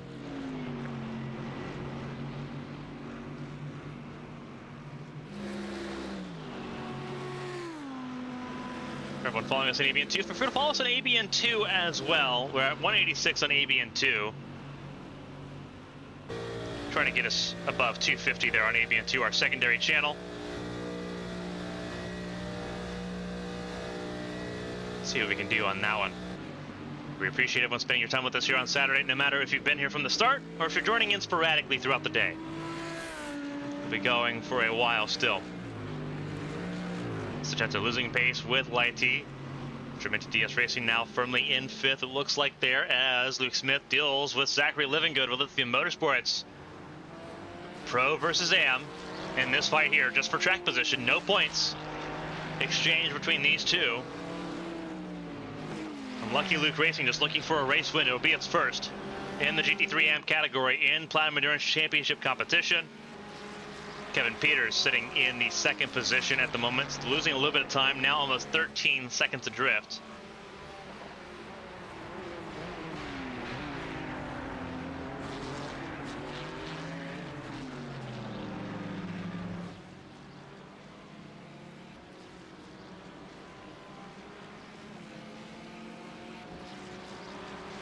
Again, before we move over to ABN 2, we got about 5 minutes here. We do want to pull up sort of what has happened in this race so far. Let's go ahead and see if we can pull up the points real quick. So this is what it looks like. This is what it looked like going into today's race. Obviously, this is not including, this is not live points or anything like that. It was 115 for Rider Engineering. Product Valorous, number 50 with 95. The 55, Magic Arrow with 89. For the 50 and the 55, they were both sort of in a win-it-all situation if they could win the race. That's why they're sitting top 2 at the moment, and why it's so important to both of those teams. Because Rider Engineering, for the longest time, was out of the top 5. They are now sitting in 4th, which puts the 55 on the hot seat. Even if they win, it'd be hot. The 50 car, right now leading this race, would require the 76 to finish 3rd or better. And they've got to close in a huge gap to Alexander Weitzel in the German Sim Racing DE number 11 Acura. That is a 1:04 gap between Weitzel and Ates. Ates not the ace in the hole for Rider Engineering. Alexander Weitzel is the ace in the hole for the 11 German Sim Racing. German Sim Racing was the Leipert Esports team. That is no longer the case. It is now the German Sim Racing team, both the 11 and the 12. The 11 entered this race with negative points, -3. So right now they're sitting in a really good spot just to get something out of this season so far. Bullet Firm Racing Purple, the number 10, sitting 6th right now on the track, was 4th entering this race. They just need to stay ahead of the number 33, which right now Kanye Lopez, after getting repairs, sits down in 13th place. That right now looks like job could be done for the 10 car to secure that 4th place in points. Dead Bull Racing likewise sitting firmly in the top 10 at the moment, firmly in 9th ahead of the 7 for Focus Racing. So interesting stuff going on through that. Looking down at GT3 Pro, this was almost a guarantee now with Simrace Sweden's 219 car out of this race in the 266, not really able to touch the pace of 07 Racing. 134 points entering this race for 07 Racing, 50 up for grabs for the race win since double points. 266 right now entered this race almost completely out of it anyway. They entered 45 points behind. They would need the 201 to crash out at this point. And that seems so unlikely for a team that has dominated GT3 Pro for 2 seasons in a row, trying to go for 3 and complete a 3-peat that's never been done in the PEC before. Likewise, the 210 RPM racing car, kind of just battling, try to get into the top 3 in the points. I think that'd be a positive achievement there for the 210 crew. And then once you get really down into the 7th and 8th, it gets really close, but everyone's scrambling for mid-table spots in the pro class. And then obviously AM, only 11 cars in this category that have started a race this season. Lithium Motorsports, 34 points over Smurf Racing Team. Neither the 334 or the 391 having a race to remember, but they had enough of a gap over the 381, who is sitting right now in 6th, so not a good race for them. The 366, which is in 3rd, and the 399, which is right now sitting in 6th place, out of the running for the points lead. 396, obviously out of the running as well. So the 334, it's a very straightforward run for now Philip Madsen and Lithium Motorsports AM going into the race here as we go through and approach the 9th hour, beginning the 2nd third of this race here in Le Mans, the European 24 Hours. Very special event here in northern France. We want to make sure we kind of went over the point standings there before we went on ABN2. Again, it is Adar Ates. All focus on him, on if he can get to the top 3. And that is so much easier said than done. It is It is the number 50 Project Valorous car leading the way. Erwin Liskowski behind the wheel, trying to do his part to help his team get a title.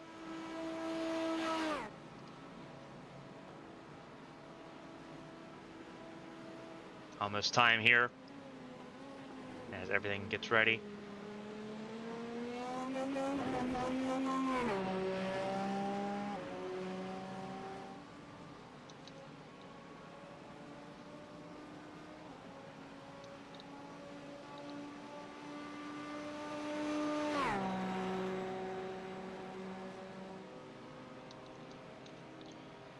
So we're going to try to get ABN Esports live here. I forgot that I think the stream key did change. Gonna make sure that production does have that.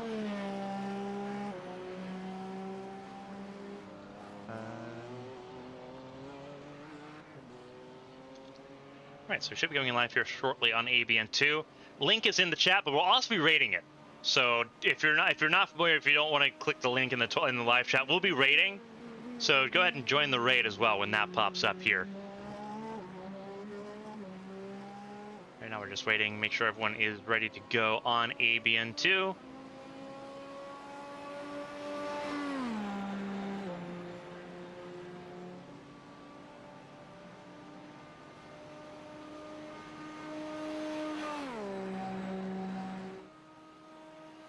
All right.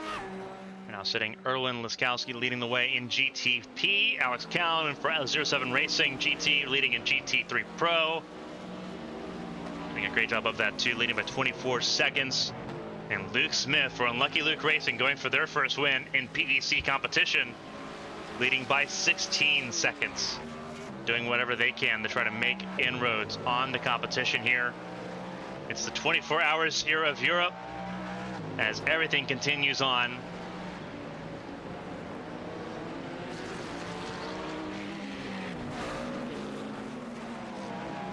We are live now on ABN2, so I'll be able to welcome at this time, producer Amity Polsatrix. We'll hear from Amity occasionally on ABN2 throughout the 6 hours there.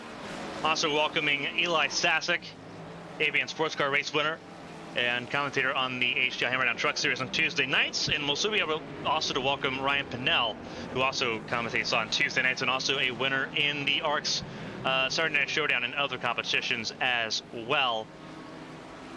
Welcome everyone to the show. For everyone tuning in on ABN1, join us as we raid ABN2. Both channels live for a brief simulcast. Eli, the show is yours. Thank you, Carmen. Welcome to the Platinum Endurance Championship here for the 24 Hours of Europe on ABN2. About 8 hours into the race now of the 24 hours here at the Circuit de la Sarthe in Le Mans. Few battles going on in the track right now as the night begins to fall even closer into the darkness. It's been quite a good race so far.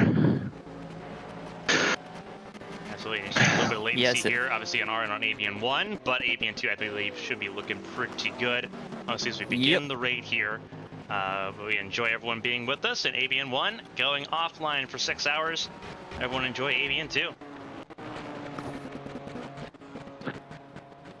Looking at the weather now.